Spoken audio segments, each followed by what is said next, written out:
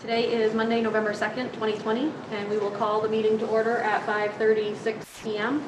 and we will start with the Pledge of Allegiance.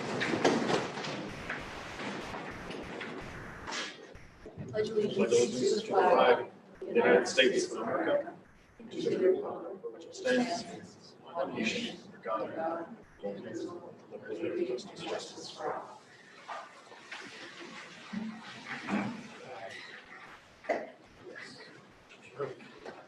Would everyone please standing? I'd like to ask that you join me in a moment of silence. We lost a graduate this weekend in a tragic incident.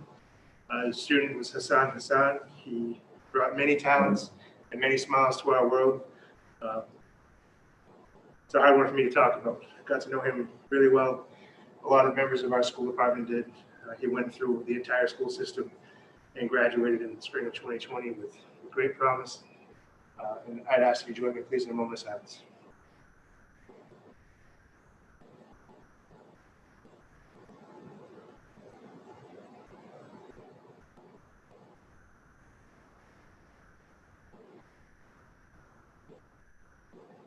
Our best thoughts go out to his family and his siblings, who are also members of our school system, and friends and family. We send our best to them.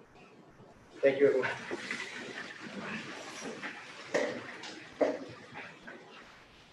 Agenda item number 2 is school committee member introductions. We'll start with Ms. Paquette. Karen Paquette, Assistant Superintendent. Bruce Damon, Ward 1, Facilities. Eldon Physical, Ward 2. Karen Madras Collins, Ward 3, Curriculum Subcommittee Chair. Jake Lang, Superintendent. Megan Parks, at large and chair. Tanya Whitlow, Ward 4, Negotiations. Linnea Hawkins, Ward 5. Ron Potvin, Ward 6, Finance. Alicia Ray, City Council Representative, Parliamentarian, and Chair of the Policy Subcommittee. I'm going to read a brief statement. Unfortunately, due to circumstances beyond his control, Ward 7 Representative Member Donovan has had to move outside of Ward 7 and vacate his seat on the school committee. Ryan showed great integrity in being forthcoming and honest about this, and we appreciate that. As a recent Lewiston High School graduate, Ryan provided the school committee with a perspective of our students and the voice of our community's younger population. We appreciate the time he has committed to Lewiston Public Schools, and we are happy that he intends to continue to serve the community and the school district, and will remain a member of the curriculum and finance subcommittees as a community member. Information will be coming from the mayor's office later this week on the application process to appoint his replacement. Agenda item number 3 is a COVID-19 update. I know we met last week and provided some updates. Things are still moving forward. We still have things that we look into as they pop up. And we work with our state officials and our nurses and our response team. I will say, as I said last week, and I see a number of teachers and staff here tonight, things have been challenging because of all the COVID rules and the shifting of environments and some different things that we expected and asked of people in a very challenging pandemic. And so also before you tonight, there will be some items for discussion to how we might work through some of those. Entertain any questions if anyone has it. Ms. Ray. At what point might this school committee consider moving to remote meetings again? I'd like to just hear people's thoughts as cases surge, and this is business we can do online. I realize it's difficult and makes for challenging exchange of ideas and conversation, but I think if we're doing what's best for our community, it might be reducing the number of times people have to leave their homes and gather in the space, and also the folks who want to come in public comment publicly. Sorry about that. Mr. Madras Collins. I just want to echo Member Ray's sentiments. I think that the responsible thing to do is to hold our meetings online. My understanding is that the City Council continues to meet online. And a good deal of learning is going on in our district online. I'm not a person who thinks that the business of government should, under ordinary circumstances, be conducted anything other than face-to-face. But these are not ordinary circumstances, and in the interest of public health, as well as the particular personal health of members, but also more generally the health of the community, I think that it would be best if we would move online for the foreseeable future.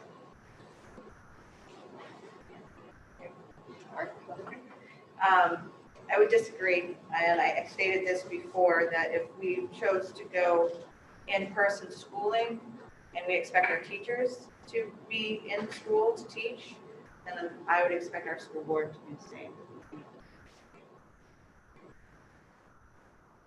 Ms. Wright.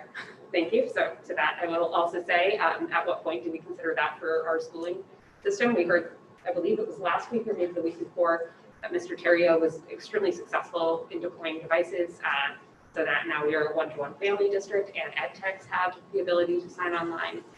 Again, as we look at the state of affairs, a couple of counties have moved to yellow, which is not true of Androscoggin County. However, I think being prepared for that eventuality and being an example is important to me, and I would also encourage us to think about moving towards that model. Mr. Ramirez-Collins. Once again, would like to echo member Ray's concerns. You know, the state of Maine is at this present moment in the worst position that it has ever been with regard to COVID-19. The trajectory is dismal, and there's every reason to believe that it will continue to get worse as the weather gets worse and people are indoors more. And to me, it is in the best interest of our community to move to that model now that we have the tools in place to do it. And frankly, the reality is that if we can do this now, it presents the possibility that we will be able to be back to some sort of normal school in September of 2021.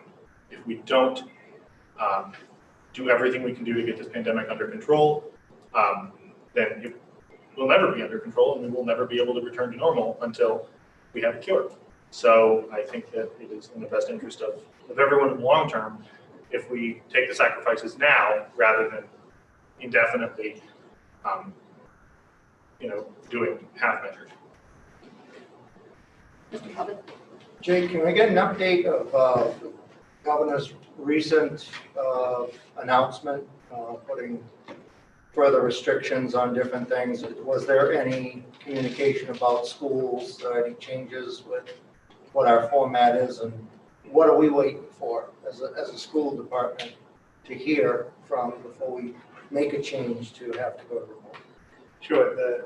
The issue of the sharing of the new government recommendations and orders yesterday did not have a direct impact on the way in which we do schooling currently. We are monitoring some things. There are some exceptions to that, such as travel and what states you can go to and cannot come back from without certain measures, which is a tightening of what had loosened up a little bit. There's 3 or 4 states that a week ago, actually, when I put a letter out to staff, could go to and come back that we now cannot just over the weekend. The other component with 50 or less in any given space, we've been operating with less than that anyway, so that doesn't have an impact on us. As far as the current government orders, it's my understanding that short of action of the school committee, or if our county goes red, or there's another executive order that prohibits schooling, that we would remain on our course.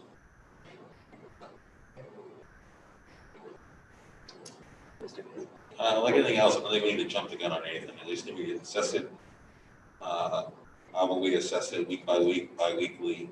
I mean, we just sat here last week and heard that online's a mess. So I think there's a lot of variables that go into it. But again, I don't think we need to jump the gun just because cases are surging. Okay, cases surging in Androscoggin County, fine. But if they're right where we're in green, then I think we just need to stay the course and fix what we have. So, yeah, I have another question for Jake. So if we do have to go remote fully, do we have a complete plan in place? And I don't know if it would be the same as it is now for the remote aspect, or there's some things that would have to change. So being being where we are with one-to-one devices, it shifts the conversation some. I would say that if we, for example, if we have to close a school this week or go remote due to the factors that inform that, I would probably start by asking the school committee for some time for teachers to be prepared for that transition, some time to make sure that's a cohesive plan and make sure that parents and students are also familiar with that. I mean, I don't know if there's ever a good time. This kind of transition that we have never done, I would be looking for, some good thinking behind it and make sure that we have a plan in place that reflects where we're at today. What that plan might have looked like a week ago with less devices available changes things. I also know that David's still getting devices in on a daily basis and then disseminating those out to replace devices that are out there that are not so great. They're working, but we still have that plan. So I think as we move forward, it would shift the way that plan unfolds. But we'd start with mass communication that we're making a transition, and then we work with the different stakeholders about how that's going to look. And I think I don't want to say it's impossible to have a real clear plan, but to some extent we've asked our administrative team to make sure that everyone's aware that we can go remote at any point in time.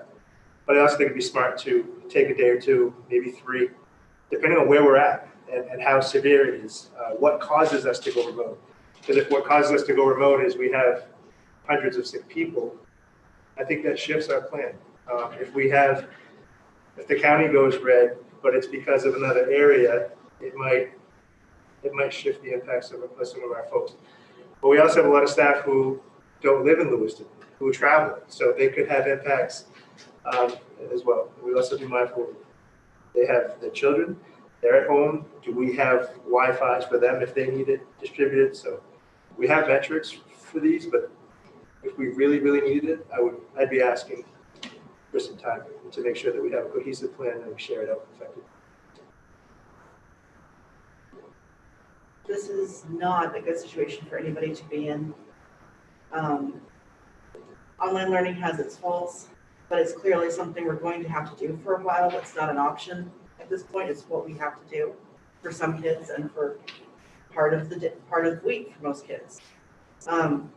One of the reasons that we've been able to get through this without some of the horrible numbers we've seen in other states is because people are being vigilant.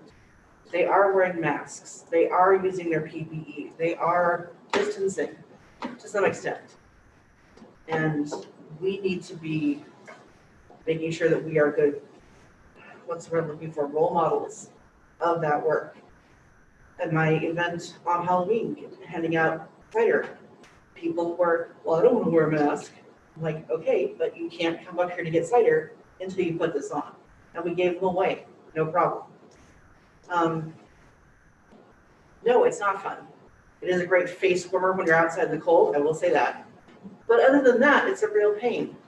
But I'd rather a real pain than watching a spike here, having to go into complete lockdown again, and losing swaths of our population. And I think that's what people in other places have missed and why things are going the way they are. Those numbers aren't just numbers, those are human lives that are in jeopardy or lost. We need to remember that when I don't want to wear a mask today, because you could be infected and not know it. You could run into somebody you've known for months that you see every other day, but they run into somebody and they have it and give it to you. It's just, we need to remain vigilant. We need to stay on top of our PPE and our role and our regulations and our distancing and everything, because it's working-ish so far. And if it's working, don't try to fix it. Just let it be. I know the online schooling is a nightmare. I couldn't do online schooling when I was in college. I'm going through it with my 13-year-old. It doesn't work for everybody, but it's what we have, and it's what we have to do. There's no way we can bring all of our students back in the classroom right now. We don't have the staff, we don't have the space, we don't have the capability. People need to understand that. Because that's what I keep hearing from people, well, what are our kids back in school worries me? We don't have the space, we don't have the staff, we don't have the capability, that's simple. If I may, just to echo that, I know we said it last week, but just in case someone's listening tonight that wasn't listening to it before, the three major concerns we have beyond public health and the governor's order about returning in a larger capacity is staffing, transportation, and the ability to space. And all three of those things would be significant challenges for us to grow our capacity of numbers returning to school.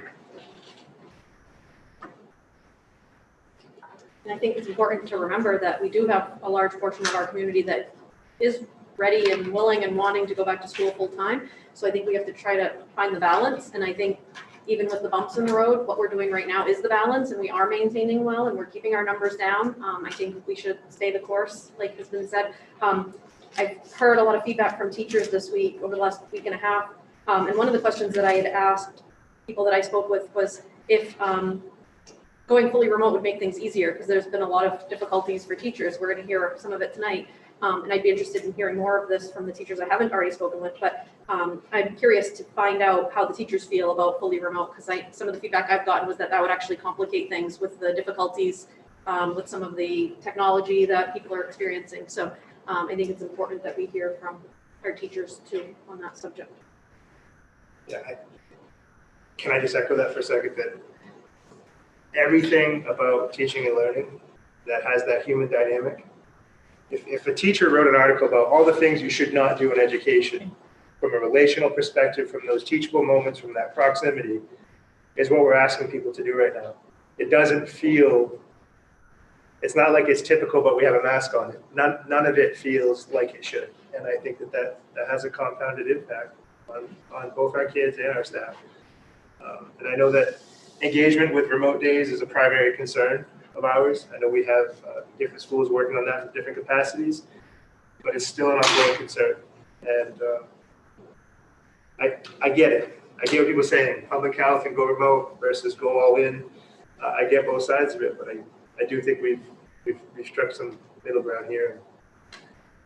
I think we've become pretty good at, and I'm not saying this because I'm proud of it, but we've become pretty good at the contact tracing and our turnaround time on communications to try to keep people safe. And but that also has its impacts. Ms. Wright.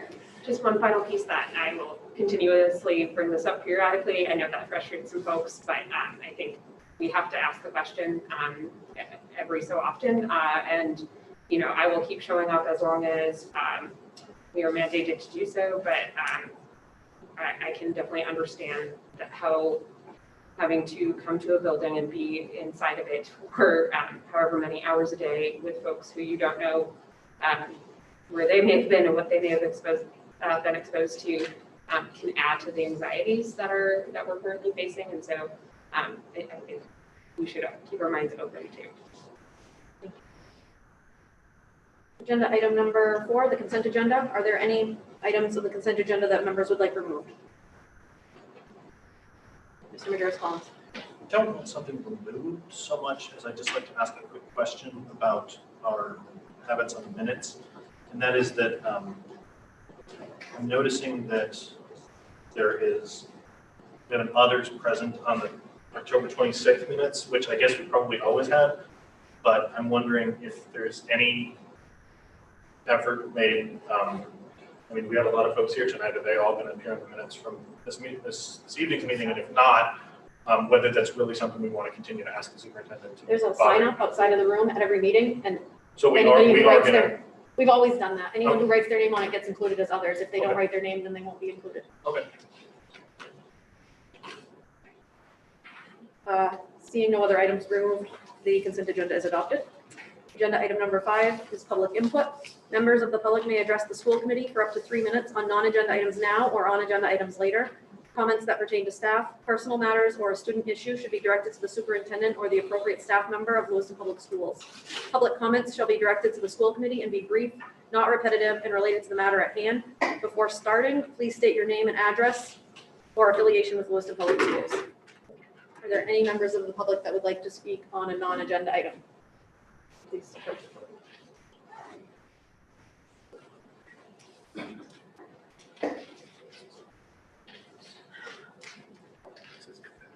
I'm not sure if it's not strict as in anything, but.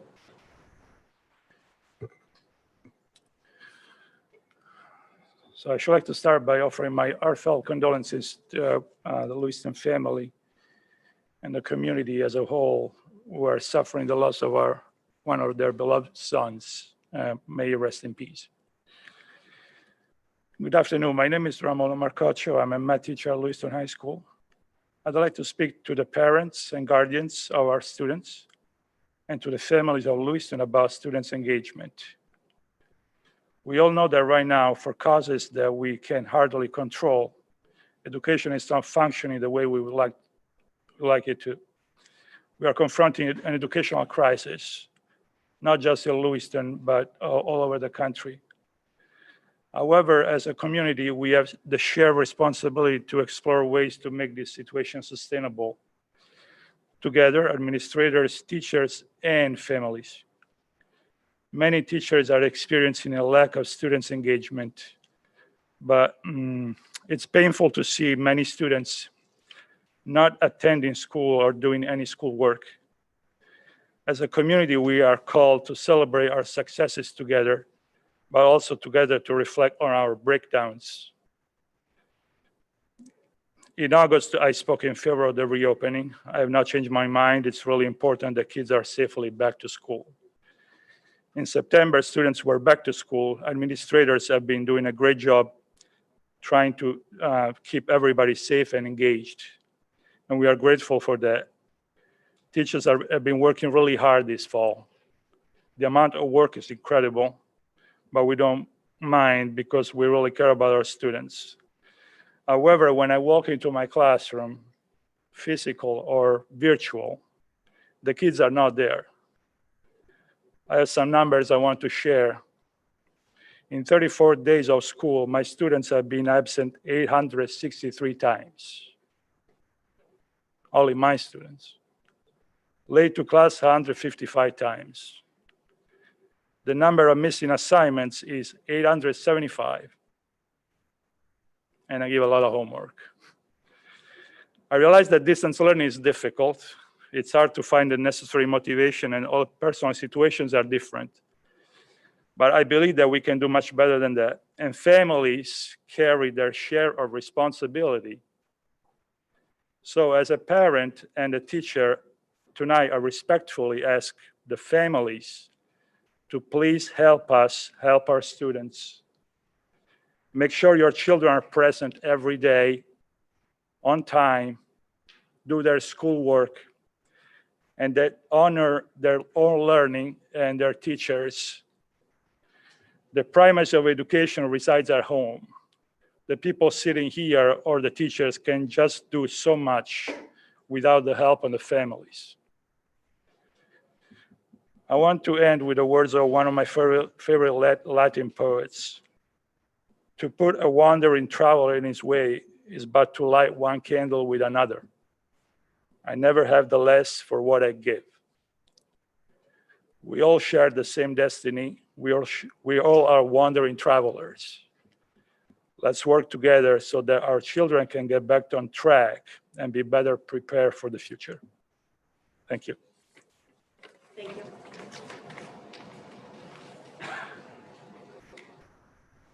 Are there any other members of the community that would like to speak? Okay. So our agenda and our rationale do not line up.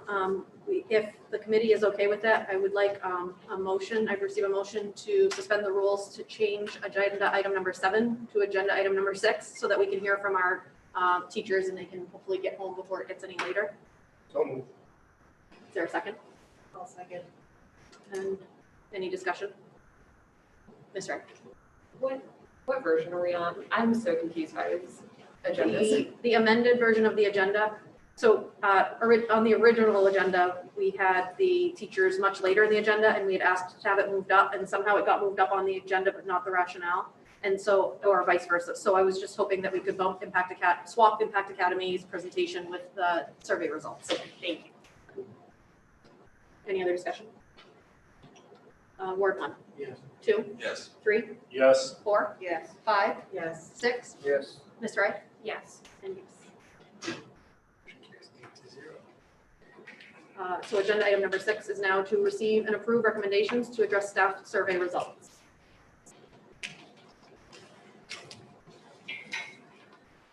So we conducted a survey and got, I think, pretty good feedback from staff. I shared those survey results with you. And so in an effort to try to strike a balance, there were some common themes. People are working really hard and they're tired, and I can appreciate that. They also said, I don't want to lose time with my kids. Again, I'm generalizing survey feedback. You have the full spectrum. We asked how things were going. We asked if the 12 days to start the year were enough. And that was about a 50-50 split. You can see the data in front of you. But people felt like that was good. It was a good start. But now that we're living it, it's not enough. I think when the school committee made the decision to start school on November 14th, everybody had this deep sigh of relief. And then we started doing the work, and we started figuring out new routines, putting stickers on floors, wearing masks all day, figuring out how we're going to get kids on and off a bus, that lunches were going to be in classrooms, that snacks were going to be different, that bathroom breaks were different, that max breaks had to be built in. That curriculum was very challenging to keep up with, that kids stopped going to school large in part last March, and there's a huge gap and delay, and so on and so on and so on. And so we came to realize, both in the survey results and working with the LEA, who shared some survey results of their own, that there's a need for more time for people to do some planning. And so I met with the chair, we discussed some different things that I was pondering, and we worked together on that. And you can see in the memo, one of the things that we'd like to offer is, first one is to provide our teachers and ed techs 3 days of preparation with optional supports, with no student responsibilities, potentially starting as early as this Wednesday, the 4th, the 18th of November, and then the 2nd of December. The reason we skip the 11th, of course, is because it's Veterans Day, and that's a holiday. These are Wednesdays when students would not be attending in person in our current schedule, so it doesn't create a new obligation for parents, families, and community members. And so without adversely affecting their childcare plans, I think part of what happens on those Wednesdays is teachers are told, okay, here's times that you're supposed to do certain things, and here's time for PD, and then here's time for this. And it's all well intended, but it's not time for them to go, okay, what do I have to do for my kids right now? And so that first proposal item is to try to provide a little bit of fresh air for teachers to say, here's some prep time without student responsibilities. I know there's teachers, even sitting in this room, that are going to say, I connect with my kids on Wednesday, I still need that time, but we got to try to keep working at a balance here for people. Number 2, that we provide optional technology supports during some of these times for staff if they choose to access it. Not mandatory, not required, but hey, it's here if you want to work on your tech skills a bit, and here's some different places you can go at different times, and you can do that. And we continue to review survey results, collect data, and look for additional ways to support staff as we move forward. One of those challenges is I got feedback when we put the staff survey out from staff saying, I don't have time to fill out your survey. And I think that's a real indicator of where some people are at. And so when I say I want to continue to review their survey results, I want to continue to look at what we already have and then narrow that survey down so we can ask maybe shorter bursts of questions so that people can fill it out quickly and provide feedback. This is not just a today thing. I think this has to be ongoing. And at the bottom, I just put, please note these are unprecedented times. We want to continue to support our staff. Some of these struggles were unpredictable. We do not know where we may find challenges moving forward. We truly do not. So with that, I would make that recommendation that as an initial step, we provide those 3 Wednesdays with no student responsibilities, so teachers have time to plan effectively. Provide technology as an option where staff can choose to do that. And then again, we make that commitment that we'll continue to do this kind of work and be responsive to the needs of our staff so we can best serve our students. Unless anyone's opposed, I know normally we do committee members discussion first and then we open it up to the public. Just so that we don't end up having sort of redundant conversations, if no one's opposed, I'd like to open it up to the teachers first so we can hear from them and then we can discuss. Is everybody okay with that? Please ask 2 clarifying questions. Yes. So just so I understand, so 400 discrete responses came into this, and how many surveys were sent?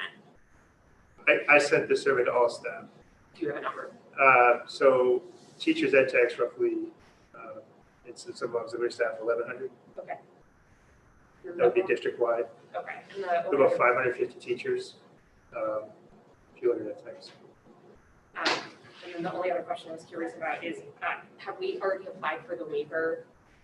Yes, excellent question. So I did do some digging into the waiver, and what I came to find is that last spring sometime, one of the governor's orders had actually extended the waiver for student days until January 15th of 2021. Perfect. So these days would actually not impact our student day count. And to piggyback on that, I also shared with staff last week that we got clarification of the snow days, and that snow days for now would just be traditional snow days for multiple reasons. One is we have the waiver, so we don't have to worry about makeup. 2 is I have kids and a teacher that I live with, and when you have a snow day, it's kind of nice to just have a snow day. And so in the world of all of this push and all the things we're trying to do, if the weather so created the day, then let's just take a snow day. Was the thinking. Thank you so much. Open it up to teachers. And it did just occur to me that did we check the list when we did public comment to see if anyone had their hand raised? Okay, good, because I forgot to ask that till now. I'd like to open it up to teachers who would like, sorry, did you have your hand up? Yeah, I just wanted to, before everybody goes and talks, I wanted to say that I'm listening to specifically to hear if this is enough, because I support fully what's being proposed, but given the kinds of feedback that I think we've been hearing, I wonder if this isn't inadequate. And so people are about to talk. If you think it's adequate, I hope that you'll say so. If you think that we need more, I'm totally supportive, and I kind of want to hear some suggestions.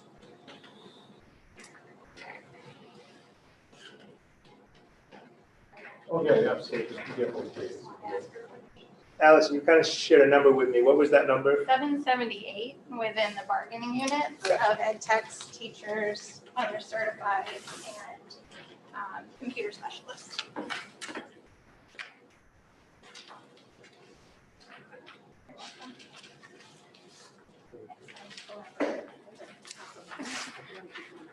I'm over here. Okay, and I said.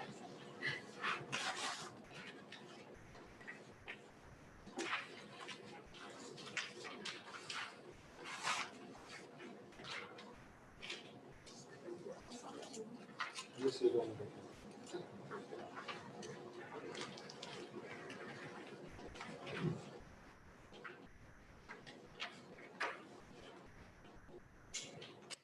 Thank you, Dave, for the permission there to enter the zone.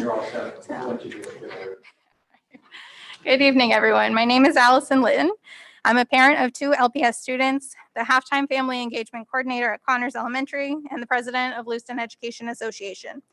I'm here this evening on behalf of over 400 of my colleagues who have responded to requests for feedback and/or have reached out to express concern with their workloads, and for many, the impact that it's having on their well-being this year. I'm here tonight to speak on their behalf, as many have expressed concern with speaking out themselves. There's an overwhelming feeling that admin might take the feedback personally. I assure you, this feedback has little to do with any one individual. There has also been concern expressed regarding the possibility of facing consequences if they did speak out. I also assure you that each and every employee does put our students first, and that the less we have to support them with, the less we can give them. With that said, prior to receiving Superintendent Lankless's survey last Monday afternoon, the LEA had surveyed the membership in regards to workload, health and safety, and climate concerns. When the data was presented to the negotiations committee as well as district leadership, the reaction seemed to be that the data was not enough. A second survey was sent out to the full bargaining units, 778 members, covered by the LEA contracts, units representing certified employees, ed techs, and computer tech specialists. I'd like to share a few highlights with you this evening from the 330 respondents who took part in the second LEA survey. Next time, we will collaborate with the district on that survey. So as you can see, 43% of employees covered by the bargaining unit, by the agreements, took part in the survey. 75% were LEA members, 22% were non-members, and 3% are uncertain of their membership status. The survey remained open for only 65 hours. We were looking for some prompt feedback. Going to skip a few pages there, some information just for you to review. Overall, folks are feeling very supported at the building level. They're feeling somewhat supported at the district level, and I think that has a lot to do with the workload. The following page, the workload. A question on the survey was, on average, how many hours per day are you working? As you can see, most folks are putting in 3 to 4 additional hours at minimum. Is your workload less or more than it was at the same time last year? 270 respondents said it was more. We do understand why, but we'd like some help with being able to actually do it. Manageable, sustainable. Those are two very important pieces. Out of the 330 respondents, 3.58 was the average out of 5 that felt that the current workload was unmanageable. Is the current workload situation sustainable in the long term? 53 participants are superstars and said absolutely they can keep doing it. 180 said no, they can't keep up with it. 76 said maybe, and 21 don't know. The last slide that you'll see was compiled out of 41 pages of short answer responses. We put all of those words together, and the word that stuck out the most was students. They are the reason we're here. They are the reason why we want to be able to do our jobs in the best way that we can and give them the best education that we can possibly supply. Other words there, I'm sure you've heard a lot of as well. As I've said before, and I'll surely say again, we have the most amazing educators working within Lewiston Public Schools. It is the duty of each and every one of us to support them fully and ensure that we don't lose them. Our students cannot afford any more unnecessary turnover. As always, thank you for your time and your consideration. Thank you. Are there any other members that would like to speak?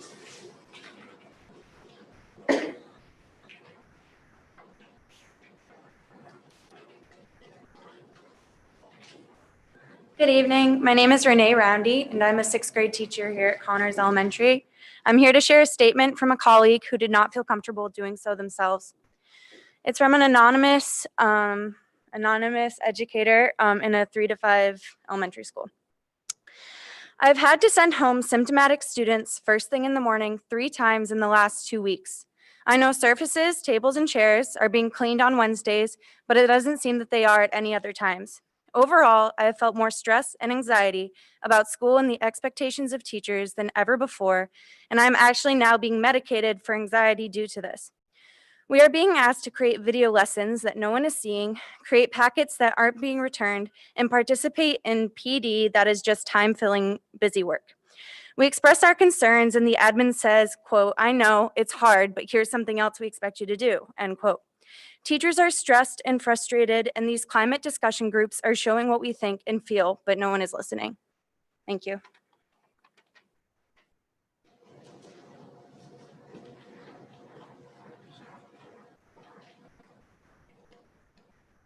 Good evening. I'm Karen Cho. I'm a Lewiston High School educational technician, and I'm here to share a statement from a colleague who did not feel comfortable doing so themselves. My teacher is a grade 3 to 6 elementary teacher. It takes me about 1 to 2 hours to take the previous curriculum and make it accessible virtually. This does not include adding supports for our ELL and special ed students. It has been a real challenge trying to get students to come for extra help since there is really no time for it. Wednesday is just enough time for reteaching and helping students. Grading is also a lot more intensive now that we are required to use Google Classroom and then also input into PowerSchool. On top of all the added workload, just to prepare for classes, there had been a lot of required PD. I understand and am grateful for the Google training. However, the ruler training and the ELL training are too much of an overload all at once. I feel as though I will break soon and that I am missing out on a lot with my family due to the greater needs of my job. Thank you. Thank you.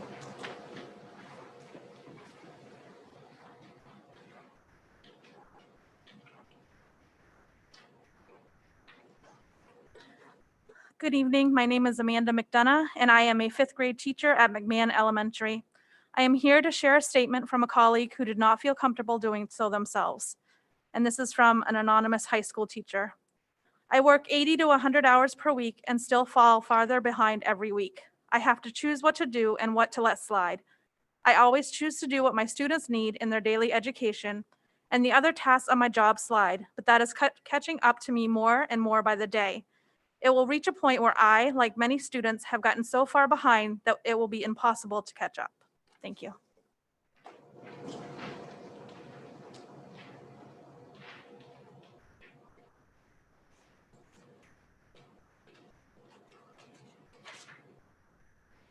Hi, my name is Kira Sorometo, and I'm a 6th grade teacher at McMahon Elementary.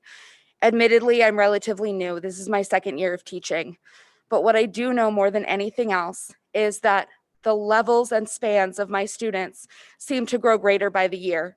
My lowest level student right now is reading at a 1st grade level. My highest has the vocabulary of a senior, according to the recent NWEA testing. That is a span of 12 grade levels. And unfortunately, although I'm only required to make a video for a single level, the content I'm expected to teach, I can't walk into school every day and look into their faces knowing I could have done more to differentiate, and I haven't. Now, it's part of my daily life to expect that I'm going to pull them for small groups and to teach them at their own level. But how does that work on their remote days? In short, it doesn't. For math alone, I find myself making 4 to 5 videos per day. And I haven't even had time to start differentiating in reading and writing yet. That is a problem. 3 weeks ago, I was finding myself about 4 hours behind in work. Last week, I found myself 10 hours. This week, I'm behind by about 20. I am having to choose between my own self-care, differentiating for my students, and keeping up with the requirements of being a teacher, and I simply can't. I choose to deal with the students that I see face-to-face every day, to differentiate and respond to their needs as best I can. But even with that, I can't keep up. And I'd like to take a moment to speak about the Google Certified Educator exam. I have spent hours upon hours creating additional trainings and supporting my colleagues who felt completely lost and overwhelmed. While that training is fantastic if you're already familiar with Google Docs and Google Slides and Google Drive and all of the other apps, if you haven't had technology, and as an ed tech, many of them can't afford technology at home, you have no experience with those apps. And the Google Certified Educator course does nothing to prepare you. It says, if you don't know Google Sheets, go to this external site and learn Google Sheets. But our staff was only compensated for the 11 hours. And many of them were already overworked on their own personal time. I myself work 80 to 100 hours a week, and every colleague I've spoken to is similar. Now, I'm not looking for more money, but let's be realistic. My hourly wage, depending on that 80 to 100 hours, is between $8.90 and $11.40 an hour, less than Maine's minimum wage, and less than our starting pay for our ed techs. So please keep in mind, teachers are working so hard for our students, but we can't keep this up. I don't see my family anymore, and some days I pull out my laptop as I'm eating breakfast and I put it away as I'm going to bed. Thank you. Good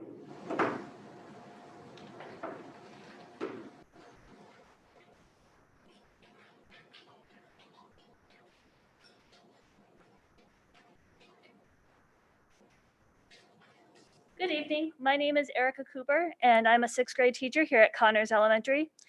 I'm here to share a statement from a colleague who did not feel comfortable doing so themselves. This is from an anonymous LHS EdTech. I am a cohort C BHP who would normally only have one student in our one-to-one specialized program at LHS.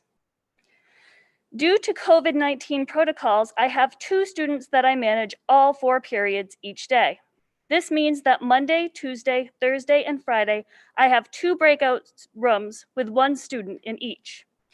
I have to observe and support the academic progress, workload, and SEL status of 2 students, which is a bit intense at times. It can be difficult to manage 8 different classes for 2 students simultaneously. On Zoom Wednesdays, I must bounce between 2 DA period Zoom sessions, as well as 2 different Zoom sessions for each student's classes, periods 1 through 4. While I feel good about my supervisor's faith in me to take on a heavier workload, it is much more than they predicted or likely expected. I am 100% committed to doing everything I can to help my 2 students be successful and meet the goals from their respective IEPs. But I am definitely feeling a bit overwhelmed, as are my students. This is an unprecedented year in education, and I am grateful for the opportunity to share my experience with my colleagues. I love my students, and although this year is taxing, I will not give them anything less than 100% of my energy, dedication, and support.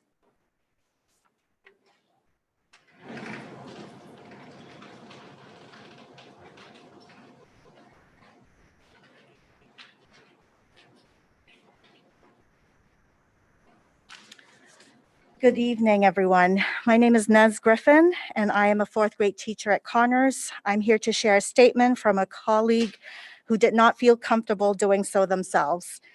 This is from an anonymous elementary special ed teacher.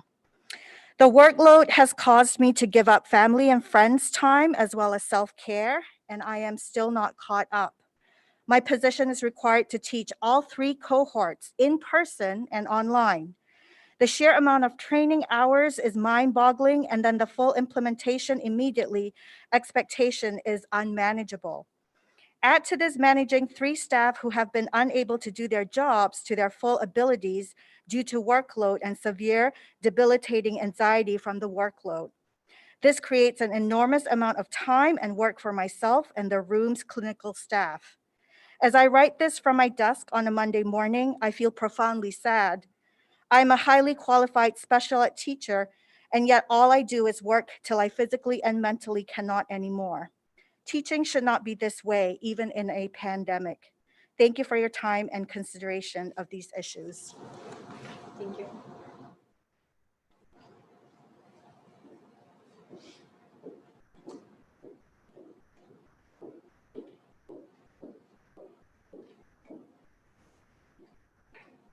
My name is Allison Avery. I am the team leader for ELMS. So I come with many hats. First, this year has been a drastic change. I think that teachers are overworked. They're at their breaking points. I have had many of my colleagues on my team come to me crying. They simply cannot keep up with this. Their mental health is at an all-time low. They are suffering, and they are so afraid that they are not putting their best teaching forward. These people, this is their life passion. Their goal is to make sure that these students are doing all that they can, to provide all of the supports that they can, and we simply cannot do that right now. Our ELL children online are suffering. They do not have enough support for their language skills. Our special ed students, we have a severe lack of ed techs. I know 3 on our team who are supposed to have more supports than they are currently receiving because we simply do not have enough ed techs. This is a huge problem. As a teacher, I find myself getting more and more behind with the added stresses of planning for online and adjusting our curriculum to meet the needs of our students who are 6 months behind. I'm having to teach 6th grade math all over again for my 7th graders, on top of trying to keep up with the pace for 7th grade math. My students are struggling. They are vocalizing that they are stressed, that this is an environment that they are overwhelmed with. And then I also have students who are absolutely doing wonderful fully virtual. Our virtual team, we get to see our students 4 days a week. It is amazing.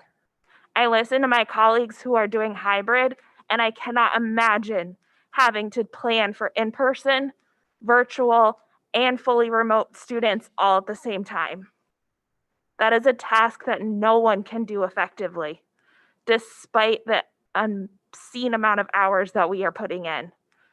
Our contract states that we are on call from 7:25 to 2:25, Monday through Friday. I don't know a single teacher who can make that happen. All of the teachers that I speak to are working until 7, 8 o'clock at night and still cannot keep up. It takes me about an hour or two every lesson that I plan. That's not even grading it. I'm a math teacher, so I brought some numbers. We are expected to have 4 assignments for our students every week. I have 80 students on my caseload. If you average 2 minutes per assignment, that's between 18 and 26 hours of grading for each week.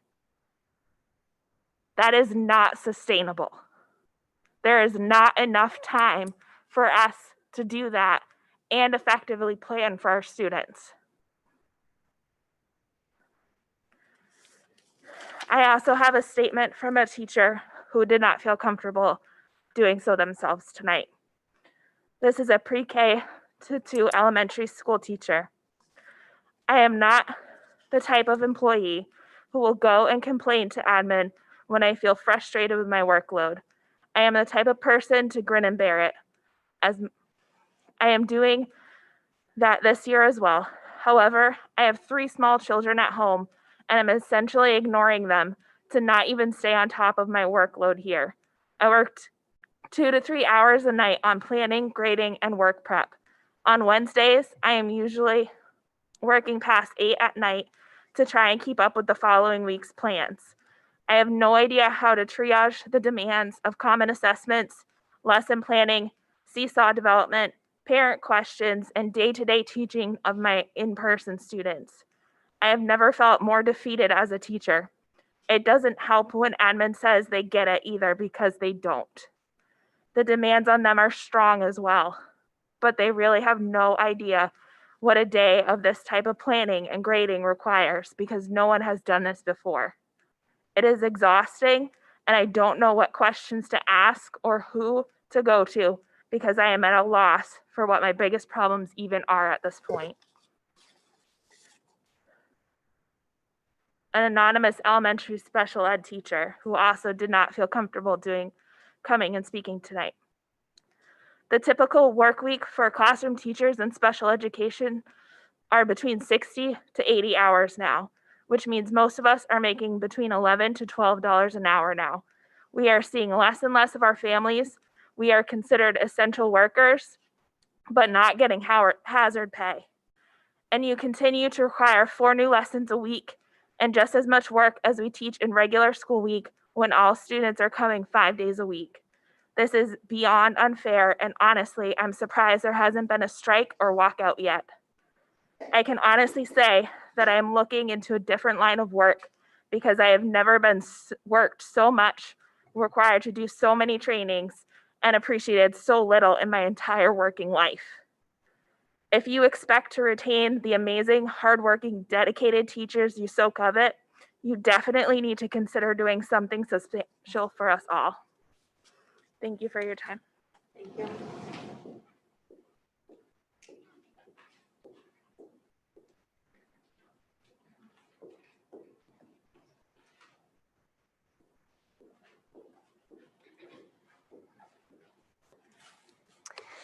Good evening. My name is Diane Roderick. Thank you for giving us the time to come and speak with you this evening. I've been in the field of education for 34 years, 15 years as a teacher here at LRTC, Lewiston Regional Tech Center. This year, the classroom setup and the preparation of our curriculum was and is different. The emotionality of our students is different. The way we are teaching is different. Assessment looks different. Cleaning is different. The learning curve for all of these components is very different. The learning curve is very steep. Hence, teachers discussing how busy and tirelessly they are working on things. Thus, the additional time we have to work on extras, mandates, professional development is also different. What I'm asking and hoping is that you think about and provide more time, more extensions, more options, so we can navigate through this different kind of year. Thank you for the great start and the great suggestions on more time on Wednesdays. Time is what we need. What an excellent start. What about a task force that will look closely and talk to individual teachers and schools and ask them what would help? What about putting on hold, just on hold, not getting rid of, additional mandates like professional goals, Google Classroom certifications, additional training or additional types of work we do? What about giving those options and extensions more time this year so that teachers can focus? But let me ask you real quickly, most importantly, if I was your son's or your daughter's teacher, where would you want my primary focus to be?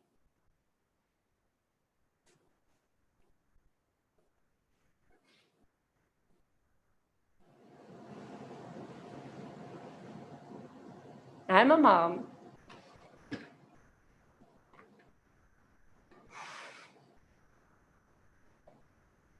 And I would want it on my children. First and foremost this year is what I would want. Thank you.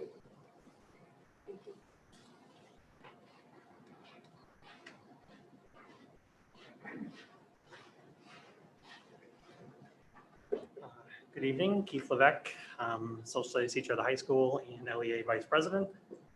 So you've heard a lot of great comments about the conditions that teachers are teaching under and how they're feeling. So I'd like to get to some of the so what, what can be done. So I'd first like to address Ms. Parks' comment from earlier in the meeting, asking about what it would be like to be fully remote. And I commented in a recent note to Mr. Langlis this past weekend that for me, that would make my workload less. It would be easier to plan for just one group rather than multiple cohorts at a time, but I'm not advocating for that, right? I think any plan you come up with, there's going to be educators that support it and it would work better for them. There's going to be educators that won't support it and it won't work as well for them. But I think every educator would agree that they want as much time as possible with their students in person that they can get. So as much as fully remote might lessen the workload for some, I think most agree that that's not the best education that we can provide. It may be inevitable, right? We may need to go to that at some point, but I wouldn't advocate that at this time. To speak to the proposal, I'm concerned about a few things. So less time with students, right? As I just addressed. So having those fully, those 3 Wednesdays just for PD is again, less time with students. So at the high school, for example, Wednesday is really the only day that we've been able to meet with all of our cohorts at the same time. We've sort of been banned from using Zoom during the school day. That's going to change from what I hear this Wednesday. So the parent-teacher conferences we had last week were kind of a test of the system, and it seems that it can handle multiple Zooms. So I'm hopeful that we'll have more opportunities to to meet with the different cohorts all at the same time. But I am concerned as well, particularly about the short time frame. If you're going to make this Wednesday a PD day, especially where at the high school, this is the last week of Q1, and teachers have plans. They're trying to fit things in. They're trying to assess students, and to suddenly take a day away. That would be concerning for some, I think.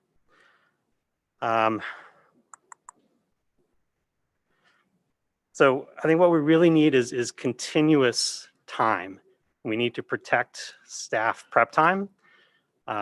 We need to try to find as much time as possible in the normal schedule for teachers to do what they need to do. Everything is taking more time. Planning takes more time. Attendance takes more time. All of it takes more time. So we need continuous time. So 3 days is okay, right? That's a start. But what's really needed is continuous time. So some of the things that I was hoping to see in these recommendations is maybe pushing back again on the Google Educator training. There's no reason why November 11th needs to be D-Day for that. I would advocate even a multi-year process for this. Give people the supports that they need. Allow them to take the time to take the test when they are fully ready and prepared and having used the tools that we're expecting them to use in their practice. Be mindful about PD that's coming down. So you heard some that were mentioned in the comments. The ELL training I took last week, it was a 3-hour training. It's just one thing on top of another, right? And I thought it was valuable. It was some good reflection, and it made me think about my walls and the books that are on my bookshelf. But it didn't need to be done now. These are things that could be done at another time. So be mindful about protecting staff prep time. So some buildings are doing a great job at that. Others are not. And lastly, we can pay our staff. So you've heard people say that they're working 60, 70, 100 hours a week. Yes, we're salaried. Yes, we expect that we are going to take some time or to do schoolwork outside of the normal contracted hours, but it doesn't need to be that excessive. This is a year unlike any other. And everything is taking more time for your veteran teachers to your new teachers. We can honor that. We can honor the time that people are sacrificing away from their families, away from their home lives, and sacrificing their mental health. Somebody, I'm not sure who it was, but last week at the school board meeting, one of your members said, I wish we could use COVID funds to compensate teachers. I'm here to say you can, right? States are doing it across the country. Districts across Maine are looking at that. LEA put forward that as part of the negotiations that recently broke down. And it wasn't even considered. It was scrapped by your negotiators right off the bat. So some things to consider.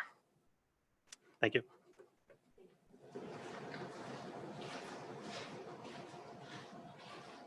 Are there any other members here in person that would like to speak before we go to the online? No? Do people still have their hand raised in the? Okay. Not allowed.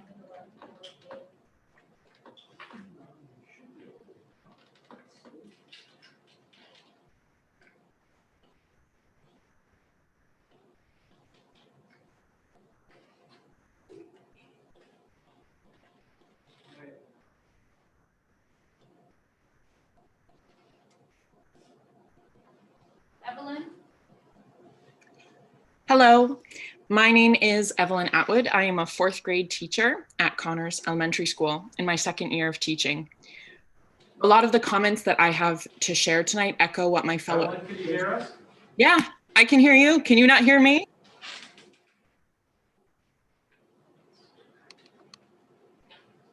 Hello, can you hear me?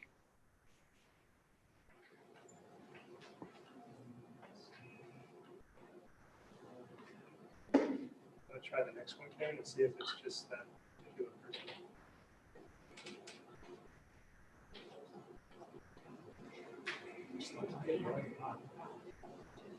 I can hear you just fine. Yes, sure.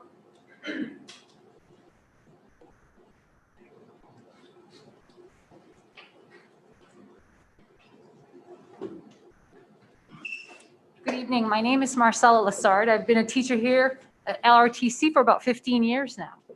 And I have some technology skills. I teach technology.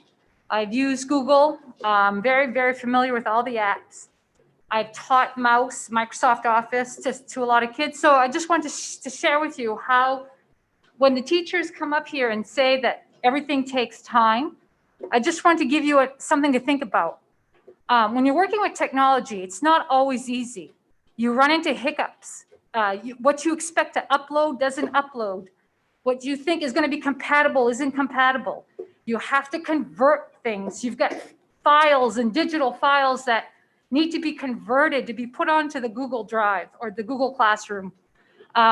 You have to secure your documents so that kids can't edit or change the formatting or the questions.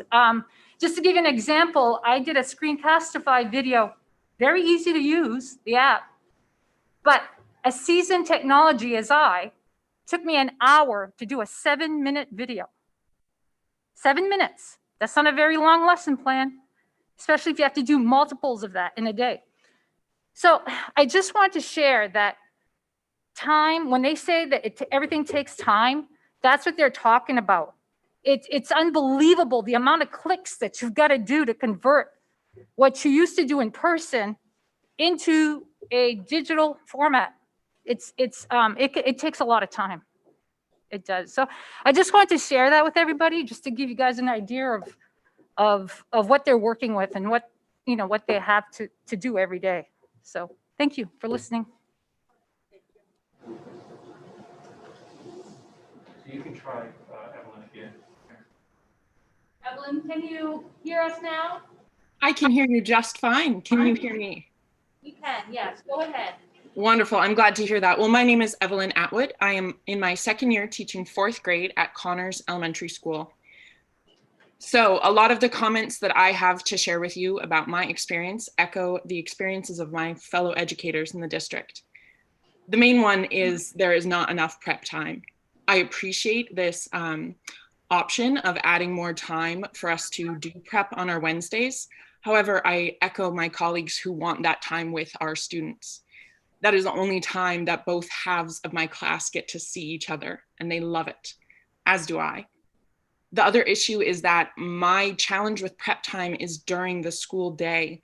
I have half of my class in front of me, and the prep time allotted during the day is just enough to keep up with them, meaning that my work at home is catching up with my remote students each day. So we need to create more time during the day for teachers to catch up with both halves of their class, or all 4 parts of their class for teachers like our ELL and special ed teachers who work with all 4 cohorts. The other major issue that I want to raise and was asked about in the LEA survey is the confusion and lack of clarity over COVID procedures. Another teacher commented on sending home 3 students with COVID symptoms. I haven't sent that many home yet, but it's getting close. And our school does not check for symptoms before students enter the building. We are expected to do that during our morning meeting, adding yet another responsibility to our already tired shoulders, a responsibility that I believe I'm not alone in saying we don't always feel comfortable bearing, as we are not doctors or nurses. Again, understanding that this year is unprecedented, that is asking for trouble with the rising cases in our state and in our country. So again, just to reiterate, we need more prep time. It's hurting our students that we can't attend to them when they are working remotely. I have students who turn in work and don't know that it was turned in incorrectly until they are back in person 2-3 days later, because there's not enough time in my day to keep up with them. I appreciate you taking the time to listen to us, and I seriously hope that we can see some changes so that we, the educators in Lewiston, will want to stay and continue working with our amazing students. Thank you.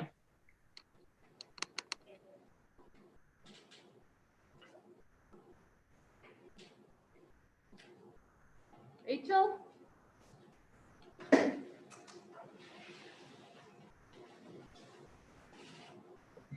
I have to close my door or you're going to hear my dogs barking. Go out.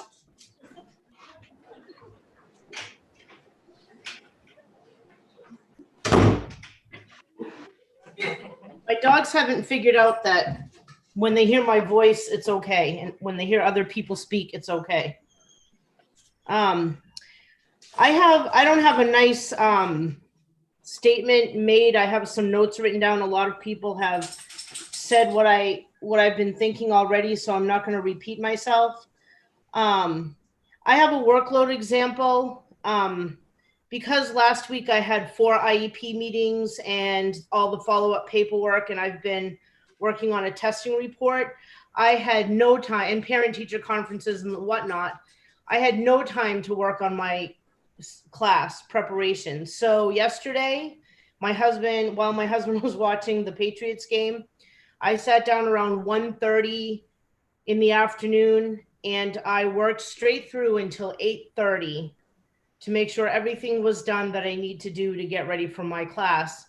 And that includes digitizing assignments where, you know, in normal times, I would just run to the photocopier, photocopy the amount of materials I would need in 5 minutes. That's probably taking me an hour or two at a time. By the time you upload the PDF to Microsoft Word, which I have to use my home computer for, and then, you know, rearranging everything on there and then turning around and uploading it to Google Docs and rearranging it again, and then hoping that the kids can open it with their Chromebooks. Honestly, on Wednesdays, that's the day I get the most done with my kids, when they're all remote. My kids get more done when they know that they can come to class and they can see me there. And so I'm looking forward to being able to Zoom with my kids during class when we're in the hybrid model, when, you know, my kids who are at home can remote in with me. I want to mention that the case management piece of being a special ed teacher at Lewiston High School has become daunting, because a lot of it has been spending my time in the afternoons on Zoom with parents, teaching them how to use the Google Classroom so they can help their kids at home. And as an example, today, I met with a science teacher who was struggling to make his assignments doable for a special ed student who's fully remote, and just helping him with you know, what could be better so that student could access his lessons better. As far as the Google test goes, I can take the Google test. I'm not sure when I'll have time to do it, but I can tell you that I would never give a test to a student and tell them, oh, by the way, you know, part of what's on that test you're not allowed to use, and that would be YouTube. And that's a huge problem for me. Why am I being tested on something that I'm not even allowed to use?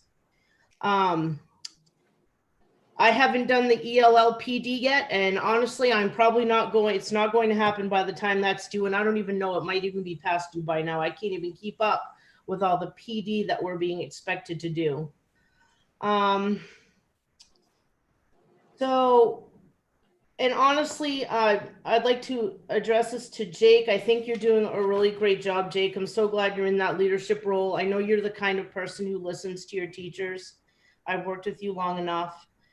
And I just want to say about the Wednesdays, I don't need less time with my students. That would be really bad for them. I just need less PD. I already know how to use Google. I don't need to be tested on it. The other thing that would save me a little bit of time anyway, even maybe 20 minutes to an hour, would be the way we're doing attendance questions. I don't understand why I can't put a Google form up into my classroom and have it ask the question, are you in attendance today? Yes or no. Why do I have to come up with a different question to ask my kids every day? Even if it's a benign question, they still spend the first 5 minutes of class trying to answer a question that sometimes doesn't even have anything to do with what they're going to be learning in class that day. Making videos, I've stopped doing it. I just can't. I started making videos. It takes so much time to film the video, edit the video, upload the video. It's a nightmare. I just can't do it. I also think that the 4 lessons per week, even though they're supposed to be, quote, mini lessons, is way too fast of a pace for our special ed kids at Lewiston High School in the basic program. It's too much for them to swallow all at once.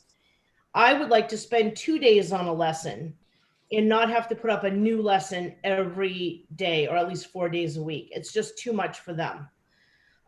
So I try to keep my, I'm overworked, and I really only have 1 class plus a learning lab that I run.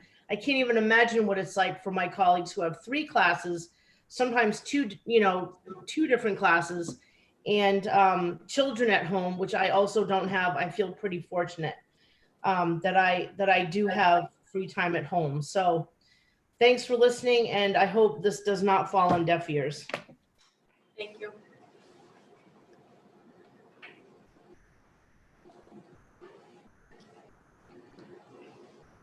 Carissa? Hi, can you hear me? Yes, go ahead. Awesome. So I'm Carissa Nelson. I'm the music teacher at Montello, and I'm just going to read verbatim what I put on Superintendent Laneless's survey. It was the last question, which was asking for suggestions. This was my response. I would love to have a suggestion, but it comes down to we're trying to put 10 pounds of potatoes into a 5-pound bag. It just cannot all fit no matter how hard we try. Due to the nature of my role, I am teaching all students in all cohorts. I'm struggling to keep up with all of those separate jobs. I'm currently giving instruction in 4 different ways. Our K-1 students have not taken their technology home yet, so I'm still teaching them in packets. My students in 3 and 4 are on Seesaw, and my students in 5 and 6 are on Google Classroom. I'm also teaching all 4 days a week students in my classroom. I'm soon going to begin to fall behind. Last Wednesday, and I'm speaking from the perspective of the survey date, I had my Seesaw notifications down to 0. I moved over to my Google Classroom to work through the responses I had to those, and because I have students in both platforms. At this moment, which was last Monday at 2:20, I had 162 responses in Seesaw and 19 in Google Classroom. Many of them with audio or video recordings that cannot just be quickly skimmed over. Something's got to give, but without more educators, I don't know if it's possible to make any changes to our current situation without negatively impacting our students or families. Thank you for your time. Thank you.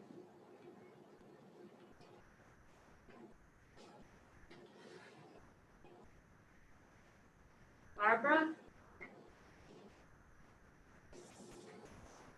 Barbara, can you hear me?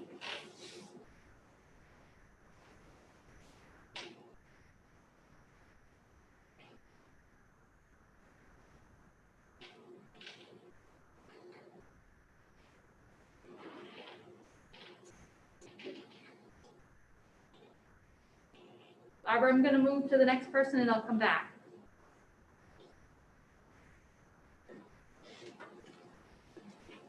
Alicia, can you hear me? Yes, can you hear me? Yes, go ahead. Hi, my name is Alicia Lampron. I am a 4th grade teacher at Connors Elementary, and I am new this year. A couple of things that I wanted to talk about, many of my colleagues have spoke on, which was some of the COVID policies. In the beginning of the year, it was a real struggle to find what the protocol was for some of the traveling of students that were not coming to school, and if they're out, what to do.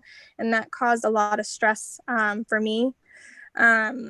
Another one is the creating of these digital assignments. Many of us good educators like to keep our kids engaged. So we're trying to create things for all different levels. And it takes time, which I know the lady that spoke about the digital learning, I consider myself pretty experienced with technology. At my old school, many people came to me for help, and I'm struggling with just the basics of getting things up and running. A huge one is the document camera. I spent 3 hours trying to build myself on my kitchen table a document camera just to find out that it projected backwards. So there's a lot of things for my prep time that I feel like I'm trying to do things for my students that I just can't get because I don't have the supplies that I need. I guess the other third big one is the amount of deadlines that are being placed on teachers, especially being new to the district. I have found that sometimes I get emails that have like 4 or 5 deadlines in one email, and it causes my anxiety to go up because on top of trying to create things for my students, now I have to do more PD and then try to also track my kiddos that are not doing their assignments. The last thing that I want to kind of leave you with is I have a small child at home and he is developmentally behind right now. And I find sometimes that when I'm taking him to the CDS meetings, that they're giving me things to do with him for interventions to help build him up. And I have to make the choice between someone else's child and my child. And I don't find that that's fair because my prep time is so demanding for my schoolwork. Thank you. Robert's not there anymore? Nope. Put her hand down. Okay. Are there any other people here that would, in person, that would like to speak?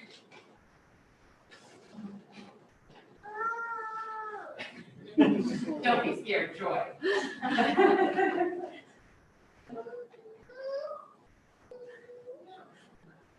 Hi, my name is Erica Goslin. I actually don't reside in Lewiston. I live in Auburn. But I teach at Lewiston High School, and I've taught here for quite a while. I think I'm in my 16th year of teaching and 14 years here at Lewiston.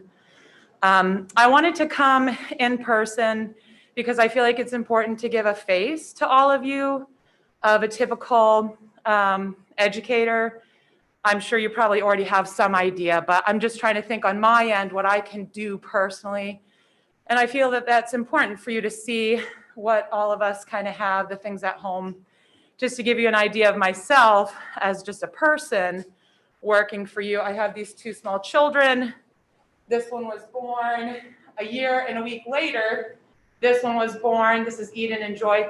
And in the middle of all that, my husband passed away. So I'm a widow with 2 children living in the COVID days, as we all are. It's really tough.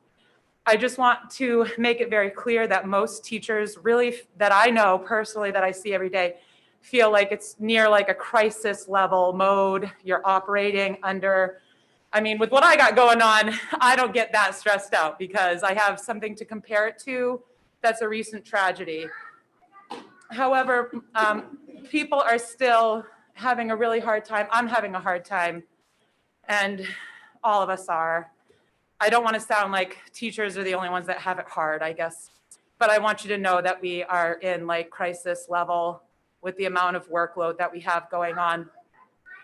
So that's me and my situation. Hold on, Eden. I also feel it necessary to bring up something that is has been going on before a lot of us have come around, been on the school board or become a superintendent or perhaps myself as a teacher. But for years now, I've noticed something. And I think the situation that's happening right now is kind of unveiling some of these issues, which is that our programming is kind of suffering. Our students are suffering because of our lack of offerings. For example, it's not rare that I have a student, I have some this year, that are in an Algebra 1 class, but they are performing at a first percentile performance on test indicators like NWA, or special ed students who have a percentile processing speed of like 0.4% processing speed. And they're in my Algebra 1 class. So I think before COVID, some of that could be masked. I hope you know that we're doing all we can as educators, administrators, school board members. Like I said, this is beyond, like, before our days together right now, but we're here now. And I hope it's clear that that's an issue, an ongoing issue for any school board in the future. I don't think this is something everyone is unaware of either. But again, I feel in my time here, I want to point that out. So I'm not sure what we can do in the immediate future about that. Solutions that I hope we look toward would be program offerings, and what can we do about our curriculum? What are we going to have for initiatives, movements around curriculum? I would love to, as a teacher, be more a part of that, like a broad level look at curriculum. And I'm sure, again, that that's something, that people work on. But we need to spend more time on that, in my opinion. She dropped her boot. First world problems. Hold on. The last thing I want to say, and I don't want this to come across negatively or rude, I look at you, the school board members, as though you are another set of my very important bosses. I've never seen any of you in my classroom, though. I've said before at previous school board meetings, when I used to come all the time before my husband died, before I had children, I came a lot. And when we were going through the standards-based movement, it was like everybody was unaware of what was going on. But if you had been in the classrooms, you would have known. And I know you all have other jobs, but you're an elected official. You're a part of our leadership. I had a principal back along ask me why I didn't come to her and tell her these things, which I want to say I did publicly, actually, at a professional development day. But she asked me and felt I hadn't come to her on a personal level. And I told her what I would tell you, that she's a leader and she shouldn't be waiting in her office for me to come to her and tell her things. There are very easy ways to figure out what's going on. But I don't think I've ever seen one of you in my school, let alone my classroom. And I feel like it's not impossible to take a day or 2 or 3 a year and divvy it up and go around to the schools and see what you find out. Somebody last school board meeting had mentioned there was a committee you guys were talking about, because that's another thing I try to watch the school board meetings. I can't come to, I at least watch at home. And somebody mentioned a committee on poverty-related issues and made the point, who's on that committee that is suffering poverty? I want to make sure that committee is made of people who understand that solution. We need to come together. You're trying to come up with solutions. Have people like me on your committees and make it easy for me, because I have enough going on. But people would come to you, they would help out. I would love to see, the last thing, some sort of relationship built with parents volunteering in our school. And it doesn't have to be a parent. I see the keyboard warriors on Facebook commenting about what could be done better. Perhaps some of those people, even if they don't have students in the system, could step up and help with some kind of volunteer sort of situation. So, I have a colleague of mine who sets up breakout Zoom rooms for, like, I can't even tell you how many students, I think like 250 students and 14 ed techs or something that she's in charge of. I'm sure people in the community who want to help and think things are going poorly could set up some of those Zoom breakout sessions. The teachers are not the only ones who know how to teach math. Are there engineers in our community? Are there people in our community that have skills and they want to help kids? My guess is yes. And we're not bringing people together enough, I don't think. I think that's an area of growth, I would say. So I just wanted to come and give my comments and bring my children. Thank you, Erica. Yeah, you're welcome. We don't need foods in the car, right? We're just...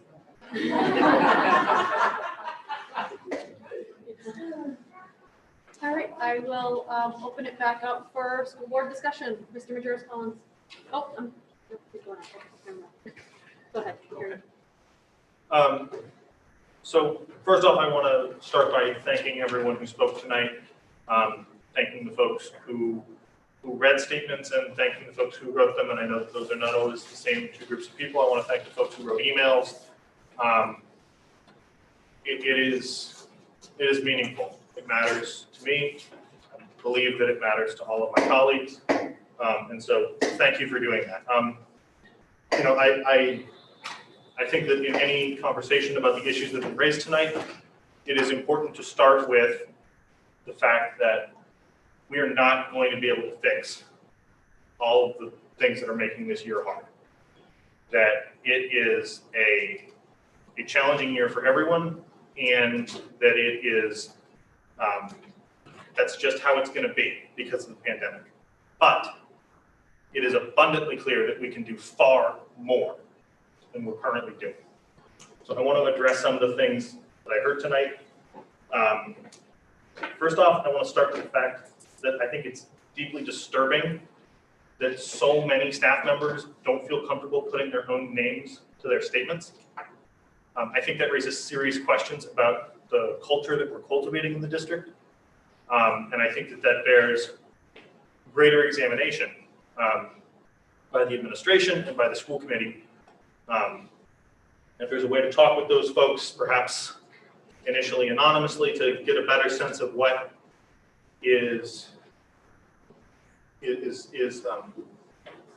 what is making them feel threatened in that way, I think that we absolutely have to address that. We can't have a functioning school district where people are afraid to speak out about issues, and it's clear that that is the case for far too many people tonight.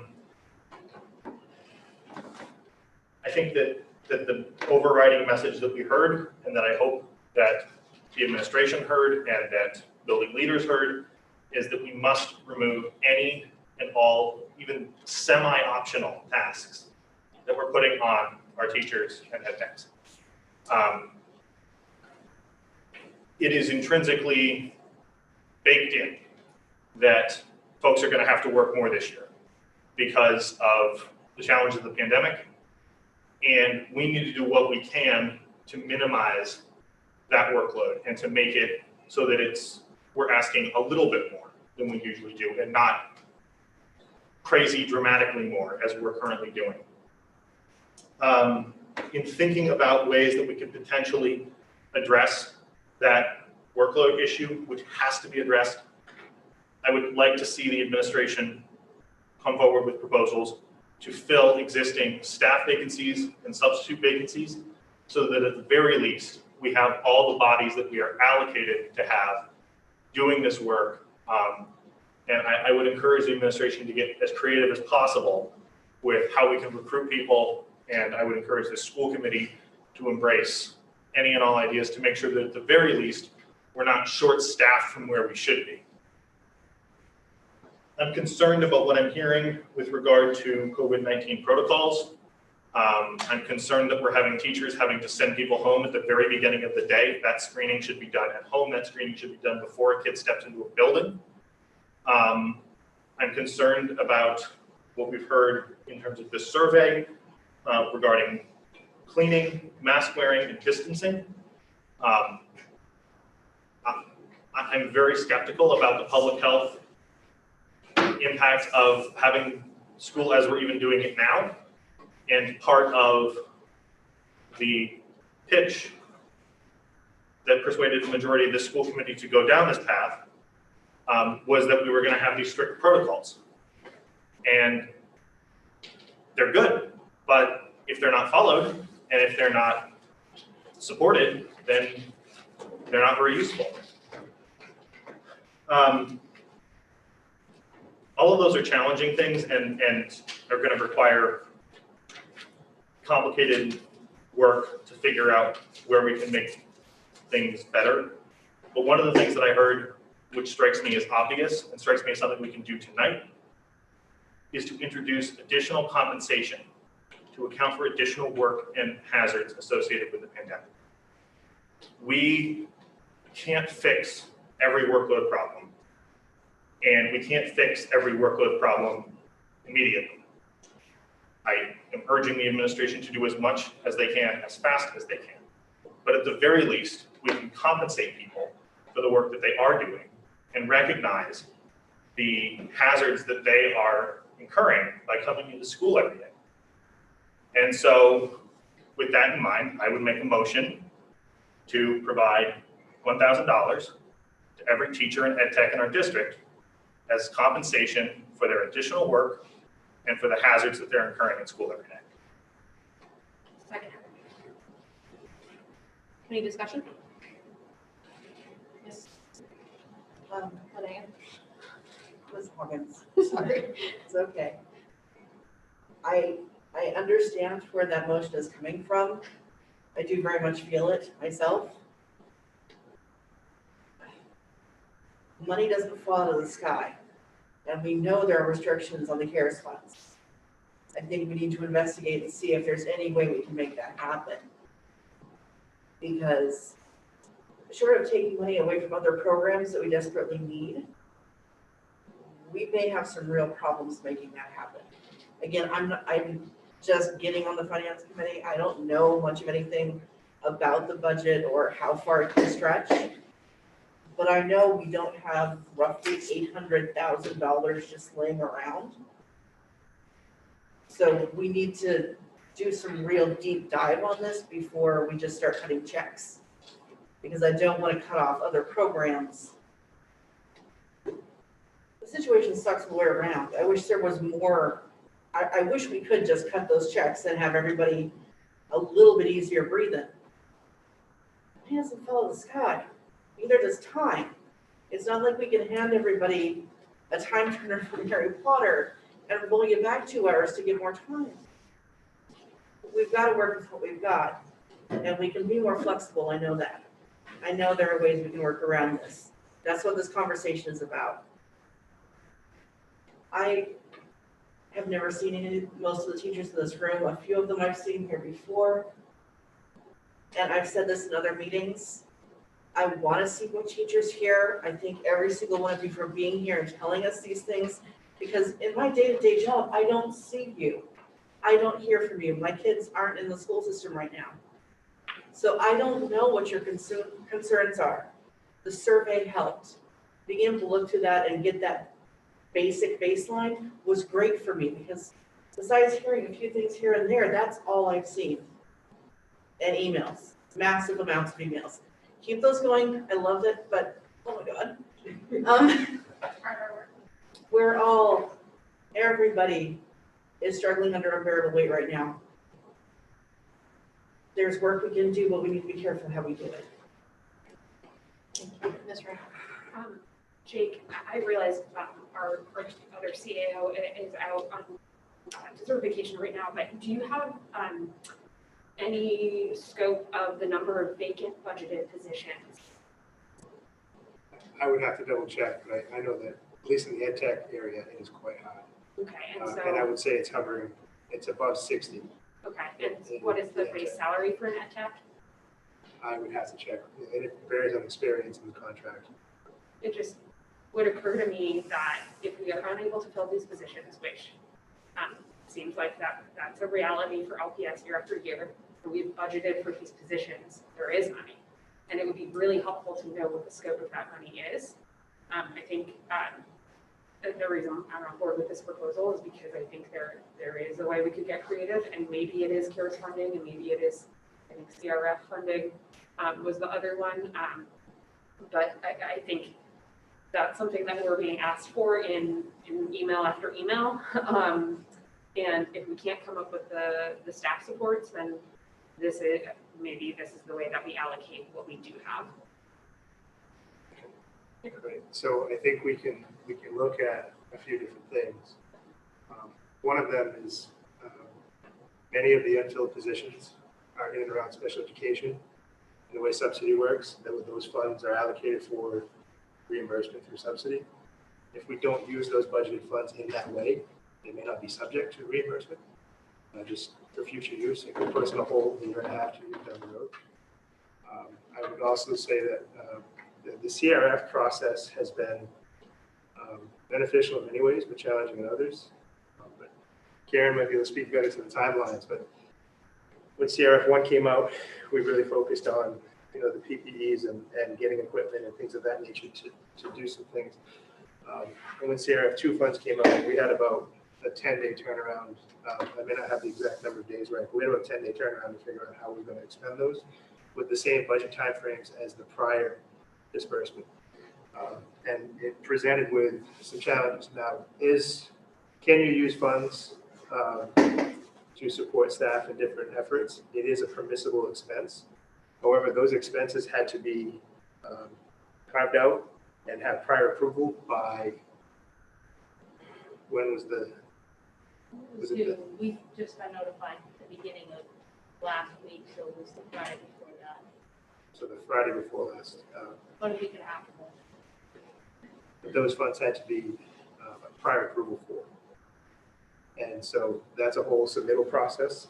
And so to think that we can just go grab CRF funds to the tune of $800,000, we can go look, but I don't believe that we have budgeted for almost $1 million for additional expense for staff. Where I'll also add, I don't know how that would work. Just sitting here tonight, I can go investigate it, but there's a lot of rules around federal funding. People have to sign off and attest to certain things, and there have to be specific tasks with background information with prior approval. And so I feel like this is a slippery slope. Not that I think it's bad thinking to talk about compensation, but I don't know where that money's going to come from. We're going to have to do some digging to see if that's feasible, if this were approved. If you want to add to that. No, I can just say it. So my wife used to be a former teacher in the school system here in Lewiston, so I really empathize for the teachers from what I've heard, because I know what it is to have a spouse that come home at 5 o'clock at night, spend maybe half an hour with the family, then get on her computer, and then go to bed at midnight, just to wake up at 4 in the morning, and be the first one at her school to open it up basically, and do that day after day after day. So I really empathize. So with that said, you know, I guess I'm not in support of the money because that doesn't solve the problem. Even if you get an extra $1,000, you're still going to have a heavy workload. My biggest thing is we need to alleviate the workload. And I think there's ways to do it from what I've heard from teachers when I spent 3 to 4 hours talking to them last week of what they said, hey, listen, if we could get these things in place, these will alleviate the workload. So I'm going to have further discussion until to say what I think will alleviate the workload, but I'm just not in support of money. I think we need it. Money's not the issue. Every teacher I talked to last week has said, hey, would money solve your issue? No. And I all came out and said, we don't want the money. We just want this issue solved. A lot of it's revolving around time. A lot of it's revolving around different things and trust. I'll do that as we get back to the topic at hand. Mr. Poppin, you have your hand up? Yeah. Can I get a clarification on proposal $1,000 for who exactly? Every teacher in ed tech. Every teacher in ed tech, and the number is every teacher in ed tech? I would ask for clarification to the point that we have other certified professionals that do very comparable work. So like, if it's only teachers in ed tech, or if it's teachers, you know, anybody on that contract, or either of those contracts, would be what I would recommend if that's the direction of the board. But the number was approaching $800,000. I also don't know how that would play into benefits. If there's an agreement to give everyone $1,000, the actual cost to district, when you start figuring benefits on that, and taxes and what have you, could be a substantially higher. So I had the opportunity to sit with Bobby for a couple hours, chairing the finance committee, and went over finances in detail. There's a couple things that are hovering, and the big one is the fact that we're spending money we don't have, and we have to keep dipping into the fund balance to make it balance at the end of the year. We're up to $4 million on that. The second part is traditionally in crisis like this, you see a reduction in funding from state pieces that they're 1 second and gone the next. And we only have to reflect back to 2008 during the recession, where we received a $3 million reduction. We're far greater in the hole than that as far as the state goes. So there's a lot of question marks that are sitting on top of our head right now. And to add $1 million, I don't know how we can responsibly do that, because the alternative is if we drive ourselves into a hole, there's only two things to do: pass that cost on to the taxpayers, or to cut drastically the staffing. So I'm not sure we want to go down that road just yet. But I think, with the talk of possible funding from Washington, depending on what happens tomorrow, if something were to happen in January, that would give us additional funding, that we could get creative. I guess I would say yes, but just not now. That's the way I would look at the financial piece. If I may, just with that piece, I would be hesitant to approve something tonight if we're talking about potential future grant or relief dollars. If we agree to it tonight, it could dance dangerously close to supplanting. And those funds haven't even been announced or released, or even, I don't even know if they're going to happen. So, but one thing that we cannot do with federal dollars is supplant. Go ahead and vote on this. Are you calling the vote? Yes, on the vote. Is there a second? Second. Ward 1. This is on calling the vote. Yes. Would you like to call the vote? Yes. 2, Yes. 3, No. 4, Yes. 5, Yes. 6, Yes. 7. Ms. Ray? No. Yes. 6-2 it passes. Okay, so voting on the proposal to offer $1,000 to all teachers and ed techs, Ward 1. 2, No. 3, Yes. 4, No. 5, 6. No. Ms. Ray? Yes. No. Mr. Physick, did you want to comment on back on the original topic? I did, and I want to echo Mr. Majerus Collins's sentiment as well, that there were so many people who felt that they couldn't come along.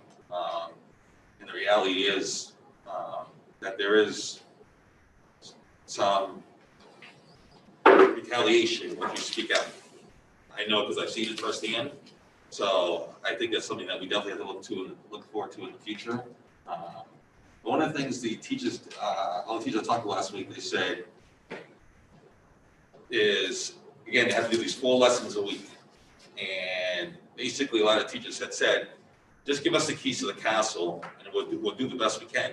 So instead of necessarily doing 4 lessons, why don't we, obviously it's the times that we're in, it's very drastic. And yet we're trying to keep a like normal schools going on. The pacing guide was horrible from talking to all the teachers that I've talked to before. It was horrible before COVID had started. And one teacher even said, it looks like someone who came up with the pacing guides didn't even talk before.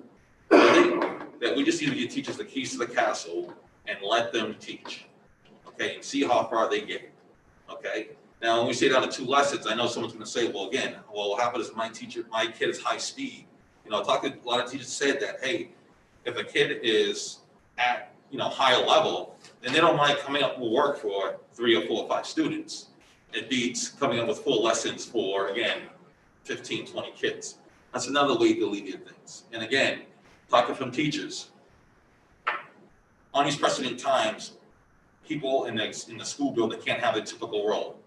So again, coaches should be more involved in the process, whether they're doing F&Ps or whether they're actually taking on students on their own instead of sitting there trying to come up with how to teach, try to advise the teacher how to teach.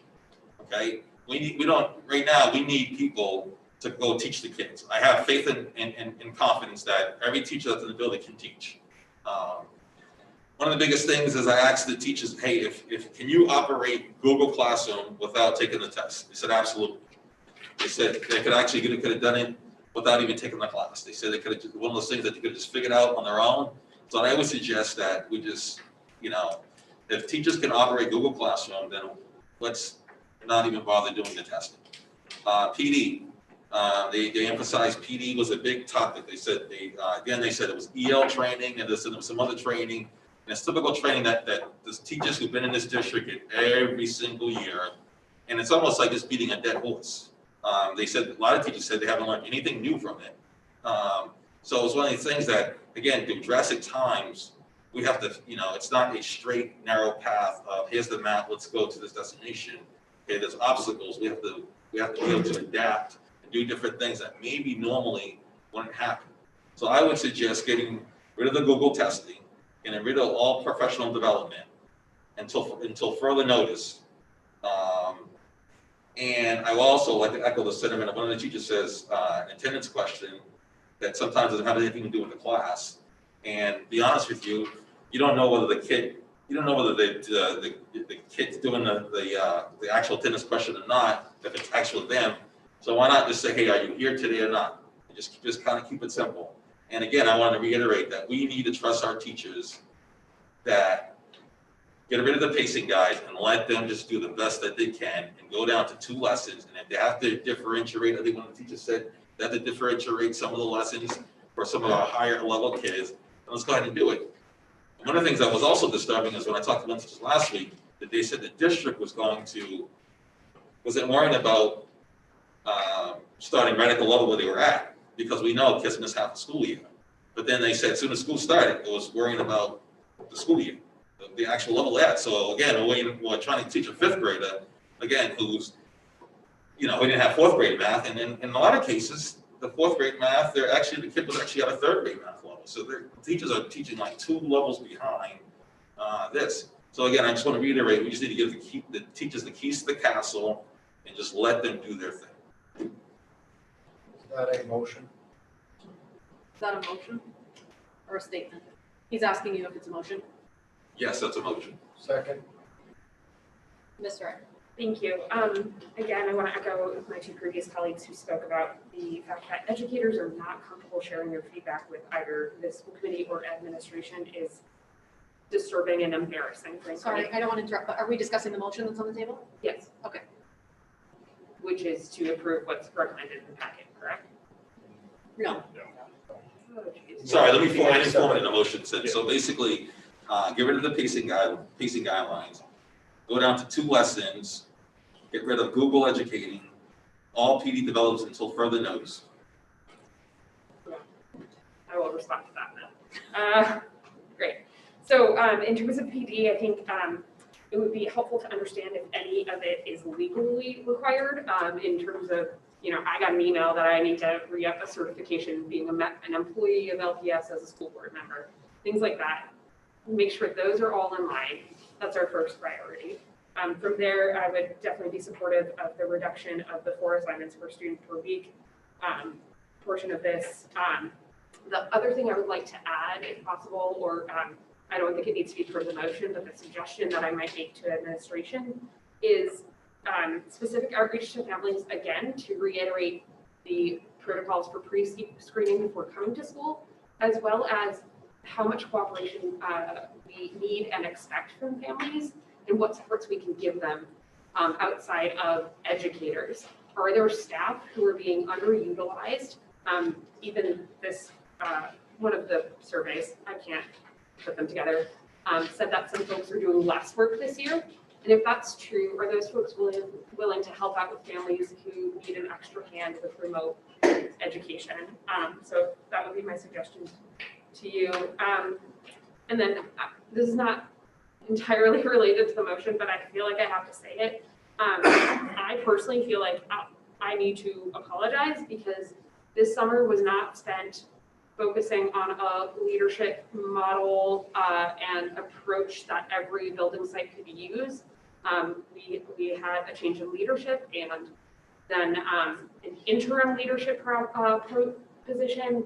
And once that became solid, we were already into the school year. And so I think that puts the school district in a disadvantageous position to set our teachers up for success and our students up for success. And I just, reflecting back on it now, it just seems like there was lots of opportunity for perhaps the administration to evaluate some of these things at that time. And we may have overcorrected from the spring as a result. And so I just feel I need to say that. I can't speak for the whole board, but I do truly wish we had spent that time a little differently personally. Thank you. Mr. Putnam? Jake, we talked about the idea of what happens if school needs to go total remote. And you brought up concerns in the past of at what level is everybody at in terms of being able to deliver that service.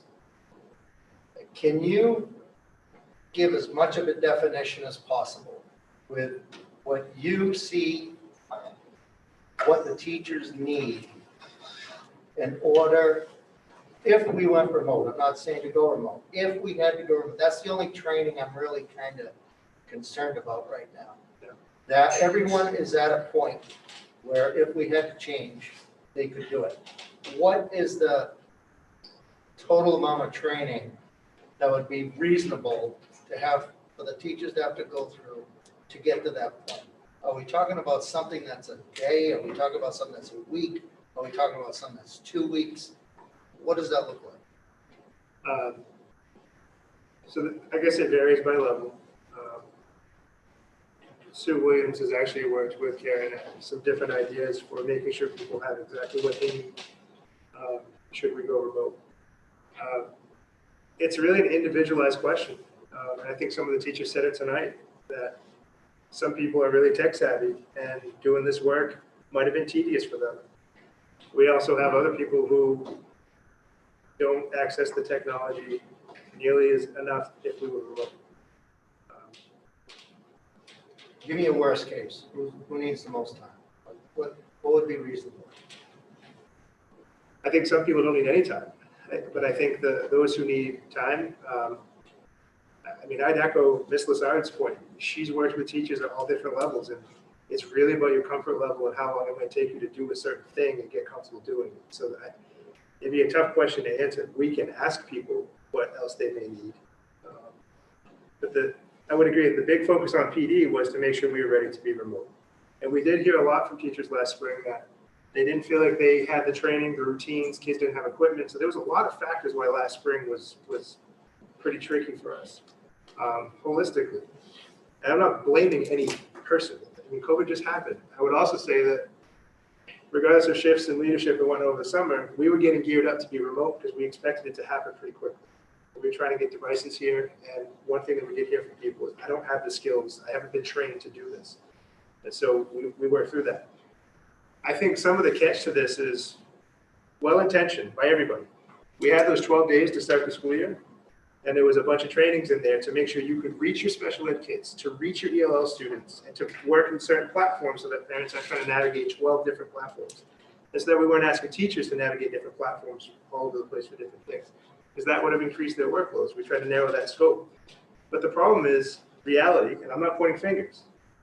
When kids started showing up for school, and we had to figure out all these new rules and expectations, I think it was much more cumbersome than any of us anticipated. Well, maybe some anticipated, but it's turned into a whole lot of work.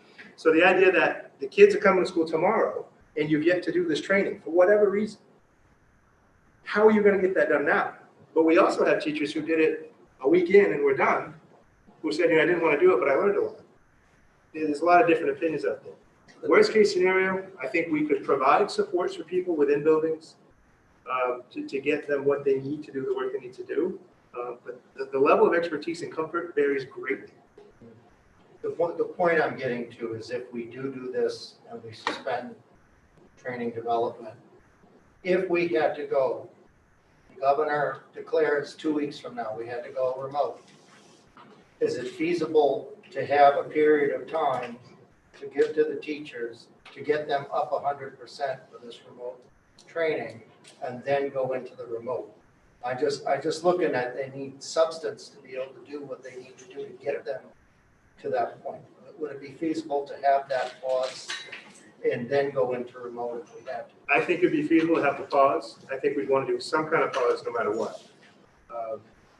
Because and I say that honestly, because if we don't just pause and make sure that we're all on the same page, top to bottom, we're not going to do it. And I'd rather take a few days, make sure it's ready to go, than to tell people, just do the best you can, and we're going to figure it out as we fly it. But with that, I do think we could support people, and I think we could get there. The intent of the PD was never to say to people in early November, go get it done now. The intent was that it would be done beforehand. If we ended up being remote, people would have had access to the skills they needed to be remote. And I'll admit that it wasn't the intent to do it right now. We could get there. Okay. I think we would need some time. If you need me to just say something, just to throw you a number, I would say if we had a 3-day window, we could probably get real close and then continue to support those who might need help. But I would also say in that 3-day window, I'll have as many teachers emailing me saying, I can't believe I just spent 3 days without my kids.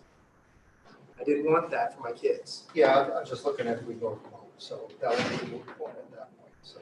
Well, yes and no. We have, because Wednesdays are just remote access. So we have teachers that are passionate about that day because that's when they have the groups together.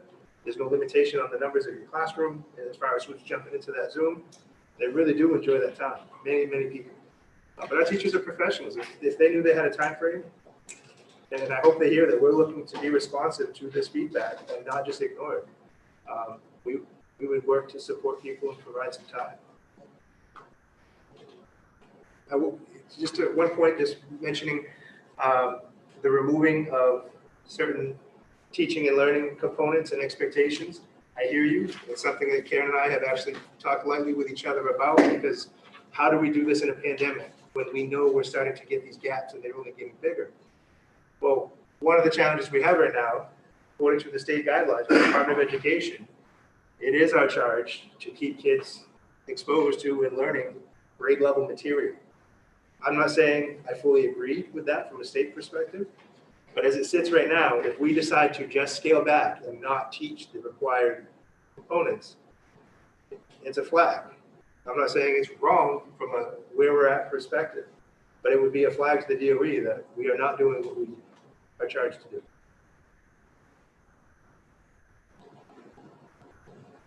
Mrs. Whitlow? So I just wanted to reiterate what the motion is, because I just want to make sure that I'm clear. And I want to thank Mr. Physick for talking to teachers and getting some insight, because I think that was really helpful. I also want to thank everybody that spoke today.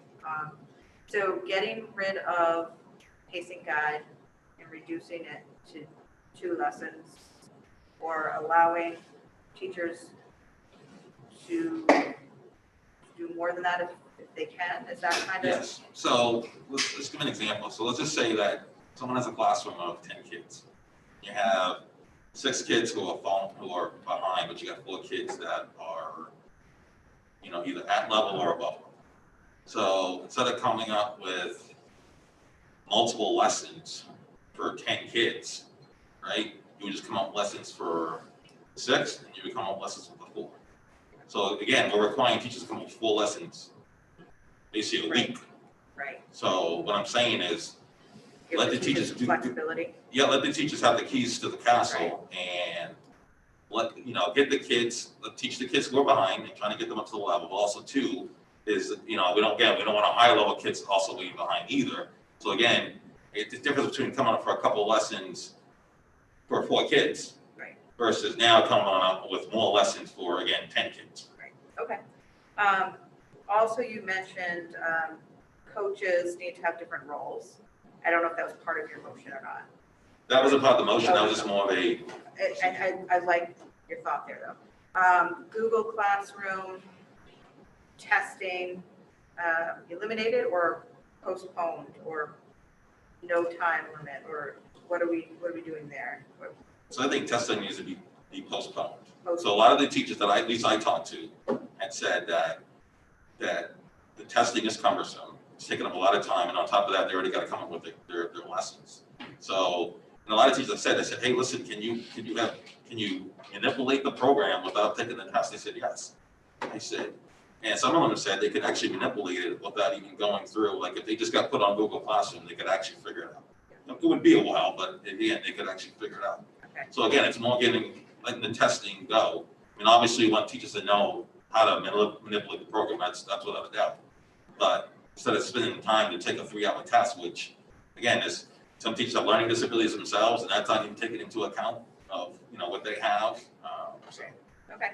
And professional development, ELL training, also postponed or eliminated? I think we should postpone until further notice.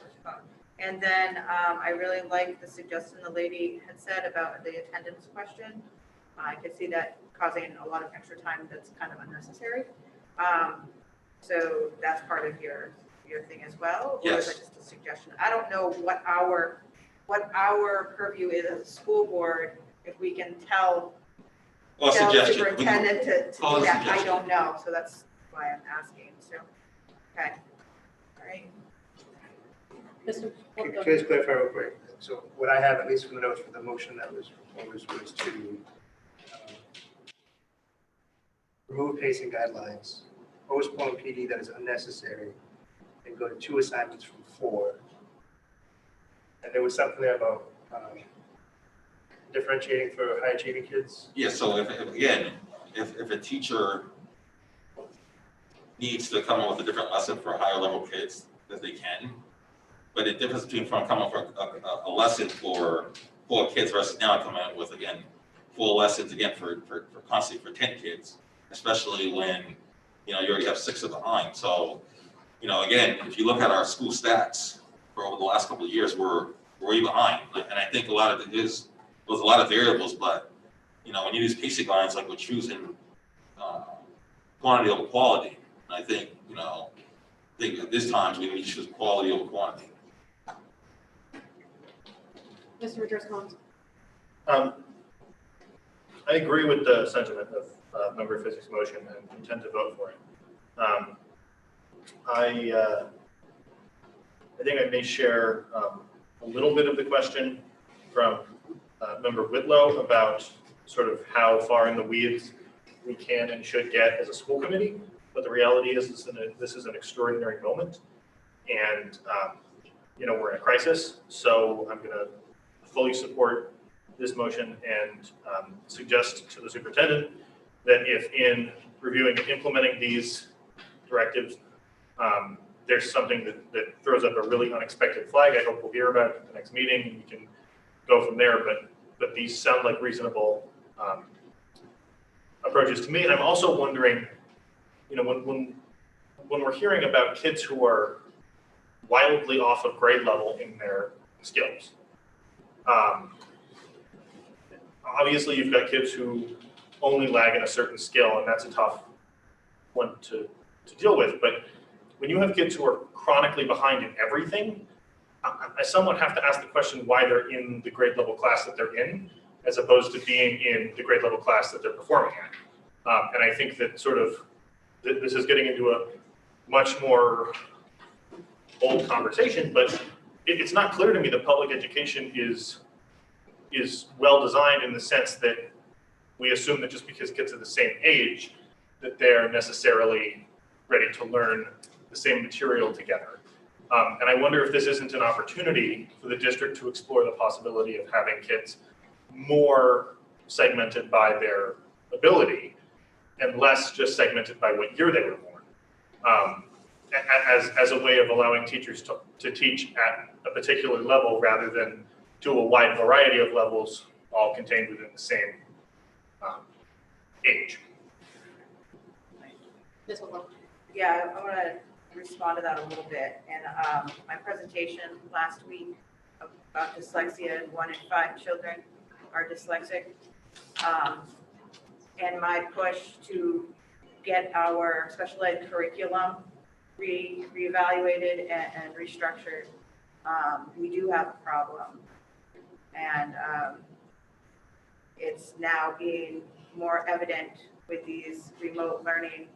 And I just want to thank the teacher who did speak about that, because we can't hide it. These kids can't hide it. I know from experience that our kids do just get pushed through without actually tackling or identifying the problems.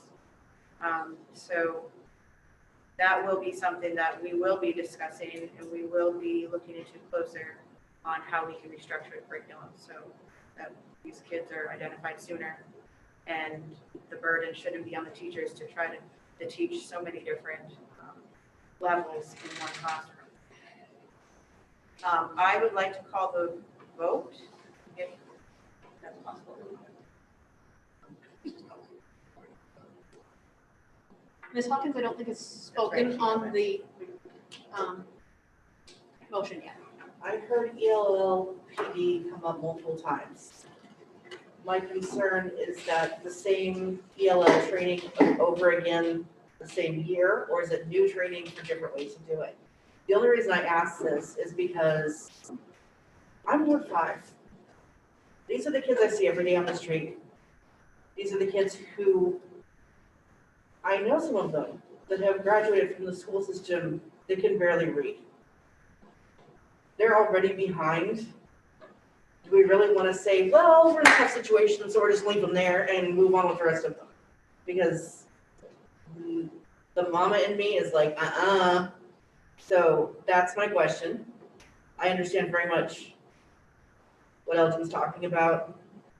The teacher said about working on four different learning levels for the same lessons for her students. That's 16 lessons. That's a lot, even not in the middle of COVID. So I completely understand what the roll it back a little bit. I agree with a lot of what's already been said. Why are we trying to force kids to fit into pigeonholes that they're already half a year behind and we know it? Why are we trying to throw them over this wall when the wall is there? When we can just cut a doorway in the wall and slowly step through it? I don't know. Jake wanted to speak on it. If I may, I have a real concern with the pacing guides. Our curriculum office has already done some work around what can we pull off so that we're not trying to get evidence or report out on everything. And I've asked that they continue to do that. They have, as we look forward to see what things could come off. And the reason I bring that up is if we are compliant with state law and we just remove the pacing guides, we're running dangerously into an area that, in my opinion, is against the law. I'm not saying these are two typical times, and I think we could explore it, but as that was shared and if it gets approved in that sense, it's not within the scope of the law. The second thing that I would say, just real quickly, is that I really genuinely hope that these are COVID-like conversations, because there is nothing in research in education that says separate all the kids, lower expectations, and then they'll get there. Because the research all says blend kids, push them as hard as you can, have high expectations, provide high level of support, but have high expectations and keep pushing that forward. So I would be a strong advocate for this conversation being really about COVID and how the pandemic has impacted people, and not as a philosophy that the board wants to adopt for any kind of longer term. I don't know how long this term is. So my real concern is really about the pacing guidelines, which we are trying to peel back from everywhere we can. But if we remove them, which was what the motion was, we're saying essentially our curriculum can be whatever people choose. And I have no concerns about that being not legal.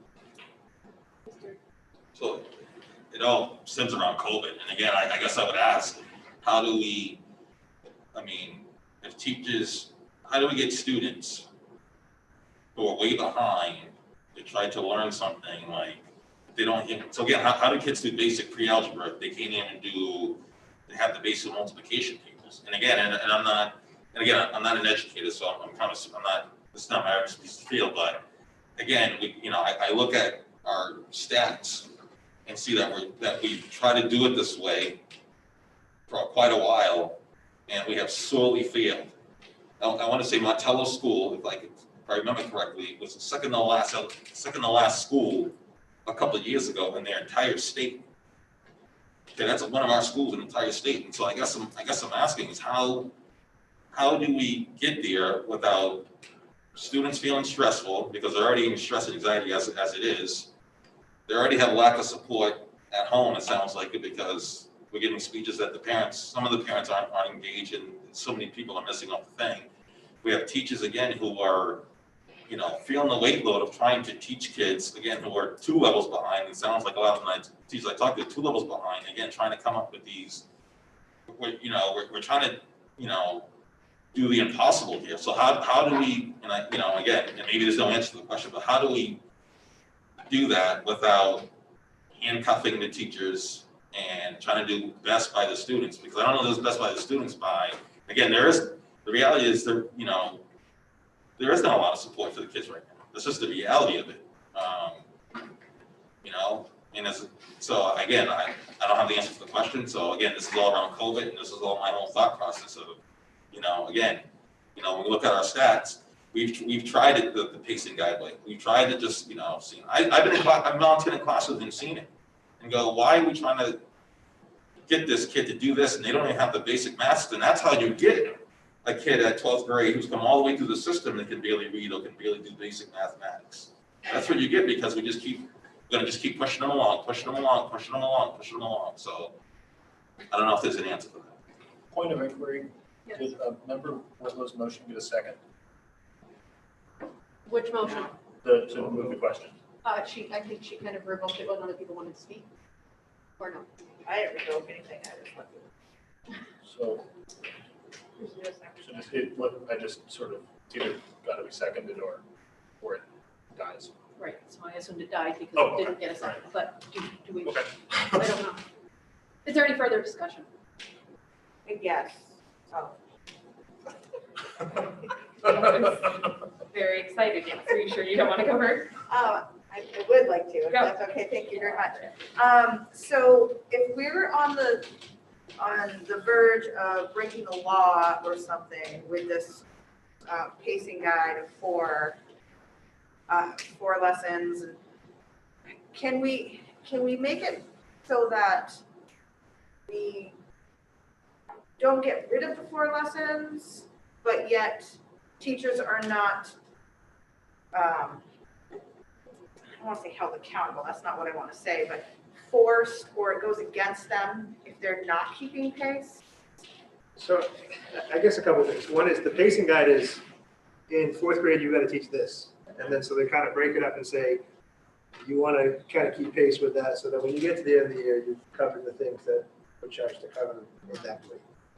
The lesson planning piece is really about, Karen, I don't know if you want to chime in about structure, and we'll also echo that we're having a very specific conversation about 6th grade and lower.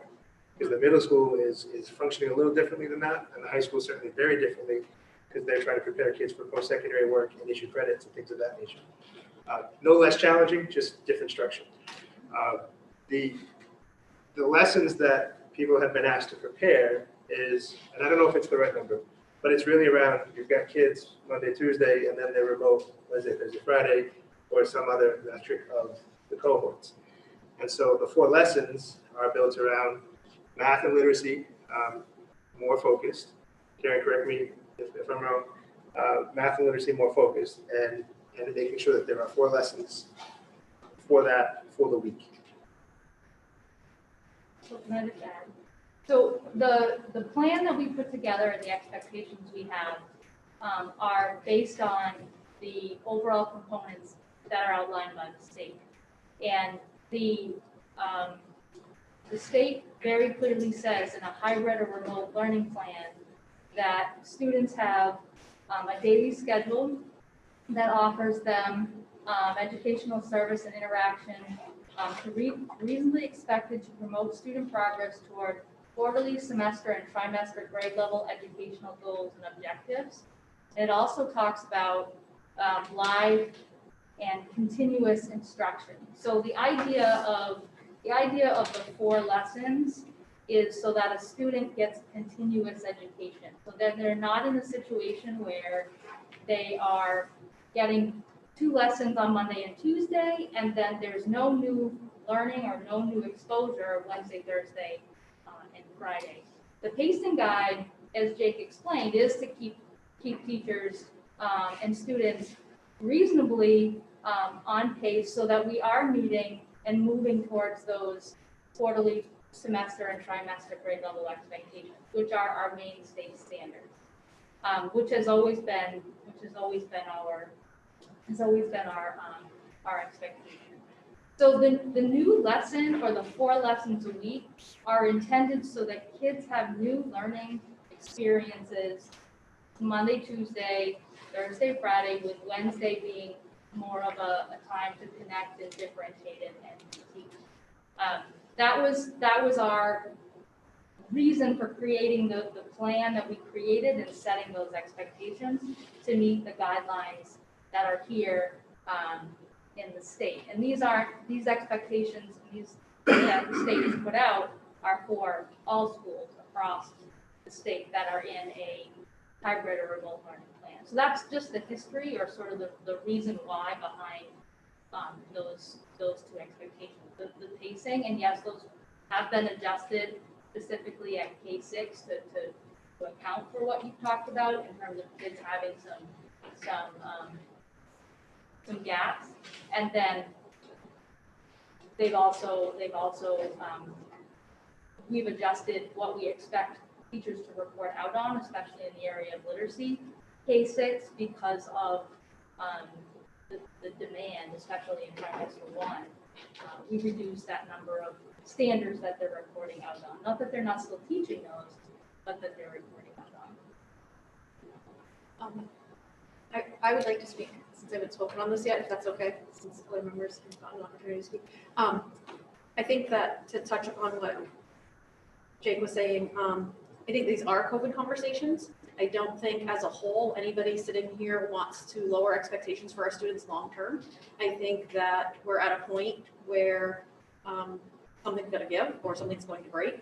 And I think looking at things outside of the box and taking a different approach and doing things different and not necessarily looking at it as lowering expectations, but just making it more flexible and accommodating our teachers and our students more where they're at than what we are normally allowed to do. And if it teeters on breaking the law, I'm not encouraging us to break the law, but I'm encouraging us to push it as much as we possibly can, because these are unprecedented times and somebody needs to set the example. And I think that Lewiston should be the district that does that for our teachers and for our students. So I don't know if Mr. Physics' motion is the answer, but I would like to continue to discuss it and explore what that answer is, because I'm leaning more towards finding some of these options that might be outside the box and might be frowned upon in a normal situation, and exploring those to see what we can come up with. Mr. Majerus-Collins and then Ms. Ray. So I agree with the chair's comments that in normal circumstances, I don't think anybody in the school committee wants to lower expectations.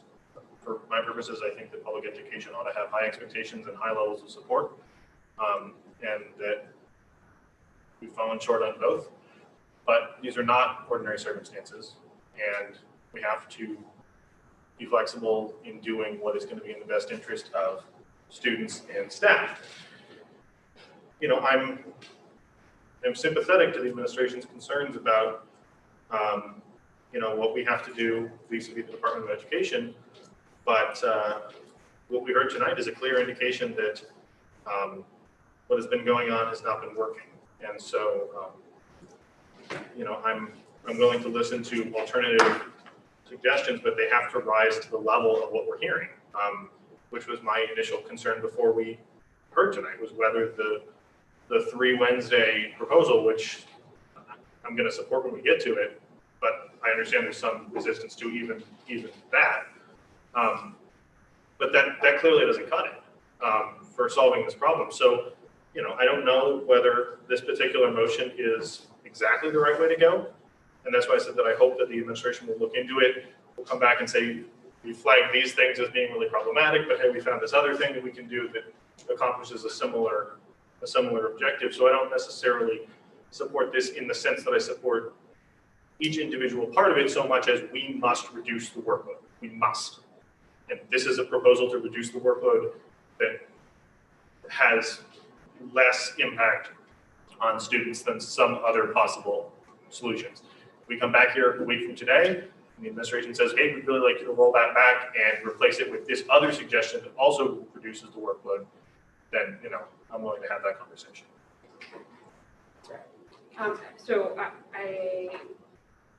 what the 2 previous folks just said, ditto, but also I think one question that I want to ask the administration is, how can we help in making this case to the DOE? I mean, the legislature has been out to lunch for who knows how long, but and clearly are not going to be the resource we turn to in this moment. But the DOE is still making these judgment calls. How can we as a school committee support that there should be changes made? Because everyone's backed against a wall right now and scrambling for an escape hatch, and If this is it, and this, to Mr. Majura's comments, is going to reduce the workload, then let's forge forward with it, and, you know, forgiveness, not permission, maybe here. Having worked with a lot of teachers in the district, one thing that I think they appreciate this line of thinking, I really do. And I don't want to speak for them, I know there's still some here if they want to chime in. But I want to defend them a bit and say that if we make this decision tonight, and the plan is that I come back with red flags in a week or two, they're not going to like to be thinking, okay, I'm going this route, but wait a minute, no, I'm not, because we can't. I would almost rather say, okay, if these and other things are on the list, let's go look at the feasibility of them and let's report back out in the short term of what we really can peel back from, in addition to the things that have been brought up for tonight. But there's a motion. Can we hear from the public? We have a motion on the table. Can we go to public comment while we have a motion on the Yes. table? Yes. Yes. Okay. Would any members of the public like to speak? I do. Yes, please. Thank you. So my name is Lauren Coe. I teach first grade at Montello remotely. So I work with 6-year-olds. Some of them are just turning 6. And I'd like to talk about the pacing guide and what I've had to deal with. So as far as being prepared, giving us some time to train, it's been helpful. I started thinking I was going to teach hybrid, and within maybe like 4 days, I decided to teach remotely because there wasn't a first grade teacher. So I was thrown into it, and I could have had time. I could have used that time to prepare myself.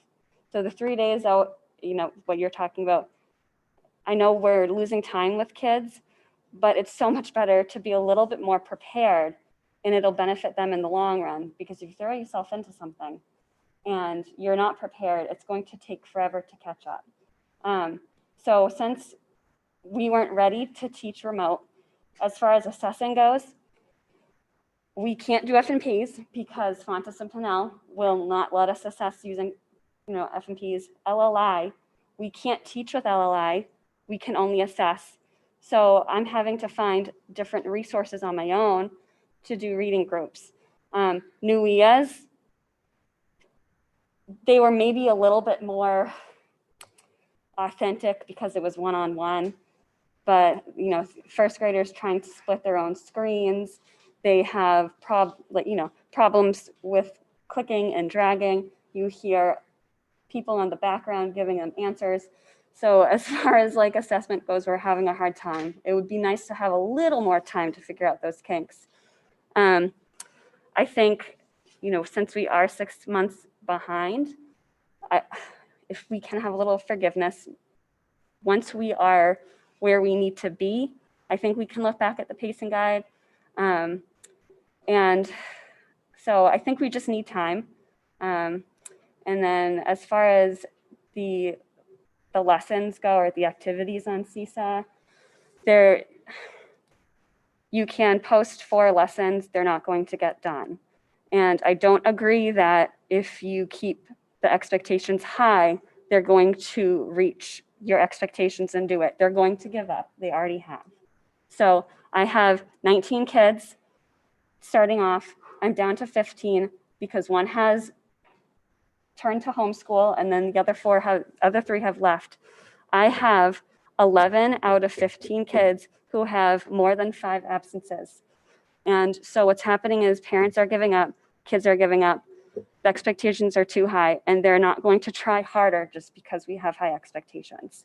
So I think we do need to not get rid of the pacing guide, but I think we need to think about dates, and we need to let teachers have time to prepare assessments, and so that we can actually see whether or not remote learning is working.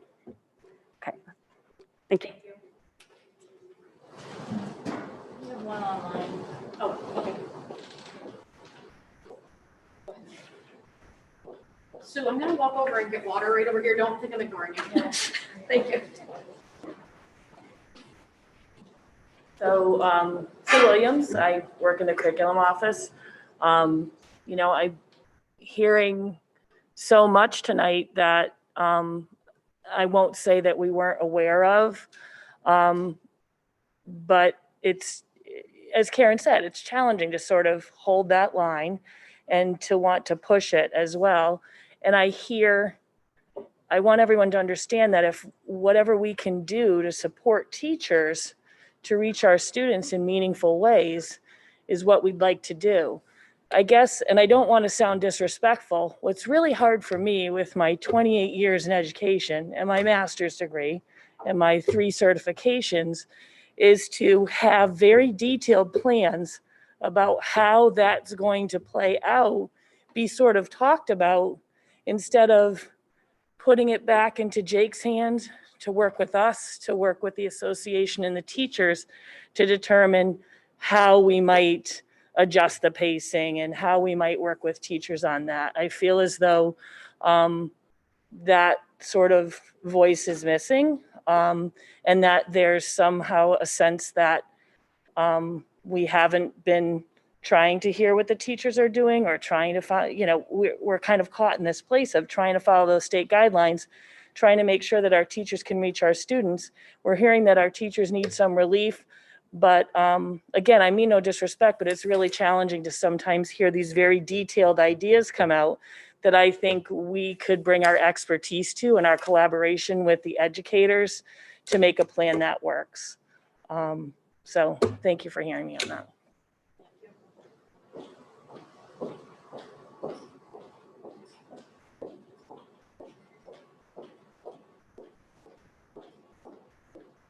My name is Pam Rasmussen. I'm a speech pathologist here at Connors, and I guess just related to the professional development, I think just as we want to differentiate instruction for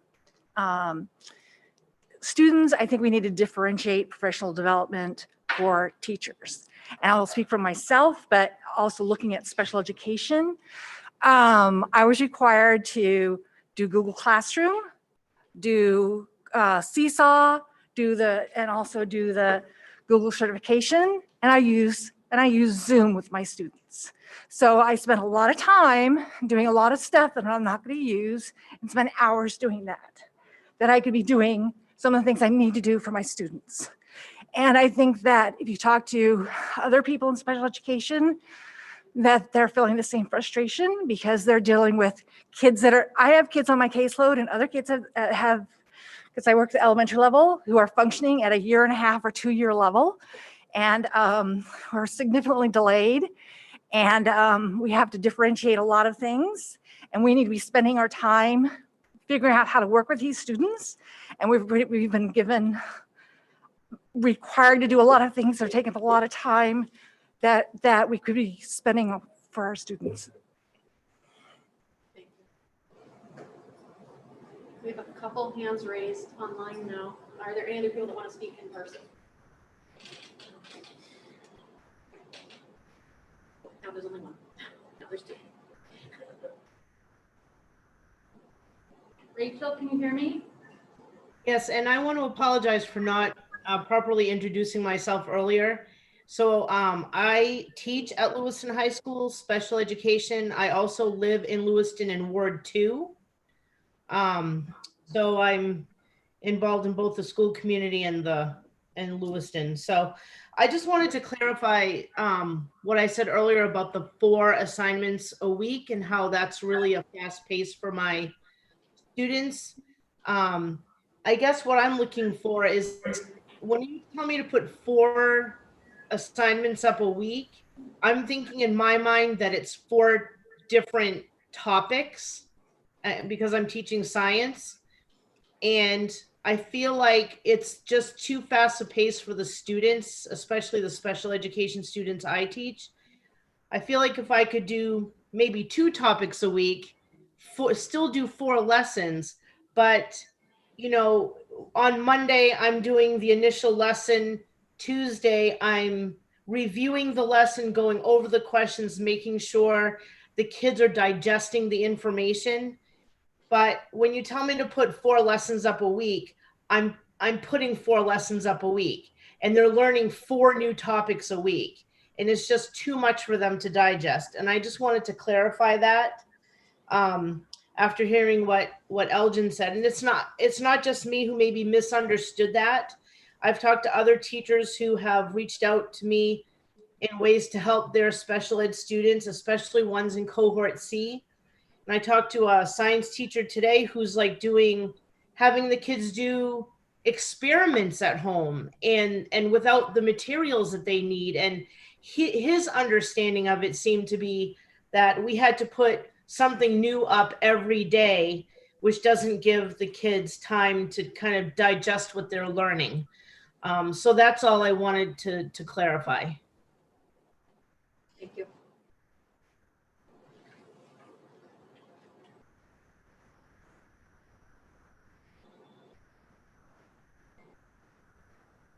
Evelyn, can you hear me?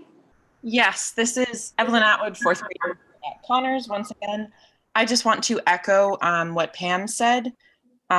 Mostly to say, I believe that ELL trainings and many other PDs, but ELL PDs especially, are essential in our district and in Connors in particular. However, a lot of our trainings are not differentiated to our pre-existing knowledge, as Pam pointed out. And I think that's been one of the sources of frustration amongst many of my coworkers this year. So I just wanted to echo what she said. Thank you. Move the motion. Is there a second? There's no second. Oh, Mr. Majerus called. In light of the conversation here, I want to offer a hopefully friendly amendment to say that we would like the administration to come to us with real concrete proposals to reduce workload for a meeting next week. And that if we pass package of proposals to reduce teacher workload in next week's meeting, the items outlined in member physics motion will not go into effect. But if we don't, that they will take effect at the end of next week's meeting. And this, I would hope, would give the administration time to come to us with an alternative solution to workload that they feel more comfortable with, but that still addresses the issue. And if they don't, or if we don't like what they come with, then Mr. Physics or member physics proposals will go into effect Tuesday morning. So that's my amendment, and hoping it's friendly. Accept. And who seconded it? Mr. Coffin. Then I will second the amendment. Okay, thank you. But does he have to, do you have to So accept? now this is a subsidiary motion. It's an amendment that we would then vote on. And So you're making it a separate instead of a friendly amendment? Yeah. Got it, okay. Is this a new amendment? Yeah, new motion. A new motion, yes. And no, it's amending member physics motion. We have to have it on second. No, So if it's a friendly amendment, then Ron would have to accept the friendly amendment. And then it would just move forward as is. Ron is not accepting the friendly amendment. So Ms. Ray is seconding an unfriendly amendment, essentially, to simplify it. And then now we have a discussion on that. Ms. Ray. I just want to say, I think, we are trying to balance so many stakeholders here. And I think my support for Mr. Physics' original motion was an effort to put forward hopefully a successful motion that would say, bend the rules a little bit to administration, because I think administration is trying to be diligent in their obligations to the state. But we've reached this point where we can't do anything, right? Again, I have that distinct feeling of being backed against a wall, and I think lots of people have that feeling, administration, educators, parents, families, students, and us. And so I think this might be a compromise to that, and so that is why I'm in support of it, and I hope others will join in that spirit of collaboration. For the sake of clarity, what you are proposing is that we direct the superintendent to come up with an amendment that reduces teachers' workload significantly by next Monday. And if we are not in approval of what he presents to us next Monday, then Tuesday, what Mr. Physick originally proposed automatically goes into effect. Yes. Is there any discussion on that? Ms. Hawkins. I'm a bit of a visual thinker, so I'm looking at these, we're already a pretty good simmer as far as what we're balancing this school year. We've got a good simmer going. My only concern is that we don't want to go from simmer to boil in half a second. I really think we do need to give the curriculum committee and our superintendent and our administration time to understand that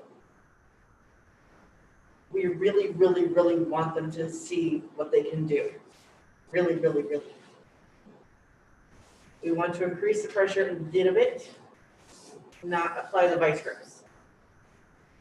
And I'm just afraid that I think they're creative enough to come up, like she said, bend the rules and come up with something for the next meeting. But I don't want to completely throw the baby out with bathwater and check all the rules to the side and then be caught playing catch up later. So, voice of caution. Yes, bend things if we can, but let's not check things out the door. Oh, we have a hand raised online. Go ahead. So that there's a motion in the packet, or at least the recommendation, to provide 3 days of non-student, uninterrupted prep time with some supports that teachers choose independently on their own to access them. So we haven't addressed that recommendation item. We've done a number of other recommendations. I'm not opposed to looking at these. Again, I would just voice that the predominant thing we heard initially was we need time, and we need you to keep thinking about what else you can do. And so the recommendation that brought forward affords a piece of time. I would love time to look into these other components and bring back to you what we can do. And listen, people know me. I'm willing to bend, definitely willing to bend. But let me explore that before we adopt something that just misleads people and confuses direction that we have to undo because of the parameters. So I just want to say that before we take too much action on those items. Mr. Driscoll. So after we finish with member Physick's motion one way or the other, I do intend to make a motion to adopt what's been proposed in the packet as a starting point. But I think that the impetus behind this motion is, and the impetus behind my amendment and support for the motion initially, is that what is proposed in the packet is insufficient. And I think that my hope would be that the administration would come back with a proposal that is informed by expertise and informed by where the state's guidelines are, where the state laws are, and trying to bend them in the places where it is the most forgiving to do that. But I think that it's important that we make a statement now that come hell or high water, on Tuesday of next week, there's going to be a reduction in workload. It's either going to be this, or it's going to be something that the administration brings to us next week. That we have heard teachers loud and clear that we must have a reduction in workload to allow them not only to have some level of sanity in these crazy times, but also to be the best educators that they can be for the kids. So, I think that if the administration comes back with something next week that is more informed by the expertise of our wonderful professionals in this district, then great. And if not, then we've got a solution to reduce workload that goes into effect. Oh, we also have a hand up online, so after.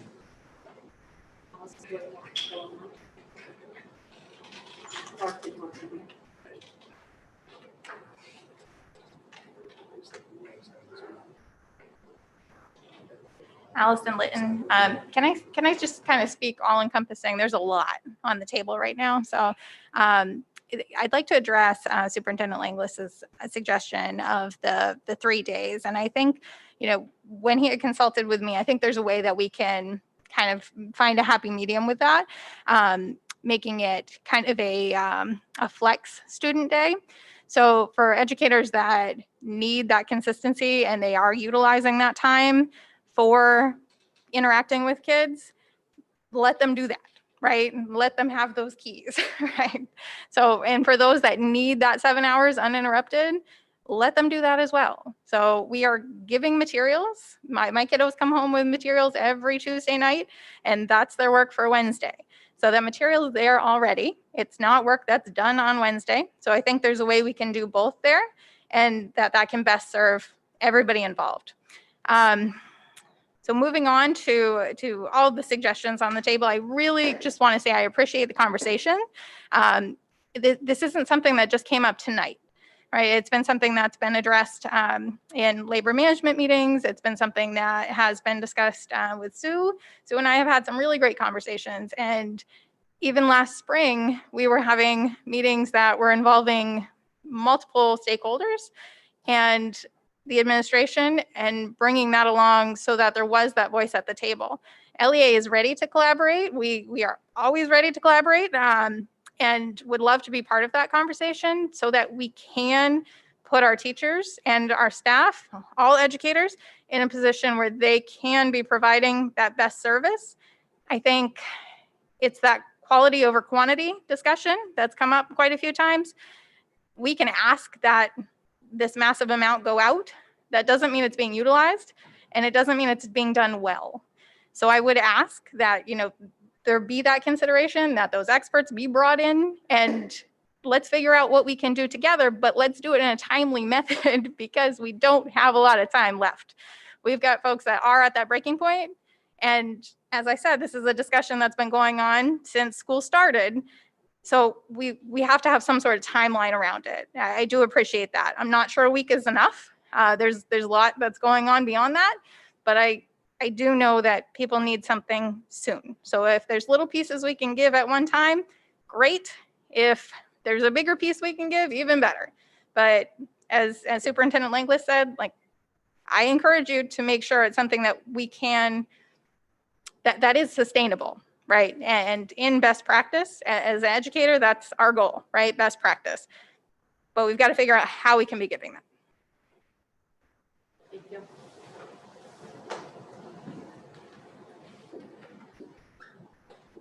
Amber, can you hear me?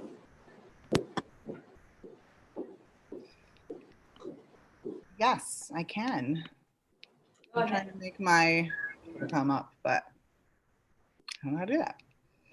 So hi everyone, it's Amber Eliason, principal of McMahon School.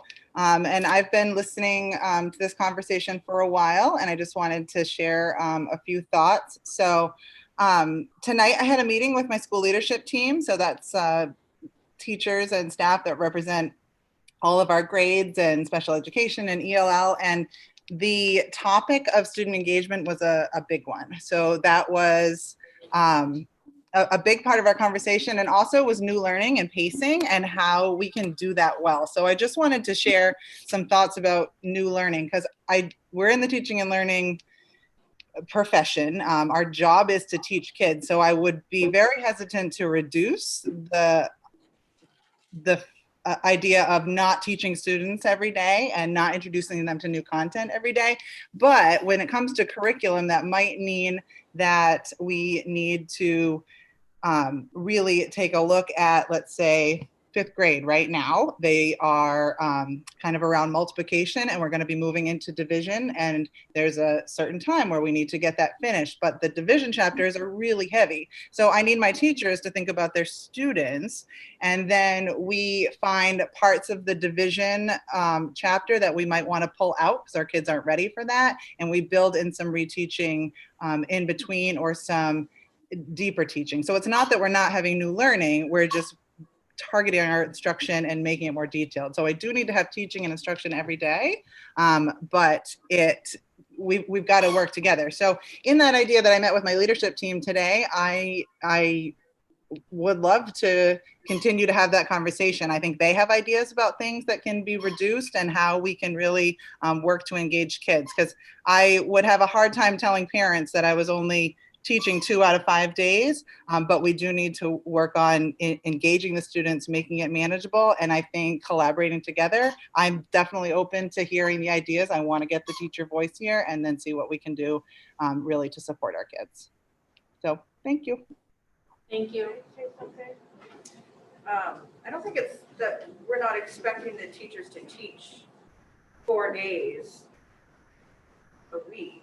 I think we're just expecting that we're not forcing more in that when they can't even retain what's been put out there. So I don't want anybody to think that we're not wanting to teach our kids 4 days a week, 4 or 5.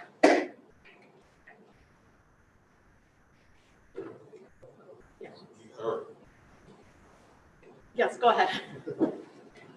Allison Avery, teacher at Lewiston Middle School. From a teacher's perspective, I would just highly encourage the conversations to happen and have a well thought out plan before we just rush into a decision.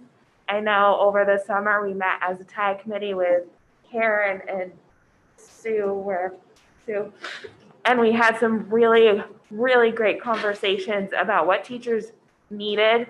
They told us, well, we can and cannot do that because of certain mandates. A week is not enough time for a solid plan to come into play, in my opinion. And I'm a teacher and I am so supportive of taking workload off everyone. I think Jake's plan with the Wednesdays is a great start. I really do. And I think it will be appreciated by so many teaching staff. But I think long term, we really need to think about this and execute it in a manner that we're not going to flip flop on. Teachers are so tired of one initiative after another coming through Lewiston, and then we stop months into it. We need a good, solid plan that addresses the issues clearly and gives team time with teachers, administration, our curriculum department to really figure out a good, solid plan that's going to work for everyone and that we are following the DOE guidelines. Because if we're not following them, then our kids are not going to get credit for this school year. And that's a problem. Thank you. So I just want to reiterate a little bit Love's sentiment. Again, the proposal wasn't to say we're not going to teach on the second day or the third day. It was to come up with maybe a reduced workload and come up with a new way of learning, which Principal Alliance actually said herself that, you learn something and then maybe you do a review. So again, it's not the sentiment of, hey, you're gonna get taught the first 2 days and then you're not gonna teach anything new. But again, it's the old adage, you can't build a house without a foundation. And so I just want to reiterate that point, that it's not talking about not learning. Mr. Majorsco. Yeah, so we have heard all night and prior to tonight that teachers are at a breaking point, that there is an urgency, that we must act now, and that there must be a reduction in workload immediately.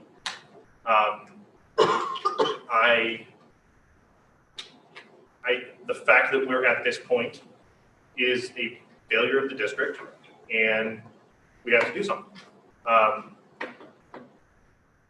I do not believe that the entire solution can be developed and be before us next week.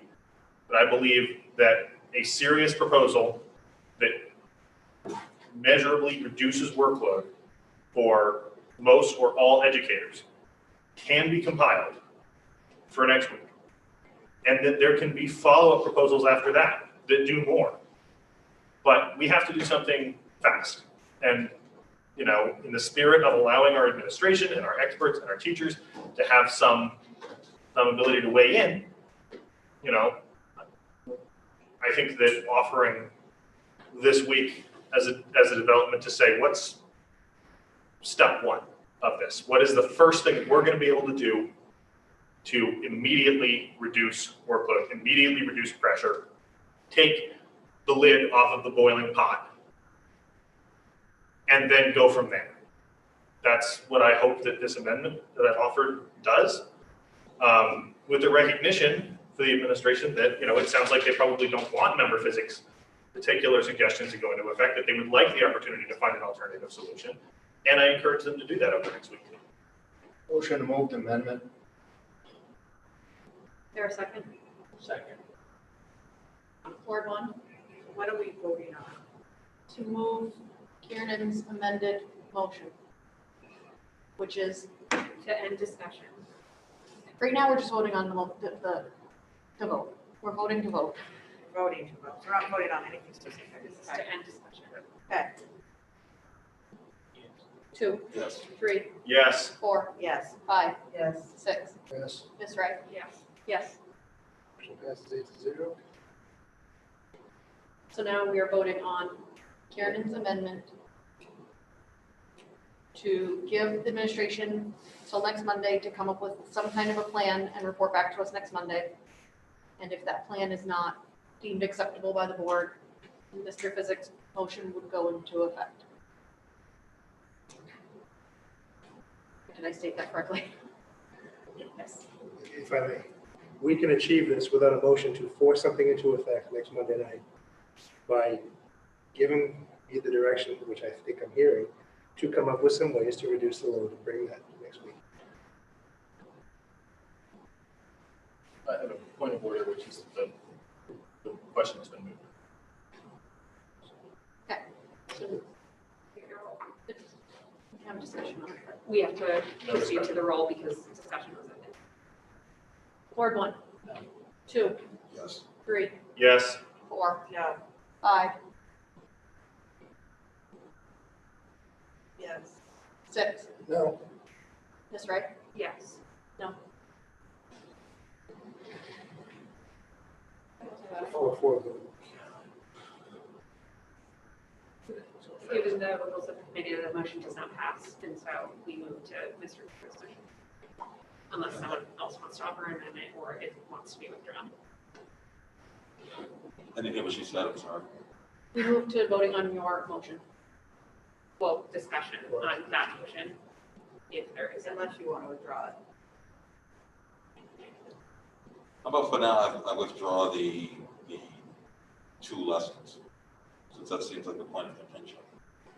Yeah, I'm curious, are we, is the administration under the same impression that we are, that we need to take Google Classroom testing and ELL training and PD off table for right now? Is that something that you guys think is important?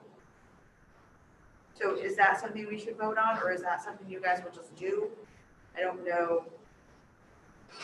I think that. I have some ideas around being creative around that I'd like to meet with Karen and consult maybe with Allison and just brainstorm some ideas around how we can creatively do that, depending on how tonight turns out.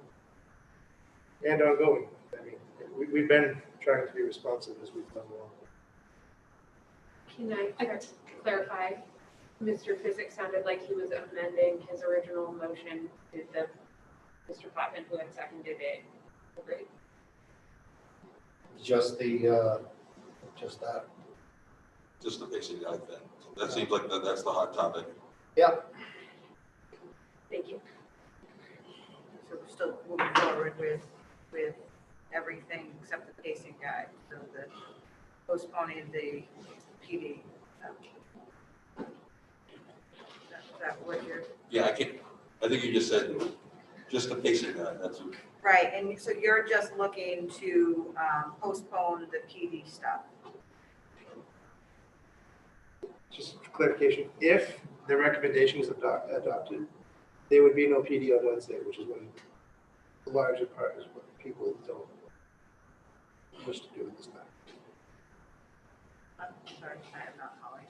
Wednesdays is when much of this PD time is. Right. So if we make Wednesday non-PD time, but to have teachers have just time to prep, do The what they need to original do, okay. it would Okay. by default remove PD components that would otherwise have existed on these days. But is there still like this November deadline for testing of some sort that we heard? I think we can talk about that. I think, and I know this is COVID times and this is not traditional, but right now what we're doing is we're taking school committee action on professional development.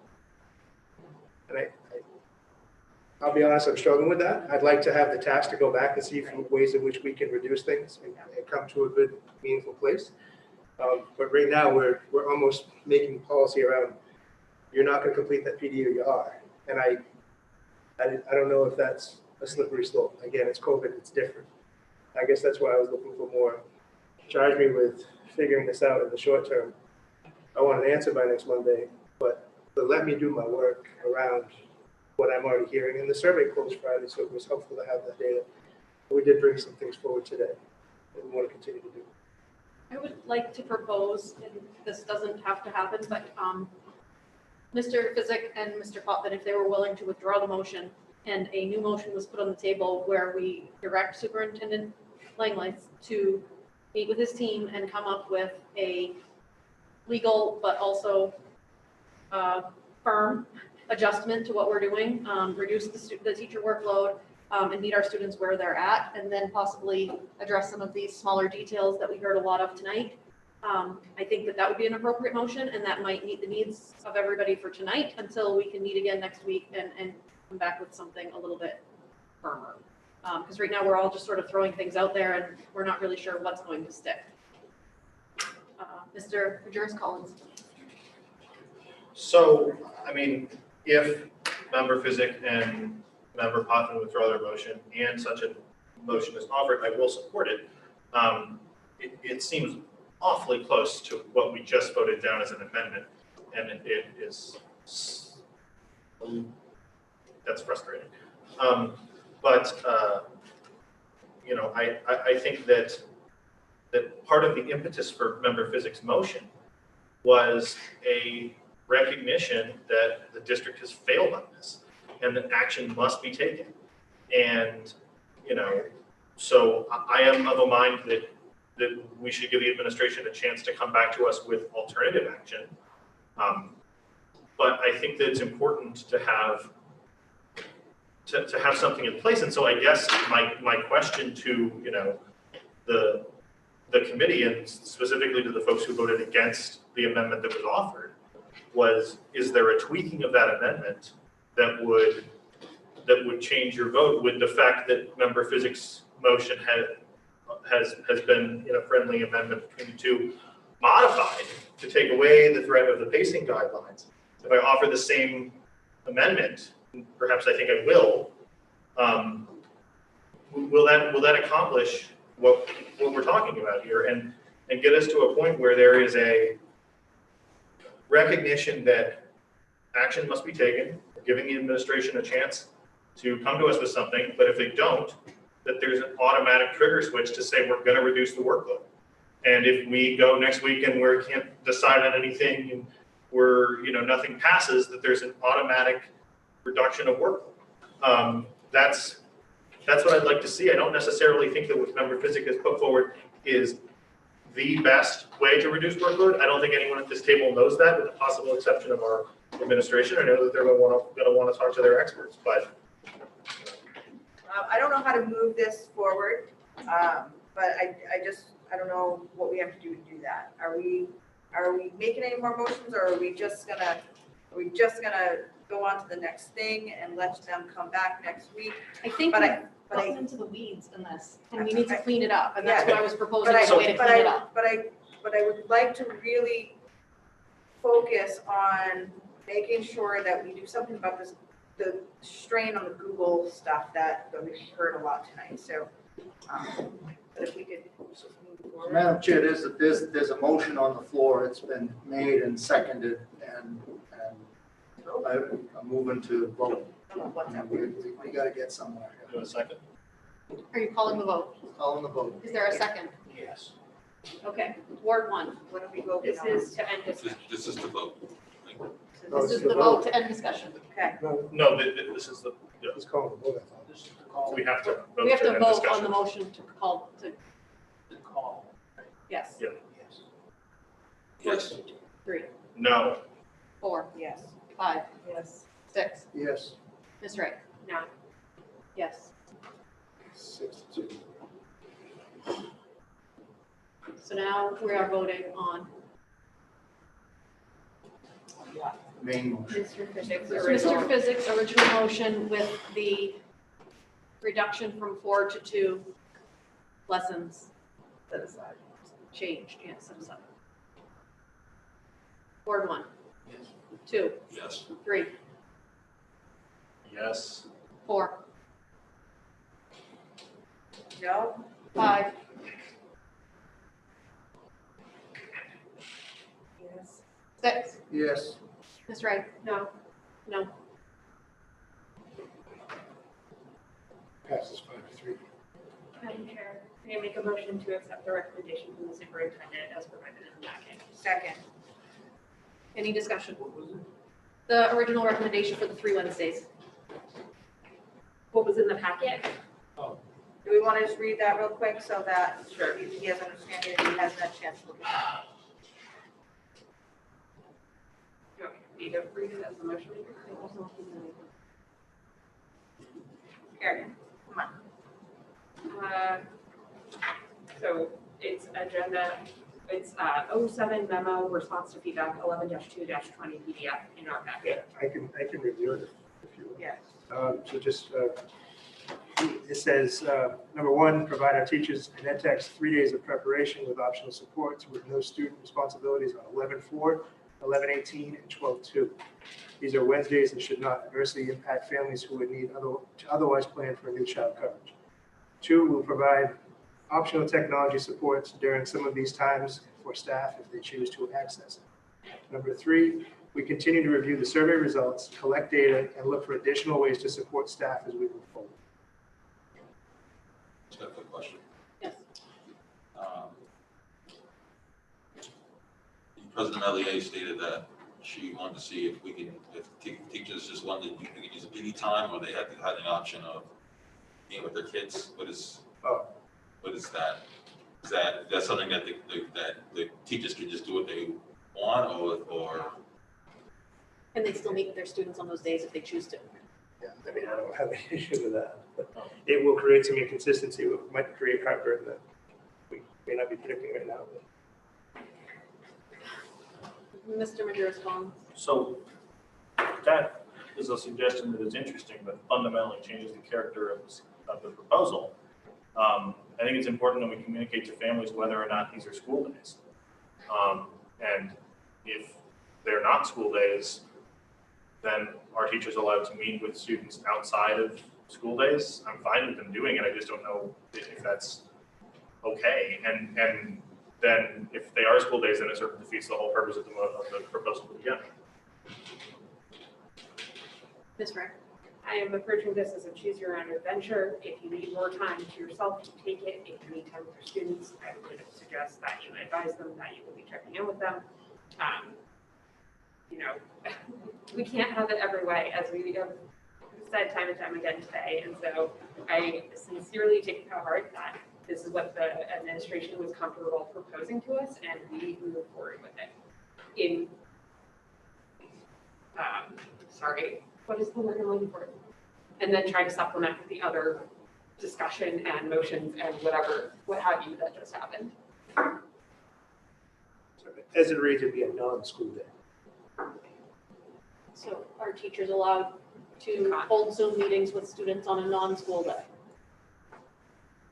My big concern is that inconsistency piece, creating inequity where a teacher who really needs the time feels compelled to connect with the kids because the teacher next door is, and they don't want to look like they're not as committed to the kids as they are, but they really need the prep time. And I don't want to get lost in all this, but I really think that exists. Our teachers are professionals and they don't want to hold a different standard for each other, I don't think. So What was the intent in the administration's recommendation?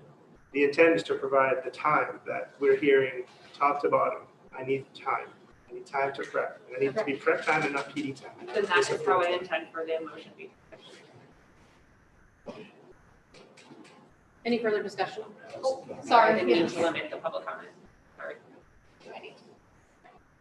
for people on the. Yeah, they might not hear you unless you walk. Sorry. Oh, yeah, we've got mics here.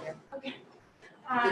So, you know, I think we heard that some of that time that folks need is time with kids, and that's part of that prep, right? So if you have a kiddo that's falling behind, right now, you're connecting at 6 o'clock at night, which isn't technically teaching time either. But if that's the only time that you have to offer, then that's when you're connecting. So we heard elementary teachers talk about getting both their cohorts together, and what they're doing is SEL and social activities when they're doing that, because these kids aren't seeing each other otherwise.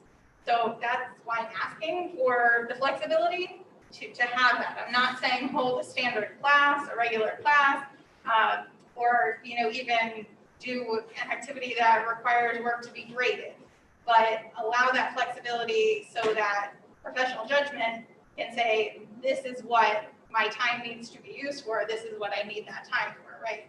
And what would best come out of that. So I don't know if there is a way that it can be a flex day. If students are being sent home every Wednesday with work anyhow, I'm not sure why we'd need to change that. If we could still be sending that packet home, and if the student comes back the next week with that packet, then that's a school day, correct? So I don't know, maybe we didn't have a chance to really discuss this. It's right off the cuff, I would actually say that's not a school day because of the requirement for attendance and teacher interaction. And it's not just if you choose, it's supposed to be district-wide, to be a school day. May I ask a clarifying question? Okay. Yes. Thank you. Sorry. So both of my students do their remote work on Wednesdays. We do the work, they turn in the work. We have one attendance text that comes through on talking points, and that's the only interaction we have with my children's teachers. That's counted as a day present. So if attendance was a piece of that, if that, talking points went out and here came back and the work remotely went as it usually does, would that not be consistent? I guess I'm okay with either. I think that might vary differently, heavily at the high school level. So it's kind of a day to do prep, and it's kind of not. The overwhelming response was, I need time to do prep. I know time with kids was also a piece of it. Can I digress for just a moment without getting lost in the weeds? Every piece of input has a counterpoint. I need more time to prep. I don't want to lose time with kids.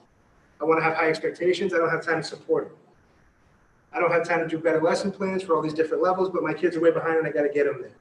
I mean, teachers really asked to be doing something extraordinary right now, and I understand. But no decision that we made tonight will make everyone happy.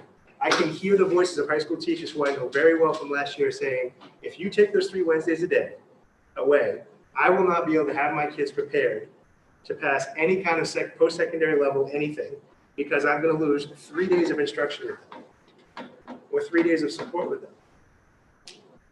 I liked Linnea's comment earlier today that we don't have more hours in the day and we don't have money just sitting there to be spent. So, but it is very challenging to appease everybody because the feedback is varied. The feedback is varied.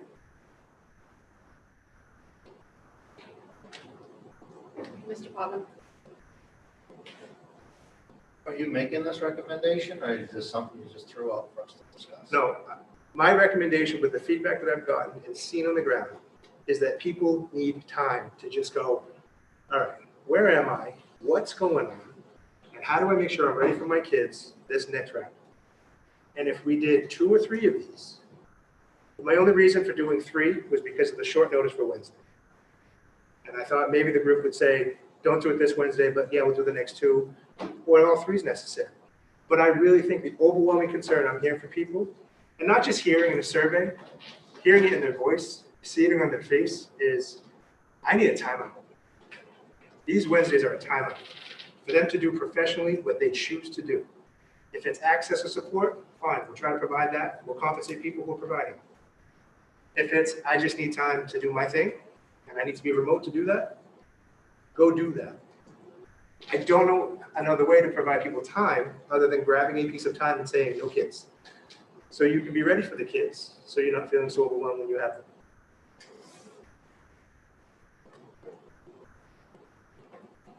Mr. Winters-Collins? Point of inquiry, do we have a motion on the table? Yes. And it's to adopt the recommendation as presented? Yes. Or with flexibility or not with flexibility?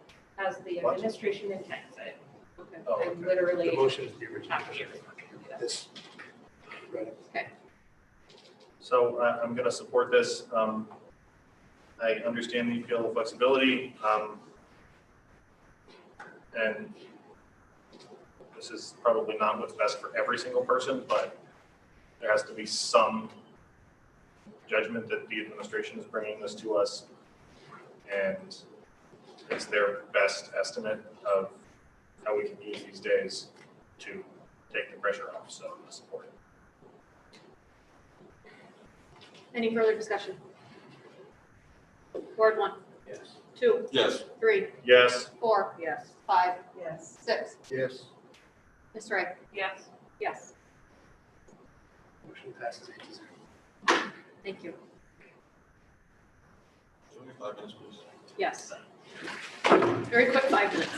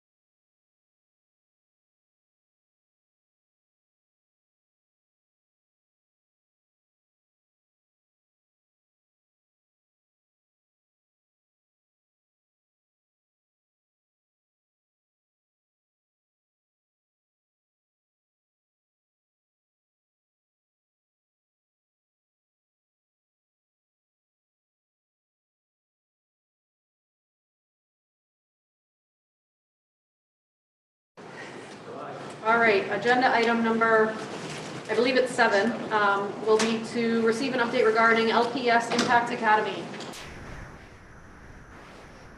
Good evening, everyone. Thank you so much for having me. I am super excited to get the opportunity to come and talk to you. I know that we have like an hour and a half blocked for this, right? I'm just kidding.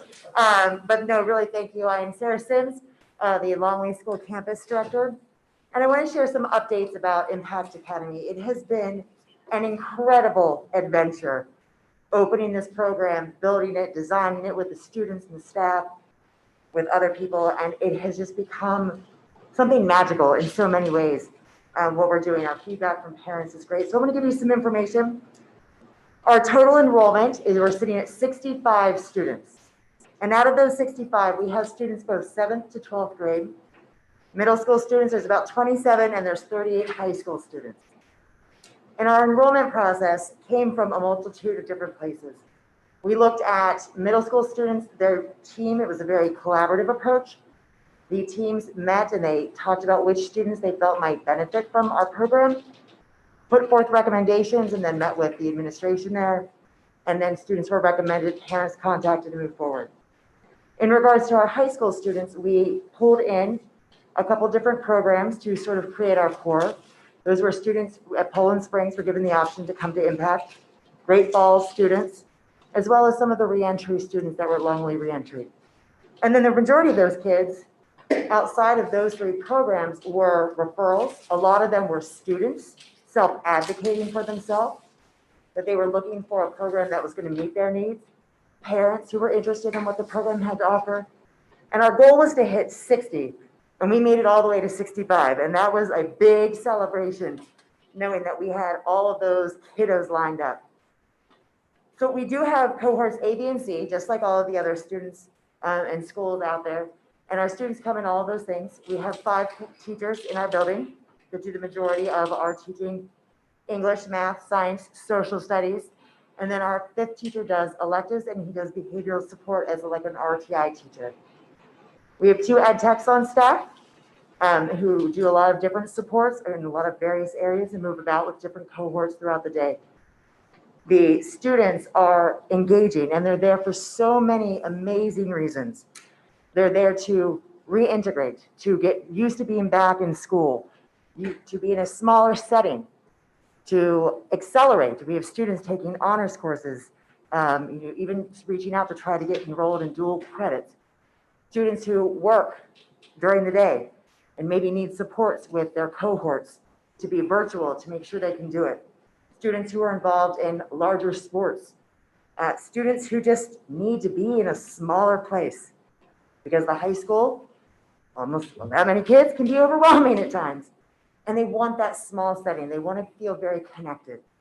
So a lot of different reasons why the students come to us. There's no one criteria that identifies the kids as an impact kid. It is an open enrollment. Anybody can come to us. And I think the beauty of that is what we have is a mix of kids who want to be there, a mix of families who want to work hand in hand with us for the success of those students. So very, very exciting things going on. One of the things that I think has helped make our program so successful to date is not only did we open this in the middle of a pandemic, and that has been a big wow, because not only were we designing what we were doing, we also were trying to design around hybrid models and reopening plans and PPEs and what does our building look like, and we've not been in it. And so it was very interesting to do all those things. But one of the things that we knew very early on was our students are all unique, and we need to seed them for them. So one of the pieces to our program is to create an individualized learning plan. And that plan is just a fluid document, but it's based on student needs. It's based on student interests. It's based on how they learn.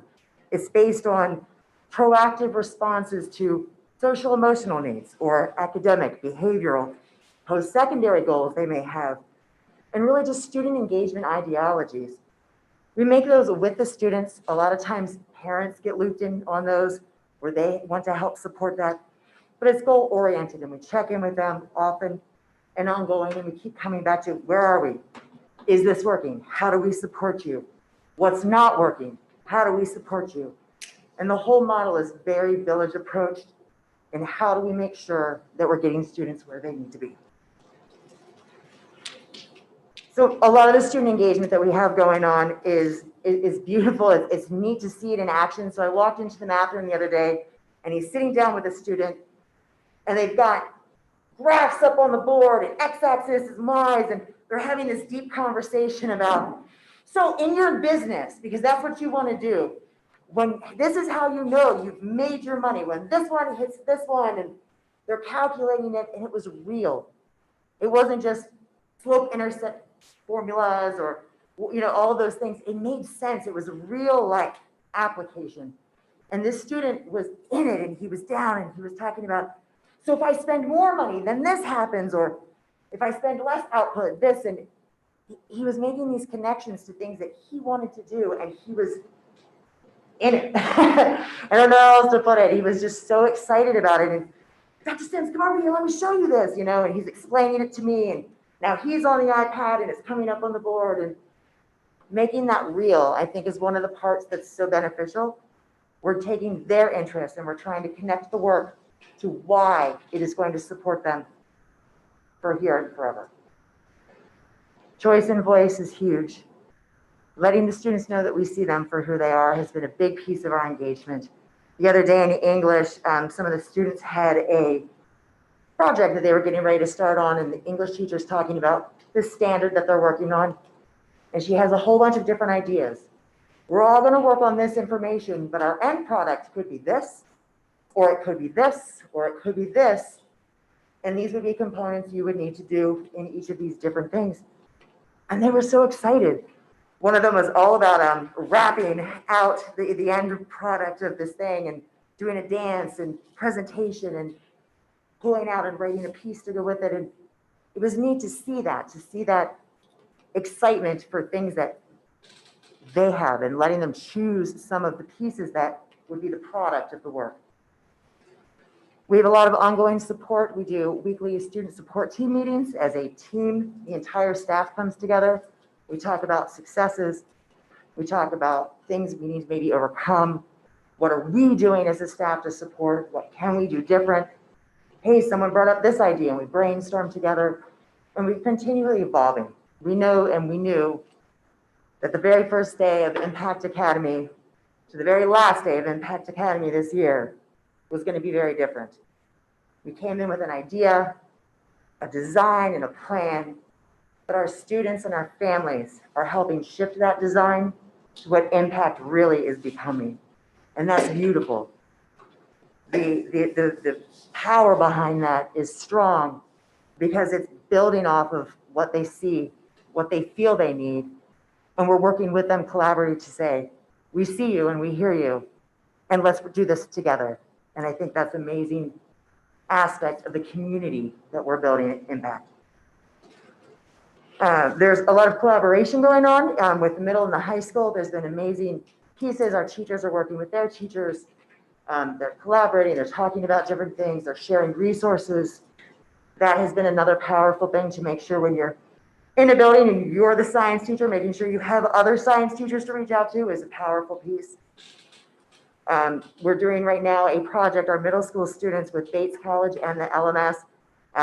It's an SEL leadership program where our students are Zooming with the Bates kids.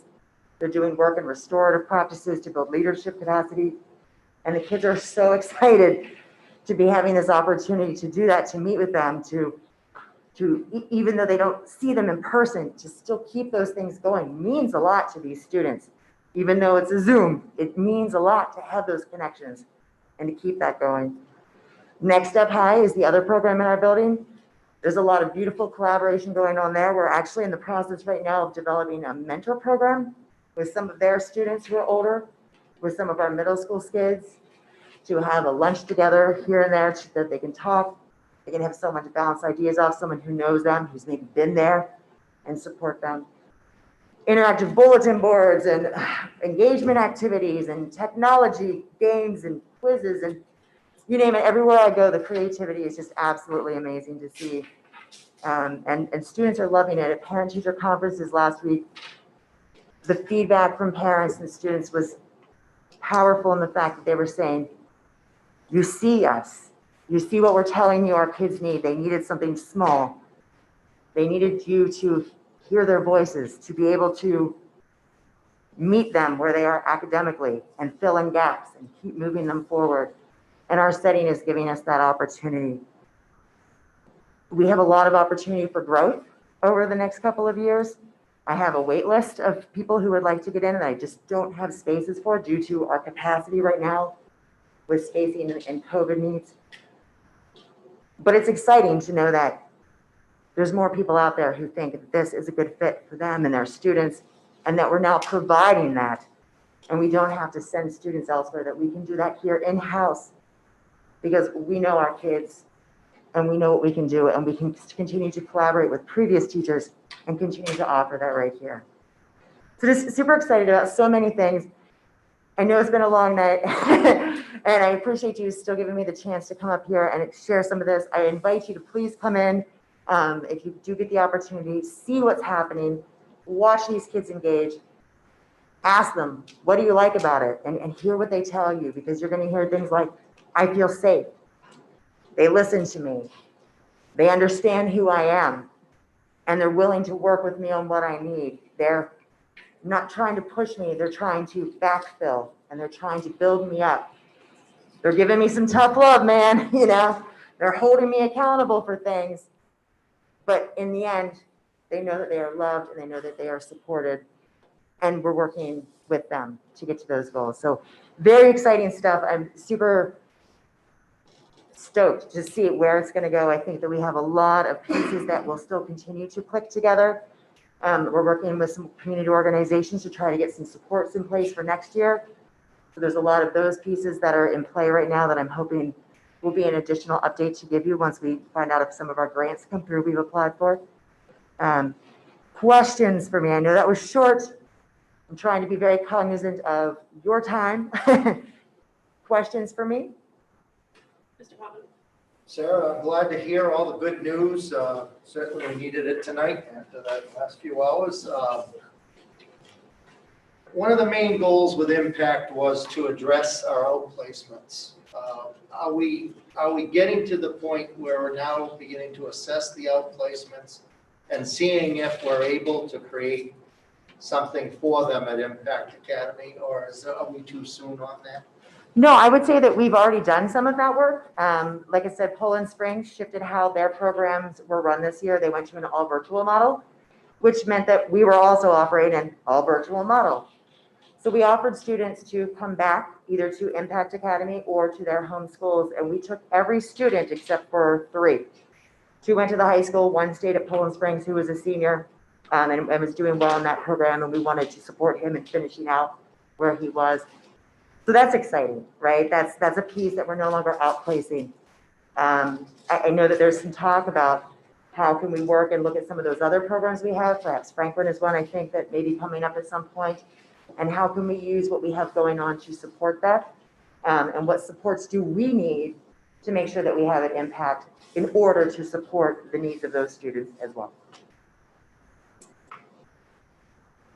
Any other questions?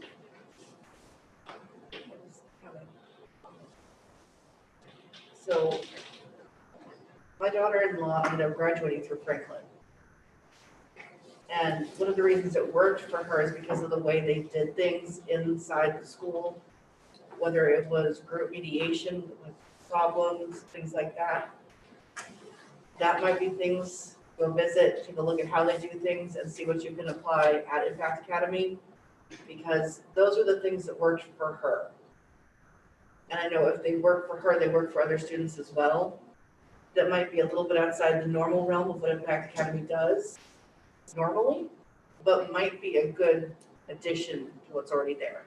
Especially if you're going to be trying to get kids into Impact Academy instead of to Franklin. Offering something comparable that might work would be an excellent suggestion. Thank you. Ms. Ryan. 2 questions. I think, and remembering is applesauce. But I believe during the last budget cycle, there was funding allocated for I want to call it Edgenuity, is that being utilized in this school year by Impact Academy? So Edgenuity is definitely being used for our elective components, just like it is at the high school level. So our students are with us in the morning time, during the day. We use the same hours as the high school. They do their core 4 at that time. And then when they go home, they have electives, which is the same for our middle school students as well.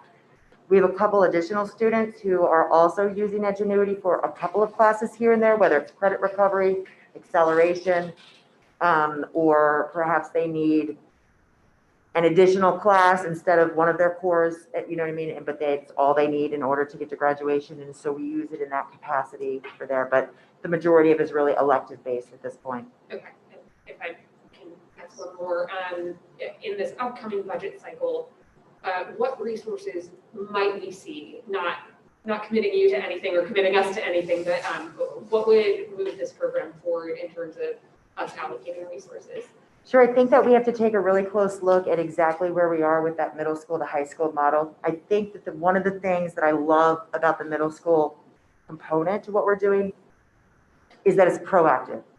We're not waiting till students maybe get in trouble and they need something different, and we're identifying that the bigger and larger setting maybe isn't giving them what they need. We're saying, what kids do we see now maybe need something different? And let's give them an opportunity to explore that and see if that does meet their needs. But I've shared this, I think, with both Jake and Karen, is that if we were not in this hybrid model where we have middle school on one and high school on the other, I would be very concerned only having 4 core teachers to do all of that. They're doing all of it now, but not on the same days. Or we may need to consider even looking at continuing the hybrid model as part of what we do, and is that serving some of those needs? So I think some of it is just looking at where we are, and then what are we really going to need if we do want to grow? The other trick to that is some of the beauty of what we're doing is because we're smaller, we can do those things. If we allow ourselves to get too large, we lose some of that as well. So it's a balance in there, I think, to just figuring out what is it. But that would be one of my first topics right there, is where are we? And then also looking at different supports, like a social worker, some of those additional support pieces for students. Okay, thank you. Anyone else? Thank you very much. Oh, did you want to speak? Thank you very much for waiting through this very long. You are fine. Thank you. Like I said, I was trying to, I didn't take an hour and a half. I'm so sorry. No, thank you guys very much. Thank you. I just wanted to add that part of the thinking for middle school, high school, programmatic in general, Impact Academy next step. I do have some ideas, and we're talking with some students to talk about their experience, what they want from school, things of that nature. And while we don't have a date yet, I would like to propose either a retreat or something to that effect with the school committee in January as part of the thinking, and I believe Ms. Ray brought this up a while back, that at some point this year, we're going to need to know Jake's strategic vision and things of that nature. And I'm initiating conversations now to get some of that feedback from multiple levels. So I'd like to make that program another part of that conversation when we come together. Agenda item number 8, to receive and approve the direction of Lewiston Public Schools homeless and store next door program. Okay, I'm gonna have to change gears and pull up a document from him. Okay. But I'm gonna do it carefully because I don't really want my email out there for the whole world to see. So bear with me for a moment. Make sure that this indeed does what it's supposed to do.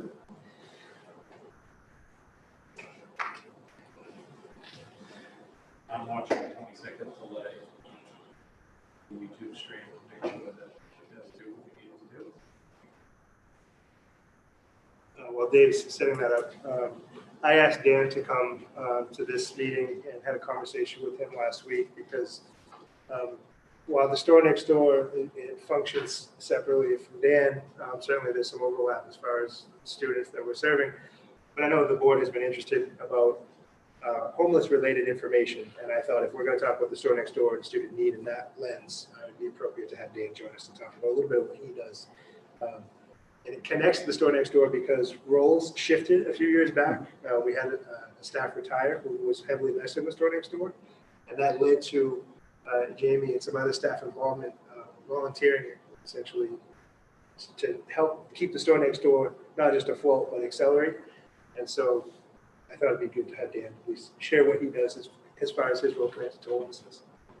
And Jamie will be presenting also. And Jamie will join after this. Okay. Hi, everyone. My name is Dan Sansucci. I am your district liaison, your homeless district liaison. See if we can see you now.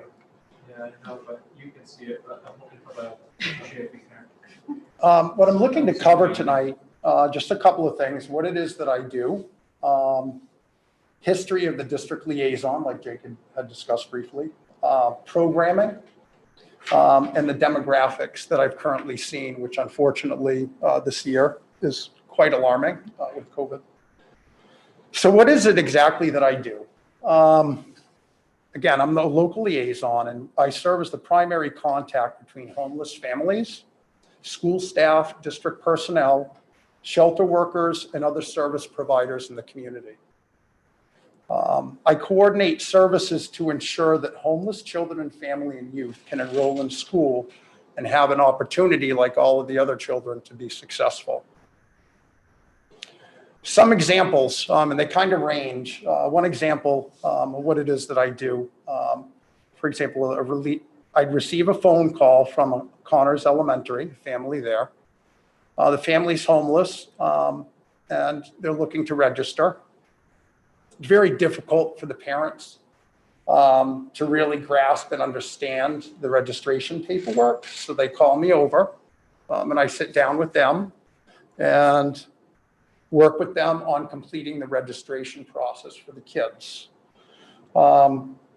Another example, again, like I had said earlier, I work with all of the schools. So this other example is working with a Lewiston Middle School student. Many times that I've seen many kids come in not appropriately dressed for the season. So I have a young student, a middle school student, who's a walker. He has holes in his shoes, or is in his sneakers, and he walks to school in shorts and t-shirt in the middle of winter. As a liaison, I'd work with student to purchase appropriate winter attire to help that child walk successfully to school.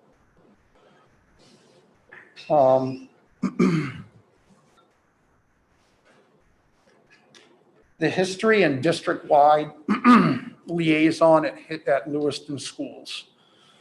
During the summer of 2018, the district moved to a district-wide model of homelessness. The district merged the high school homeless liaison position, which Jake briefly discussed, with the pre-K through 8 liaison position. And myself as the district liaison, I work with all of the schools in Lewiston, and my position is funded through general funds in the school budget. Portland Schools is looking to adopt a similar model, and Bangor Schools is looking to follow suit as well. I think the district recognized that there was a huge need for the homeless liaison to be working at the elementary level as well. I think the general thought within the district was to look at homeless data programs that kind of serviced homeless students at an elementary level, and are these programs working? We looked at models consistent with nationwide trends, focusing on early elementary education and a proactive approach. Proactive meaning working with homelessness at a younger age. We recognize the importance of keeping elementary homeless youth in school. Chronic homeless students fall behind, making it seemingly more difficult transitioning up through the middle and the high school. We saw educational deficits and social and emotional hurdles continue to follow these homeless youth as he or she transitions through the middle and the high school.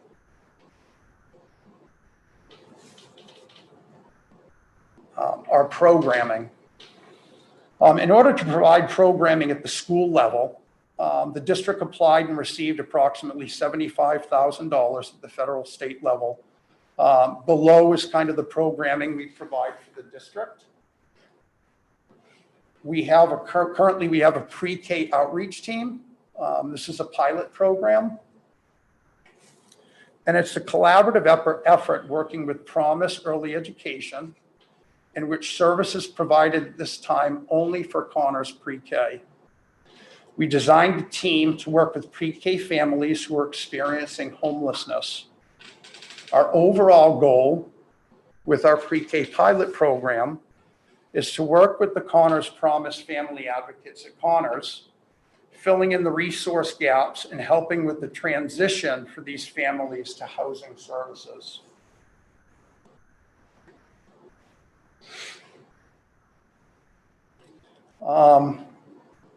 Our second type of programming, we have a resource coordinator that works for our whole district, and she has 3 identified, actually 4, which I didn't list, job responsibilities. The first is to establish a pre-K through 6 resource guide for the district. And that's resources that is specifically designated or identified for at-risk and homeless families. A second goal was to establish a secondary and high school resource guide, very similar to the pre-K through 6. Our resource coordinator also acts, and I'll talk a little bit about this, as a direct point in contact at our high school, which I don't have listed up there. And she directs the referrals, the homeless referrals to me. She also works within the pre-K outreach team, the pilot program, to help facilitate resource coordination with the family. Our third method of programming, we have identified point of contacts in all of our schools. And our first point of contact for homeless issues at each of the schools, our point of contact reports any potential homeless referrals directly to me as the district liaison.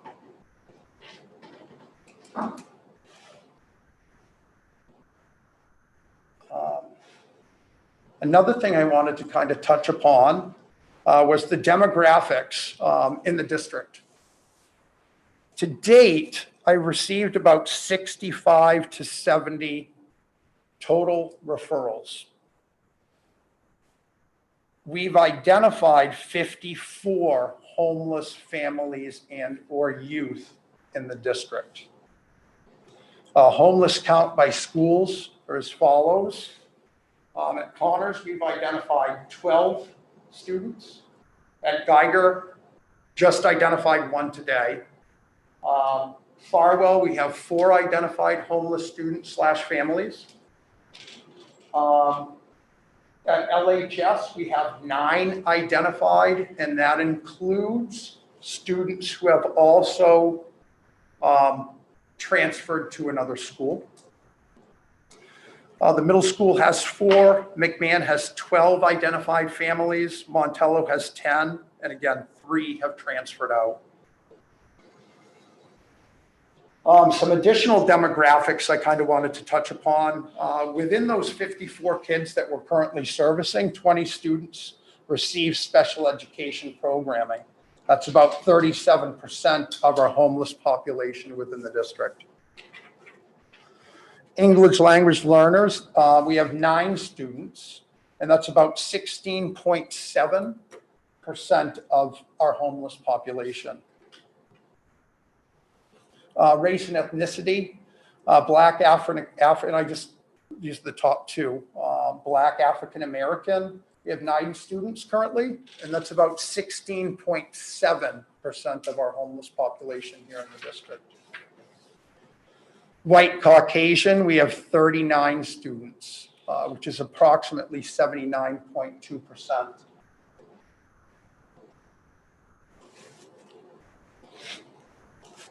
Homeless counts for pre-K through 6th grade. We currently have 41 identified students at the pre-K through 6th level.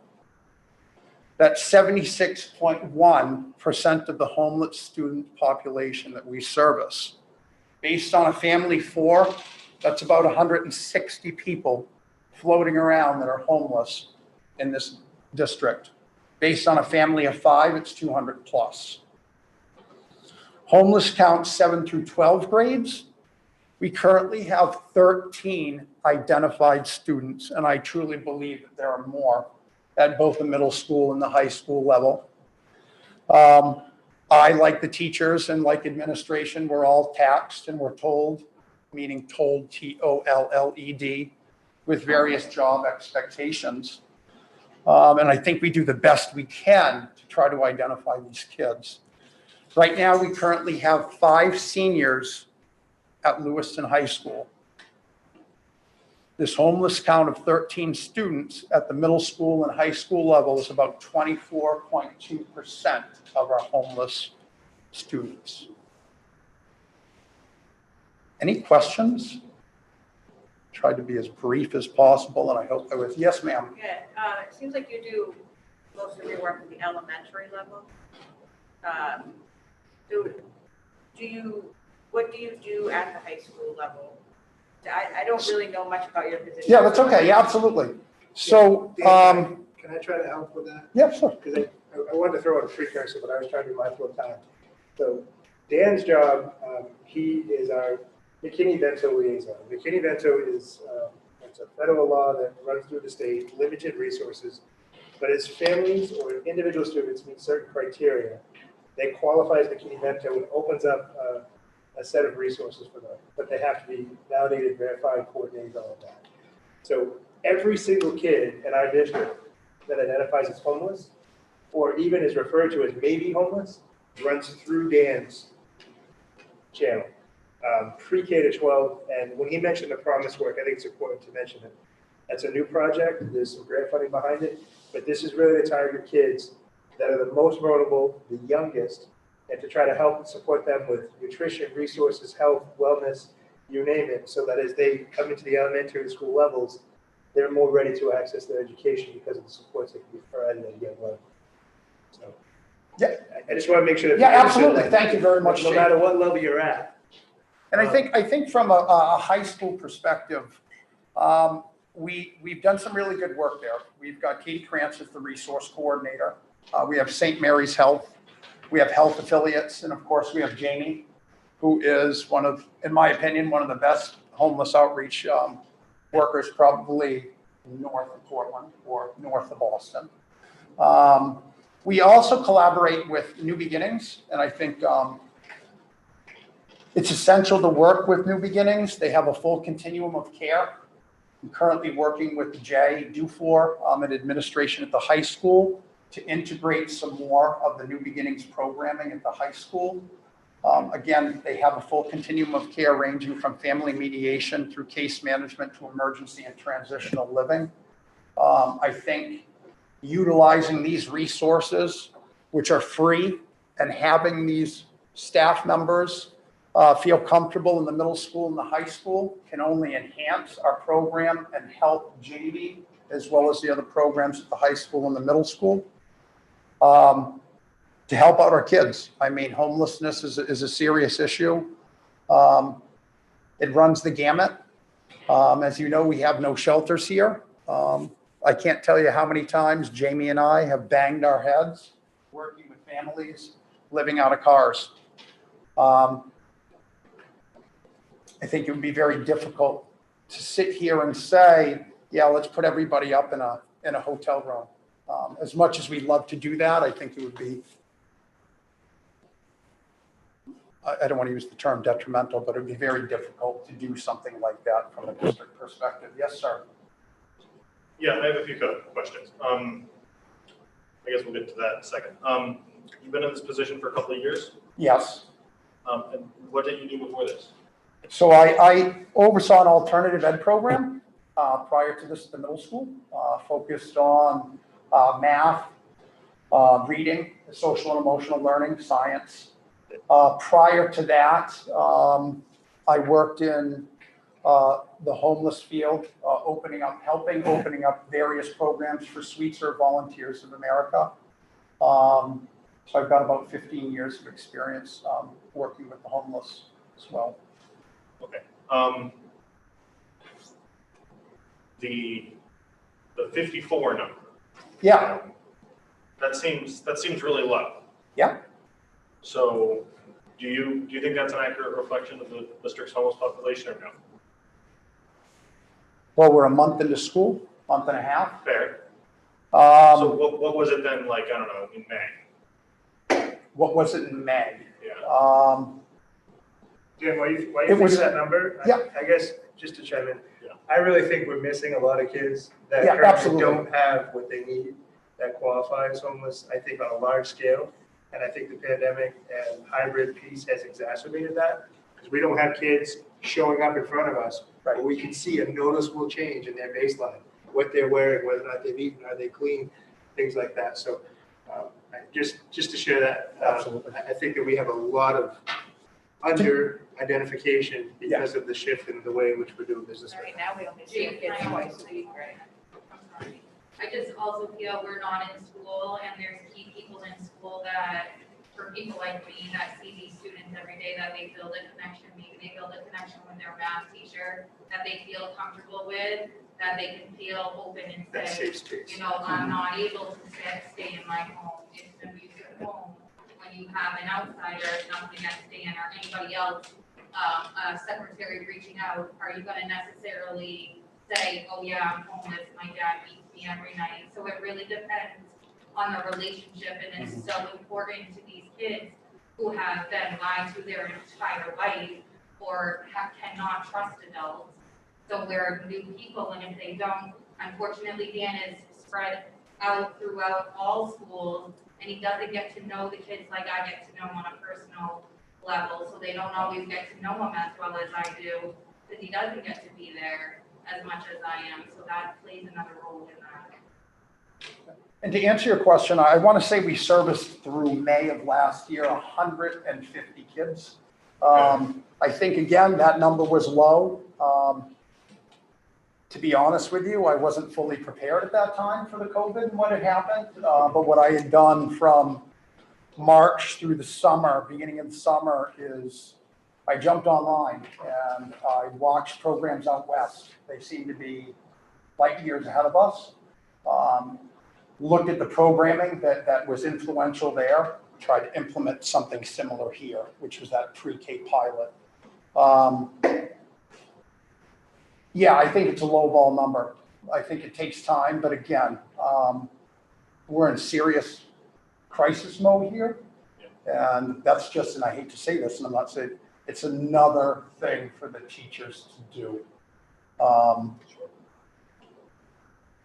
But yeah, I think, you know, our programming, we've done the best we can with the funding that we have. We're continuing to look to collaborate with other people in the community. But again, yes, I do agree with you. I think the numbers are underestimated. Yes. You said that you didn't think it would be a good idea to put people up in hotels. Yeah.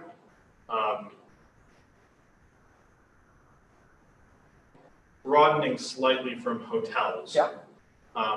Why is it not a good idea for the district to just provide students with housing?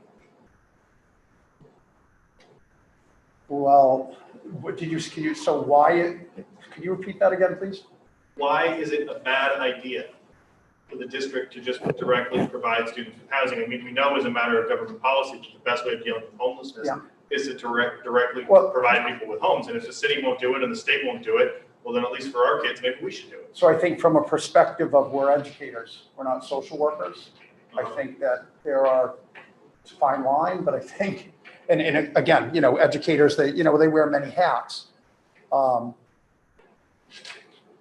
But to look at a school district and expect to open up some type of shelter, to be honest, I don't know if I have an answer for that, but I can say, we look in the community, we already have this programming. We have an emergency shelter through New Beginnings that a lot of kids utilize. Again, the shelter may not be the best for everybody. And if we did have a shelter, I think that would target a certain type of kid. It wouldn't necessarily target every single homeless youth, because not every single homeless youth is ready to want to move into a shelter and abide by those rules. Yeah, I mean, earlier on in the presentation, you said Lewiston didn't have a shelter. What did you mean by that? The municipal city of Lewiston, we don't necessarily have a shelter like the Oxford shelter down in Portland We have various shelters, but they're identified for certain demographic populations, whether it could be substance abuse or domestic issues. We don't have a typical adult shelter or family shelter similar to that of Portland or Bangor. Yeah, I mean, obviously, that's really disappointing from a municipal policy standpoint. But I've talked with some kids who have been homeless in Lewiston Public Schools, and I guess they're not kids anymore, but they were. And in various situations, they've been able to get apartments. Yeah. And I'm wondering, maybe you're saying that a shelter may not appeal to every kind of kid. Not every kid is ready to do that. But couldn't we adopt a broad spectrum of options to try to deal with this? Because I just think that it's fundamentally unconscionable that we have kids coming to school who don't have a place to sleep at night. And I think it's a terrible reflection on our society that we have anyone like that. But the schools are where we can do something. And I think we ought to make a commitment that nobody going to Lewiston Public Schools is going to be homeless. So from the perspective of you're talking transitional housing, or apartment-like style housing. Sure. I think that we have currently, and we're working on this through our Department of Curriculum and myself as liaison, we're working with programming such as New Beginnings that already offers this. And I think that, and this is an opinion, I think that if we continue to establish our positive relations with New Beginnings, and we continue to support Jamie in her role, because she can't do it all by the end of the year, she'll probably have a caseload of 50 kids. I think that if we can continue to establish and work on our relationship to New Beginnings, and New Beginnings can come into our schools and be available, which is again a free program, kids will get to know New Beginnings. Kids will get to know the programming that they have. And I think it may be easier for them to want to transition to apartment style living. But again, I think your question it's a difficult one to ask because we are educators. I do have an LSW, I have a social work background. I have that experience. But again, it's kind of like saying, okay, well, put me in 6th grade to teach 6th grade math. I think from a perspective of, we're educators. We're not all homeless outreach workers that are ready to accept all of the little nuances that come with homeless youth and families and trying to, get work on those situations. Yeah, and I get that, and I don't think that every district employee necessarily needs to be in that bucket. But I just think about, there are schools out there in Maine that are boarding schools, and they've got kids living in dorms. And most kids don't need that in Lewiston because they've got a home and a place to be. But I guess I'm just hoping that we can be as creative as possible with the stated goal that pretty much no matter what, we're going to get kids in Lewiston into a stable and safe place because it has such an incredible impact on their ability to get a decent education, more than anything we can do in a school. And I think we try to do that. I think, everybody that works with homeless, I think we lack resources in the community. We lack vouchers in the community. We lack affordable housing in the community. And I think if families with certain incomes or, and they struggle to move into an apartment, I think it's going to be difficult and very challenging for a child to move into, and I say a child, a high school student to move in, accept the responsibility of an apartment and attend school full time. I think there's a lot of, again, nuances that fall into place, friends, curfews, poor decision-making around promiscuity and drug use. There's just, it runs the gamut. Domestic issues. Ms. Hawkins?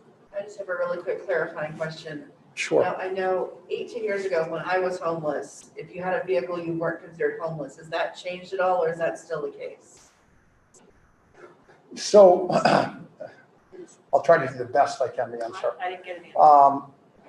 McKinney-Vento is an educational term that's used to identify homeless. HUD, Housing of Urban Development, so they have their own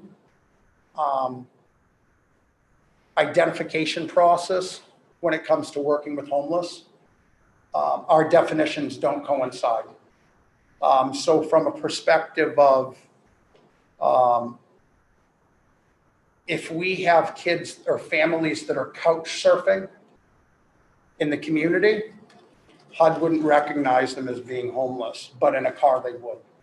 I think from a, McKinney-Vento perspective, we have a little more flexibility when it comes to identifying kids. And as long as that youth doesn't have a fixed, adequate, regular residence, I'll do my best to work with them in identifying the McKinney-Vento process for them and making sure that they'll access and utilize whatever resources within the district I can help them access.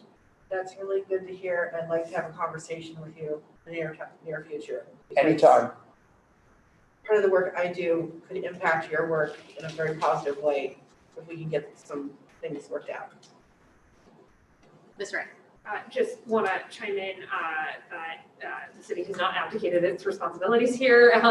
As far as I understand it, the housing committee through the city is working on a couple of these questions about affordable housing and about what municipal shelter might look like in terms of a permanent solution, and then other solutions around the city. There was a workshop about 2 or 3 weeks ago where Craig Sattlemeier presented on those recommendations, so if folks want to check that out, just in the ways that the city is trying to move forward in helping with homeless families and homeless youth. Mr. Pelton. Dan, thank you for coming tonight. Another breath of fresh air. I'm so glad that we're paying attention to some of the most vulnerable in the community. And thank you for your time, guys. I appreciate it. Thank you very much. A couple things. Oh, yeah, sure. Yeah, don't go away yet. Yeah, no problem. One, are you just meeting with families and homeless when they come into the system? Do you stay in contact with them? Do you know what's going on in the homeless community right now with the students in our system with their challenges? So I think from a liaison perspective, do I know every homeless family? I'm aware of every homeless family and their situation. I do the best I can to keep in contact and help the family utilize resources in the community. But to sit here and say, do I have a firm understanding and can I case manage these families and students to the capacity where I'd like to? No, I don't. I think my job as a liaison is to look at the barriers in the district, in the school, within the schools, and make sure there are no barriers when it comes to enrolling kids. I think that's the big thing.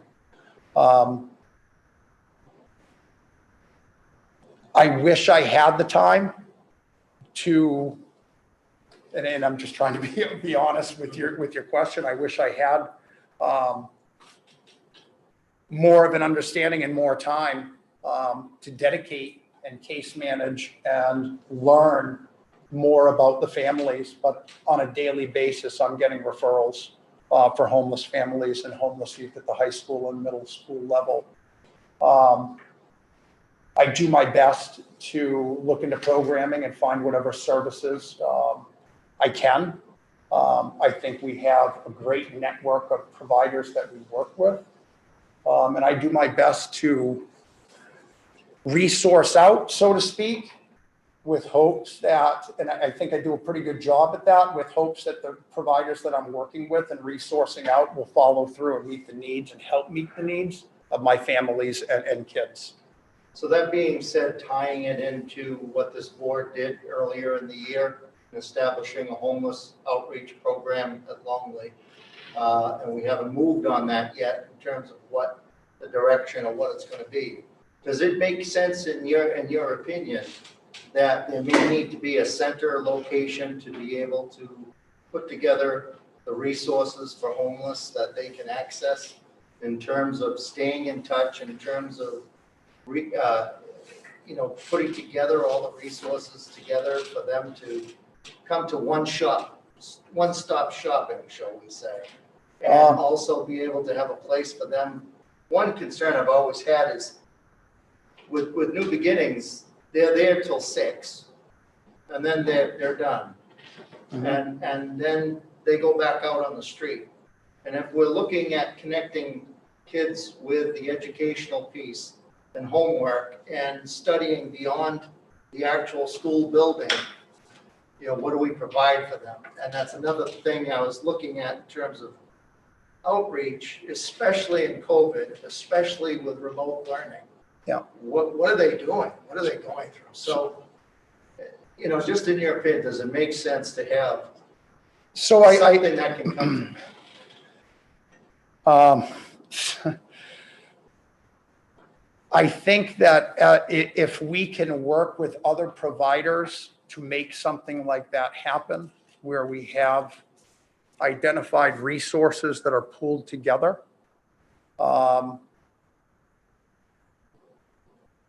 yeah, I do think there is a need, but I think we need to also look at the resources in the community and make sure we're working with them and we don't want to step on their feet. For example, Trinity Jubilee, they have a drop-in center for families. New Beginnings has a drop-in center for teens, and you're correct, they do have to close, but just like any other program, to my knowledge, most homeless programs, they do have to close. My understanding is there's one shelter, correct me if I'm wrong, Jamie, in Portland, that's an at-risk homeless shelter that remains open 24/7. Is that still around, Lighthouse, similar? Yeah, but it's the warming, so even at night you can go in and get warm. We also don't have a low barrier youth shelter here in Lewiston. We have one in Portland, so we're lacking a lot of services in Lewiston. Closest is Portland. So even though we have New Beginnings, there's some stuff that could be added that could help our youth. So to answer your question, providing a space, I think would be a great idea. Running it, I think looking towards professionals in the community that have longevity in working with homeless youth and families would probably be our best way to go. I think from a perspective of having a teen center, we already have one. How can we work with New Beginnings to beef their teen center up a little bit? Can we, because they have educational components, they have 2 teachers that work there that have master's degrees that do help kids. But I think it's how can we collaboratively work together and effectively utilize our programming here in the district and effectively utilize Jamie's programming as well as New Beginnings and work together. Opening up a teen center, I think we'd be opening up a can of worms, to be honest. I'm not saying that I think it would be very difficult, to monitor that. And, for example, if we have a teen center, how are we going to identify who's homeless and who's not? Ask people at the door. And I'm not saying that, but from a perspective, we're going to have to open up the doors to every kid. That's kind of how I would look at it, because we can't be asking our kids, and this is kind of off the cuff, when they're coming into the teen center, are you homeless? How does New Beginnings do that? I'm sorry, what? How does New Beginnings handle that when students? I don't know, but I could look into that a little bit. I could talk with Chris McNell. I've got a positive relationship with a lot of the directors over there and talk with them. I think that they're out in the community doing outreach, out on the streets. If we were to go in shutdown mode, I am fully prepared with the team to go out, including Jamie, and assess and do outreach in the community. It's difficult though, because these kids and families run the gamut. It's not just homelessness, it's generational poverty, it's substance abuse, it's domestic violence, it's lack of parenting, it's gambling, it's, you know, I mean, and all of those factors, I think, trickle into that homeless piece and that problem. So if you identify a homeless student in Lewiston Public Schools who's 15, 16, 17 years old, and they're not living with their parents, what options, what resources can you connect them with? Great question. So those would be identified as an unaccompanied youth, where that youth is not living with their legal guardian. Unaccompanied youth within the high school setting can act as their own legal guardian. However, I think when that occurs, it's best to implement some type of mentor to work with that unaccompanied youth at 15 years of age, let's say, for an example, that's coming in off the streets of Boston. I'm sure they've got a lot of street life experiences, but do they really have an understanding coming in what the next 4 years of school is going to be like? So again, an unaccompanied youth, they're identified very similar to an adult. I would work with them methodically and trying to identify resources in the community. Where would they sleep? Because I know New Beginnings won't accept them without a parental signature. So what, as the liaison, where do you connect them? Well, again, I think my main job within, as a liaison, is to make sure barriers are reduced within the school system. I think when it comes to doing work after hours and outside of school, I do my best to look at resources.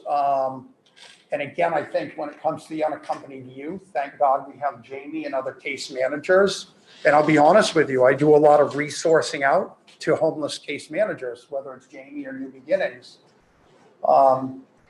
I don't know if I'm answering your question to its fullest. Yes, sir. I guess I just reiterate the question, where do they sleep? A lot of them, hold on one second. So the most recent study, main study, shows that the majority of kids are doubled up. So, and I just saw this, I would say 70% of the youth that were identified in Maine are doubled up. So from a perspective of, I think more kids feel more comfortable doubling up with family and friends than they do wanting to go into a shelter. But that's, again, a pocket of the population.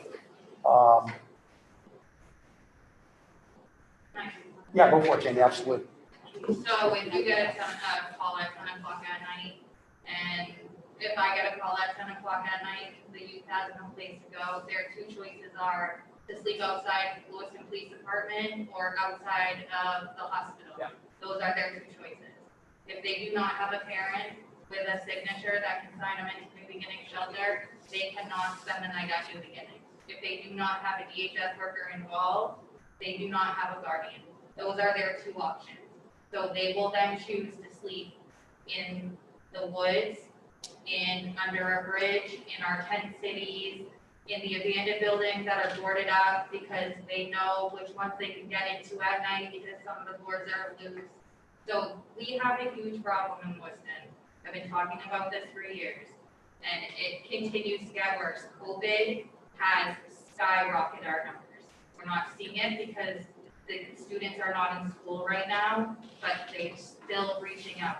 We've gone to the tent cities. I do outreach all the time, so they're still there. It's not changing, and it's not gonna change. Sounds like a very huge barrier to accessing their education, and it sounds like something that we really need to address more thoroughly. Yes. Could Dan, thank you so much for Yeah, that. no I'm problem. curious, would Thank you you, mind guys. if I refer to the memo that's in the packet and see if Jamie can come up to answer a few questions? Dan, thank you. Jamie will be able to share her own piece.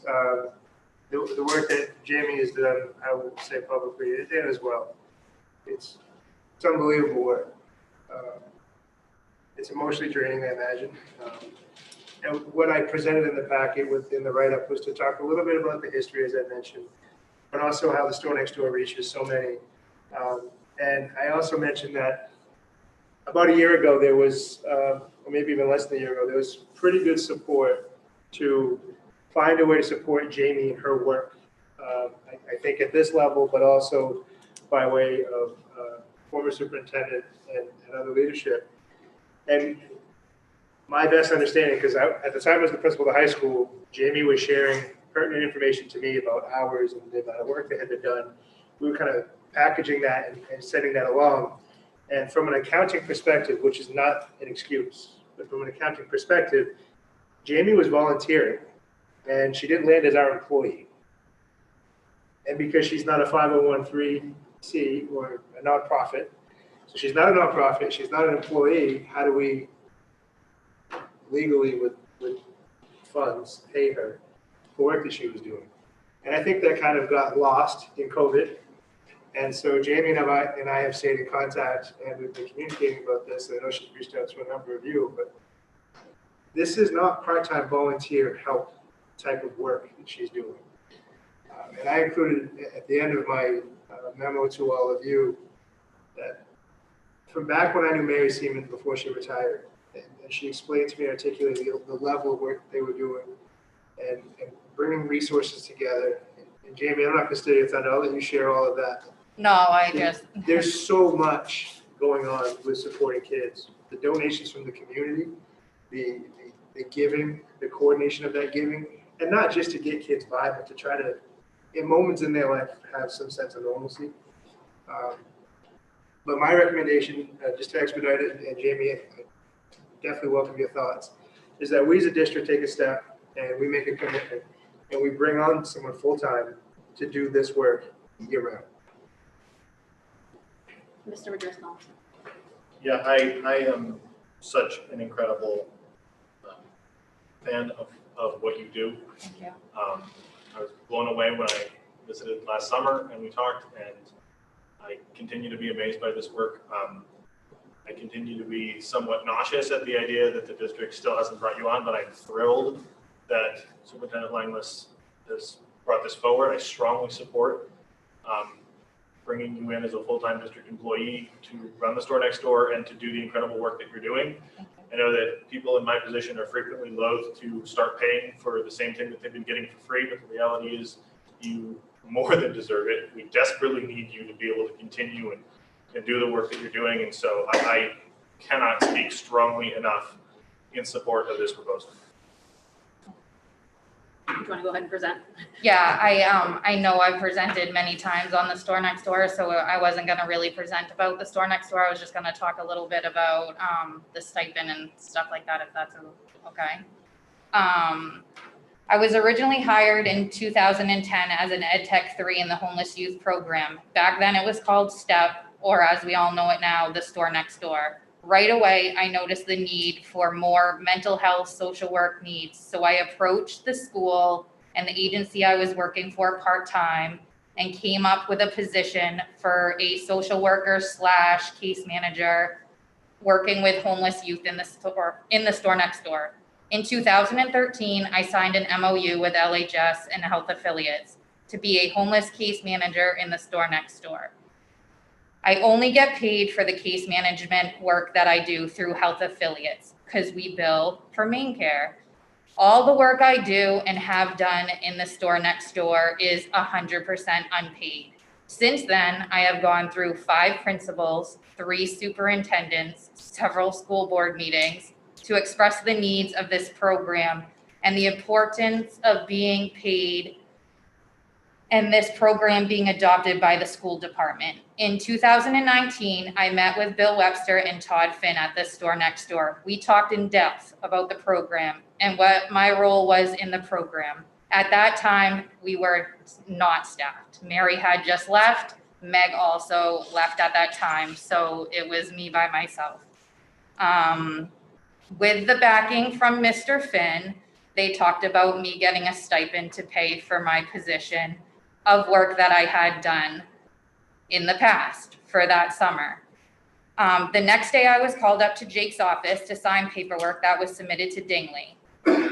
As of this moment, and not without several emails, I have still not seen the stipend I was promised. When COVID hit, I never stopped serving our youth. Katie and myself set up our own food pantries in our garages, loaded bags, and then bringing them to tents, street corners, porches, anywhere a youth was staying. I have never felt supported by the school district, but it doesn't stop me from taking care of what I need to do. I have come to believe that the school department is full of broken promises and tends to do a lot of misleading. For 10 years, I have watched people be placed in positions that have not earned it. Yes, I am loud, I am bright, I am tattooed, but I'm here for the youth, not the status. I have a fire in me that is non-stoppable. I love my community. I love my so-called broken children. These children are our futures.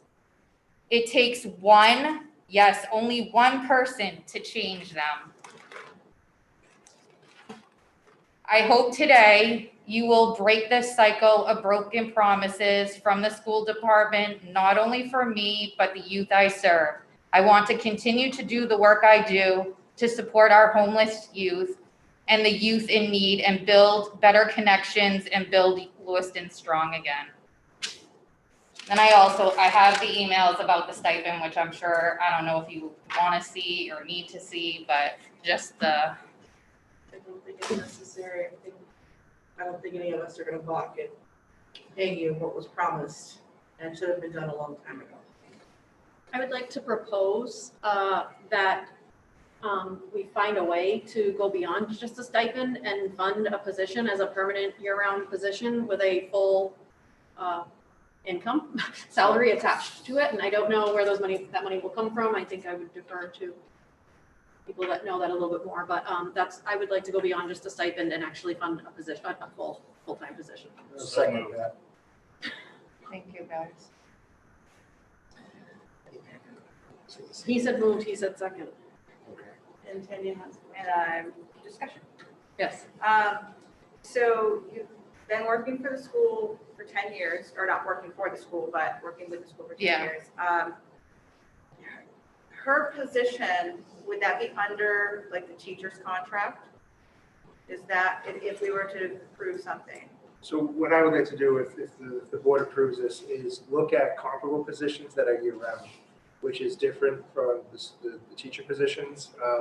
The kids don't go without. Well, it's not just teachers, it's certified professionals contract. So it's not just, it's social work, it's all that. And so I wanted to make sure that she would be in that contract. Yeah. If that's the case, oh, sorry. I would actually look more at the personnel policy language Okay. for Jamie's position, because I would be looking for her to be compensated for her work year-round. And I say that because the certified professionals, and I'm not taking anything away from them, they do get, that chunk of time in the summer that's in many cases freed up for them, unless they choose to take on some extra things. But if we start paying Jamie at X amount of days, and June, July, and August is not part of her work, she's gonna keep working. And we have enough kids that have enough need. I'm also curious about how we can harness that energy that she's talking about to see how we can grow this piece and start pulling in some of these other things, whether it's organizations, committees. I think we have a little bit of a perfect storm on our hands. And I'll blame COVID for one positive thing maybe, but as we sit here and we look at the need, we can find some synergy in these pieces and talk about how we develop student leadership, how we coordinate resources, how we bring more funds into the community to help kids. This is what Jamie does every day right now. So I would recommend that she be salaried, not hourly. Yes. And so my question is, the general government contracts, those are hourly. I was looking at personnel policy, more SM8. range. Okay, all right, that makes sense. And those are I just want year-round to make sure comparable that positions. we are giving her the years of experience in that whatever level that she at, like level 10 or whatever you guys think that's necessary. And I would also suggest that we create a position and we back pay her from start of the school year, September 1st or 14th or however as well. I don't know if we can do a stipend, give her a stipend. I hate it really. It's hard to say we're gonna give you what somebody else that doesn't even work here anymore promised you. That for me is really hard.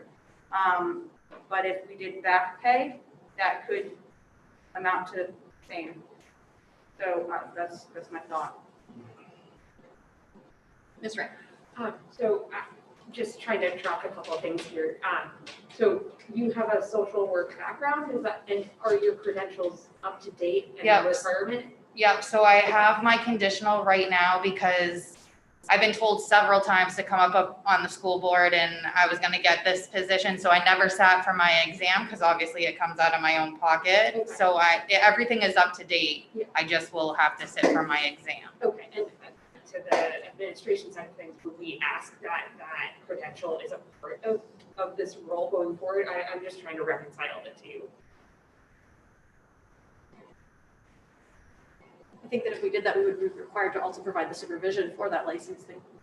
The district would have to provide the supervision. And I have half of the supervision because I already get it through health affiliates anyways. I've been working on it, so I'm probably half through it. And I know that in the past, school-based health centers, because they've contracted with the school, John Libby has offered to supervise me, so I don't know if that could be an option, or I don't know, I guess I think that's. just considerations as Mr. Susi was talking about, educators trying to do what maybe social workers should do. And so I just want to, I don't have a solution, and I honestly don't mind what the solution that the administration comes up with is, but I want global understanding of it, I feel like. But I want to speak to someone, make sure I fully Thank you, understand. Dan. If this position is approved out of the general fund as an unbudgeted item, we have some autonomy as a district as to what we require Jamie to have. Yeah. I would support her if she wanted to continue to pursue the license and how that could play out. But I think once she's an employee, if this is approved, we have some autonomy from a hiring perspective. Okay, I just want to make sure we consider all the angles, and if what you're seeking is to continue to work on that, then we have to have appropriate supervision and processes, but I just want to raise it, flag it moving forward. But I'm totally for, I mean, I visited with Jamie maybe 3 years ago now in that store, and it's incredible the work that you're doing. And thank you. And the fact that you have not been given what you were due is upsetting. I'd prefer to have it from this moment going forward, just because retrograde is hard for me, but I will go along with whatever. From a professional standpoint, you also have your MERC C, right? Which is Yeah, what I allows have you to my provide the case MRC, I have management my services bachelor's regardless in of the mental social health and work human licensing. services. All my certs are, I have to keep them to be a children's case manager.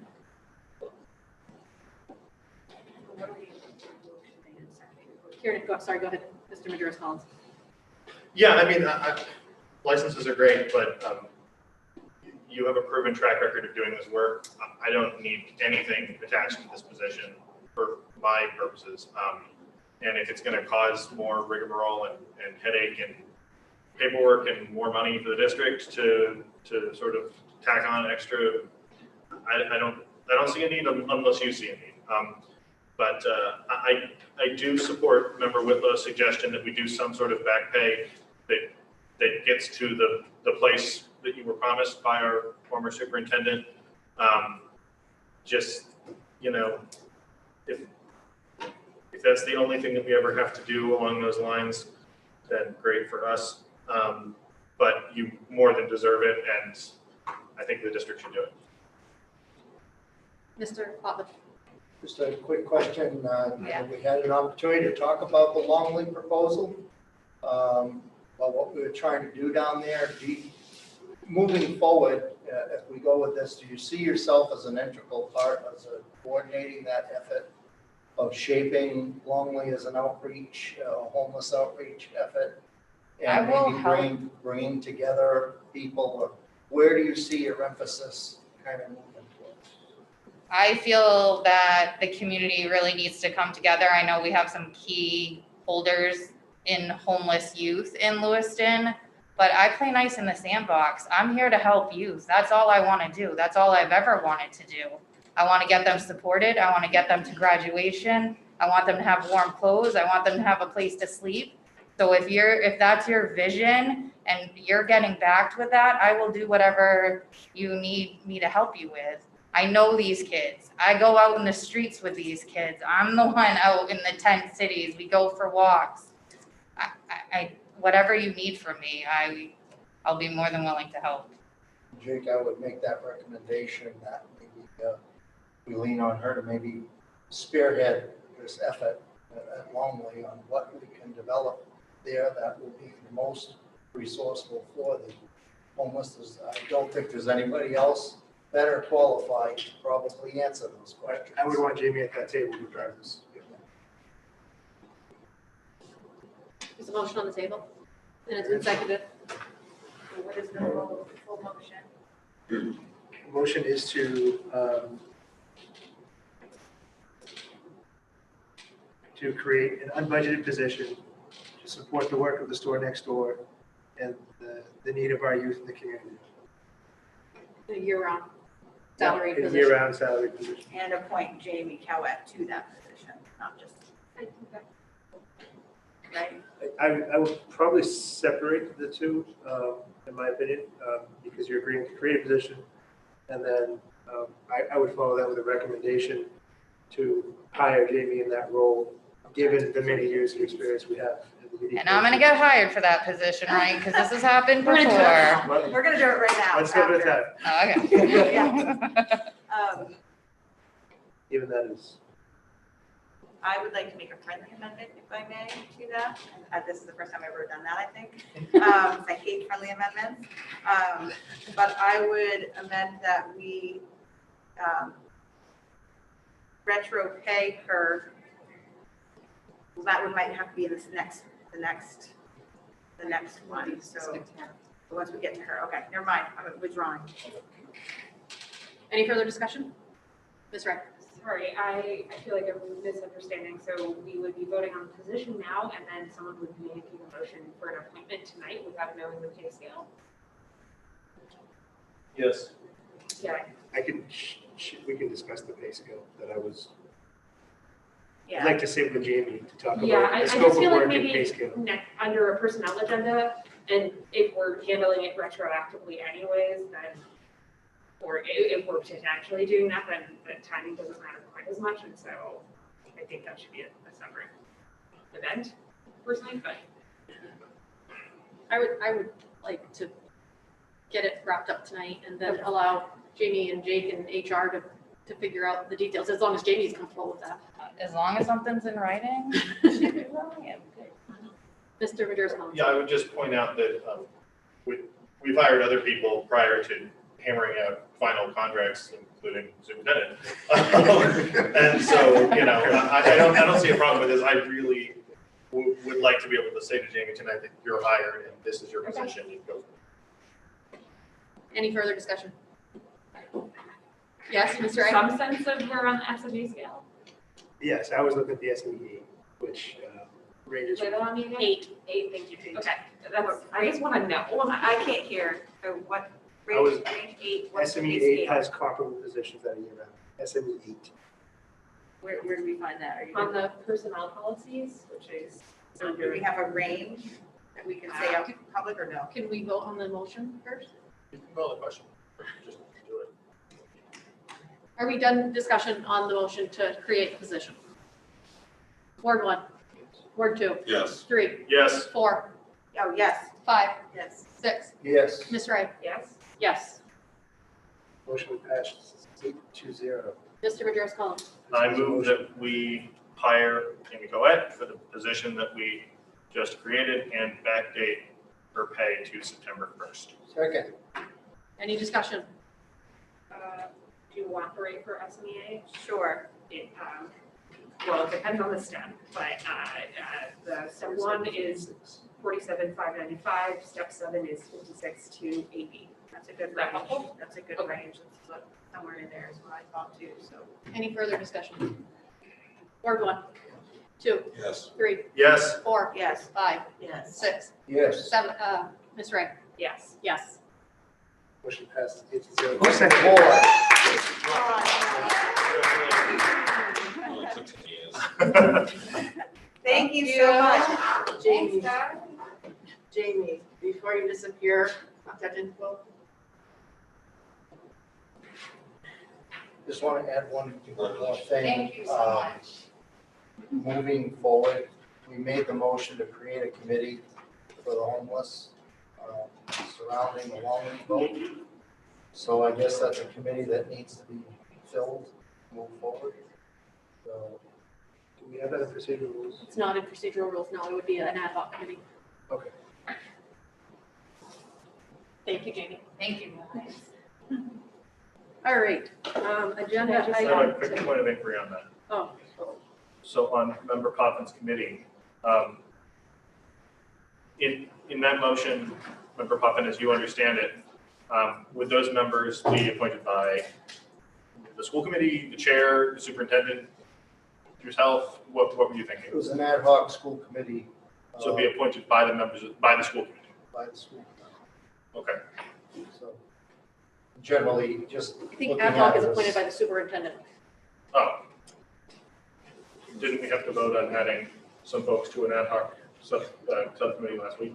We were voting because Monique had been on the committee as a school committee member, and so we had to vote to maintain her position on there when she was no longer a school committee member, and we voted to extend the charge.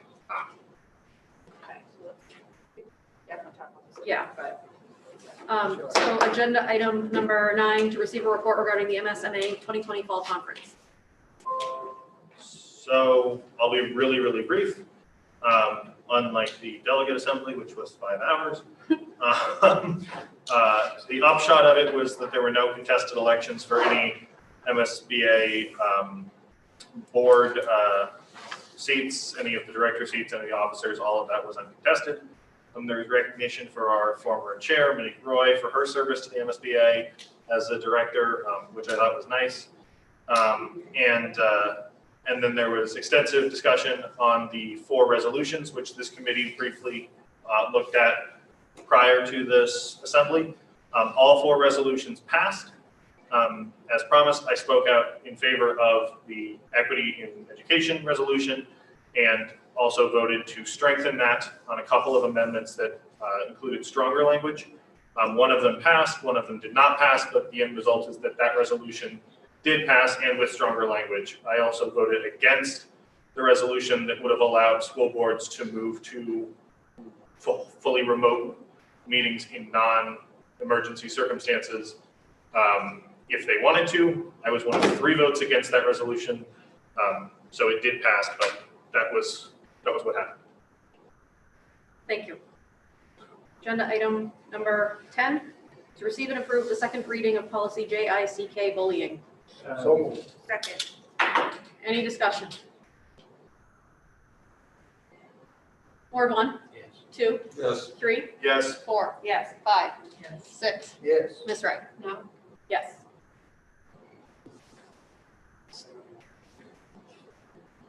Agenda item number 11, to receive and approve adjustments to the school committee meeting schedule. So I sat with Sue to look at the first and the third, as was adopted by the procedural rules. And what we found is there's a number of complications in the schedule. And those include school vacations in both February and April that are scheduled. And there's also a handful of holidays that, because of where they happen, it would make sense to leave it as the second and fourth Monday, or we'd have to look at some kind of modification where it would be like the first and fourth, or at times the second and third. And there would be a number of back-to-back meetings if we do that. I just wanted to share that with the committee so you could have a view of what that would look like, so that we were staying true to that modified schedule. Can I ask if it's just a case of, aesthetics, how it's worded, to just leave it open, now we have 2 official meetings each month? set up the dates as they come up. I mean, just where I've served before, we never actually established dates. We only had that we would have two meetings and 2 workshops, and left it at that. So is there a way we can just leave it open as opposed to having to decide first, third, that type of thing? That would be a decision of the committee. In the procedural rules, there was a lengthy discussion, and approving the first and third was part of the process, but it Always has been determined. My understanding is that the procedural rules expire at the end of December. Is there a conflict on the first and third between now and the end of December? Yeah, January, we vote on new procedural rules. So, if this is a problem for after the new year, we can just change the procedural rules in January when we're doing them again anyways. So we can just. As long as we promise to make it a quick adjustment and no more time than needed on there. Well, Certainly no more time than needed. to get on the first time. See, you have in your packet a calendar that has highlights in it, and the green highlights are, just for reference, there's a key at there's a key on my vision side. The green highlights are when the meetings would happen if we worked with the first and third with complications. Vacations, and then also when holidays land, like July 5th is a Monday, first Monday of the month. So we would bump that to the next one because the 5th would be recognized as the holiday, things like that. But does it have any impact between now and January 1st? It does with Christmas, correct?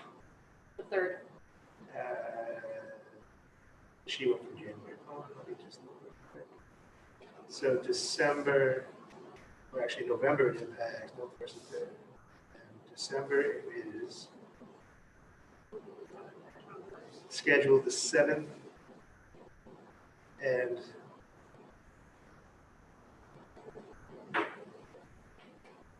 the 7th, and then we have possible COVID because of the winter break, or the December break, I should say. Do we have one regular meeting in December? So there's the 30th of November is a Monday, which is a potential meeting for COVID. The 7th is a regular meeting. The 14th is a possible because of COVID. And that's all I see in my calendar right now, but maybe. That's all I see. The 21st, what day does Christmas vacation, winter vacation start? Winter break starts on the 23rd. Okay, so if we had to have a meeting on the 21st, that wouldn't be impacted. So like member Majoris Collins said, we could wait until January to readdress this. Yes, but in that I don't see one on the 21st of December. Okay.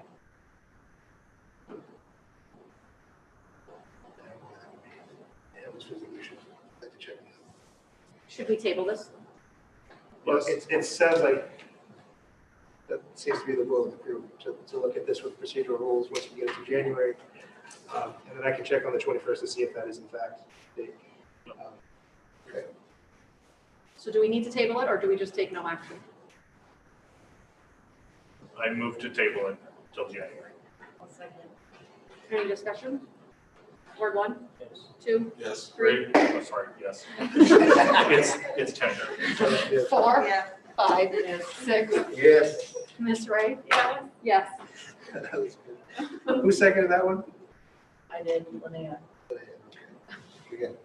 Agenda item number 12, report from City Council Representative. Very brief, please vote tomorrow, 7 a.m. to 8 p.m. If you have not come yet, all polling locations are open. You work in the polls. Agenda item number 13, to receive a report from the school committee chair. I do not have a report to provide this evening. Agenda item number 14, report from the school superintendent.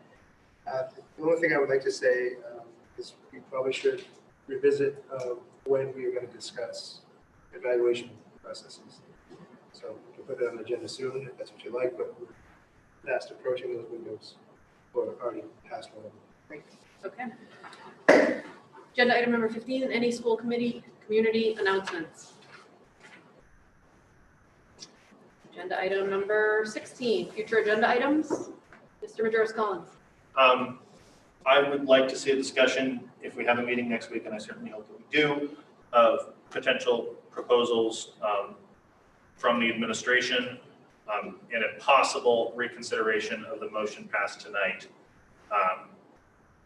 vis-a-vis professional development, depending upon what we see from the administration there. Any other future agenda items? Oh, sorry, Mr. You just have, future have a discussion, should we have a committee surrounded by discussing special ed? Maybe worth a discussion, please. Something to address special ed. Right.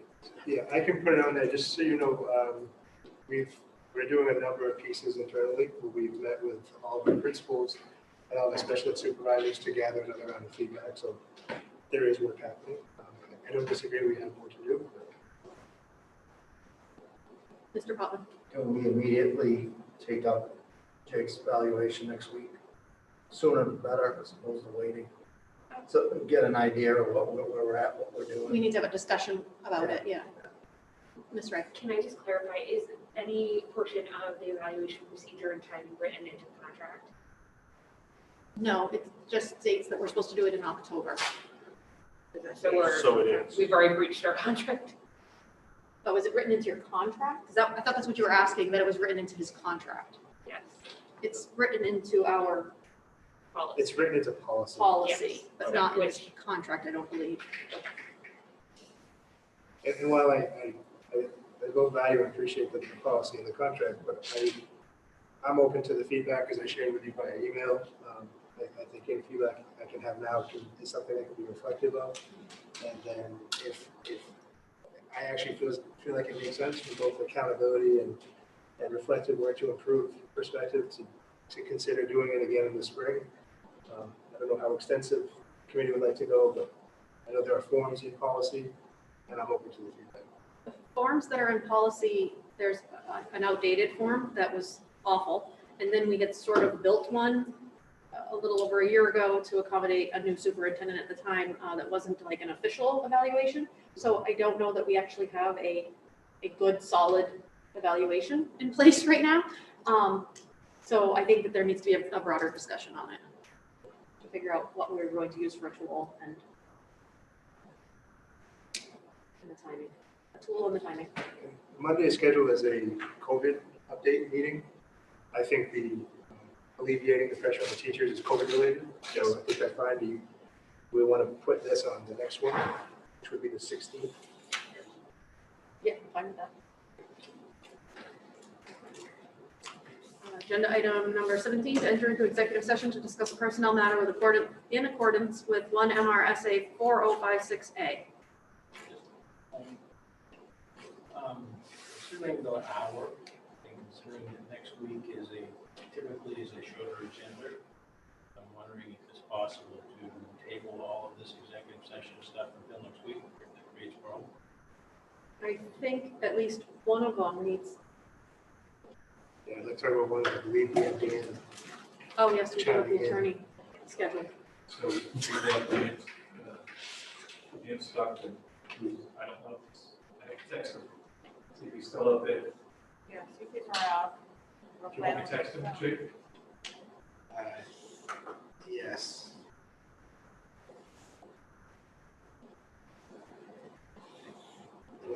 I guess, is the board entertaining that motion, or are we? It would be a motion to postpone this until next week. I think at least one of them is important to discuss today, considering what we're considering discussing next week.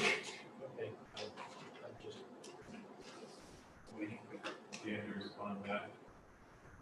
Is he in the first one? So moved. So moved. She announced it, but no one, did people second it?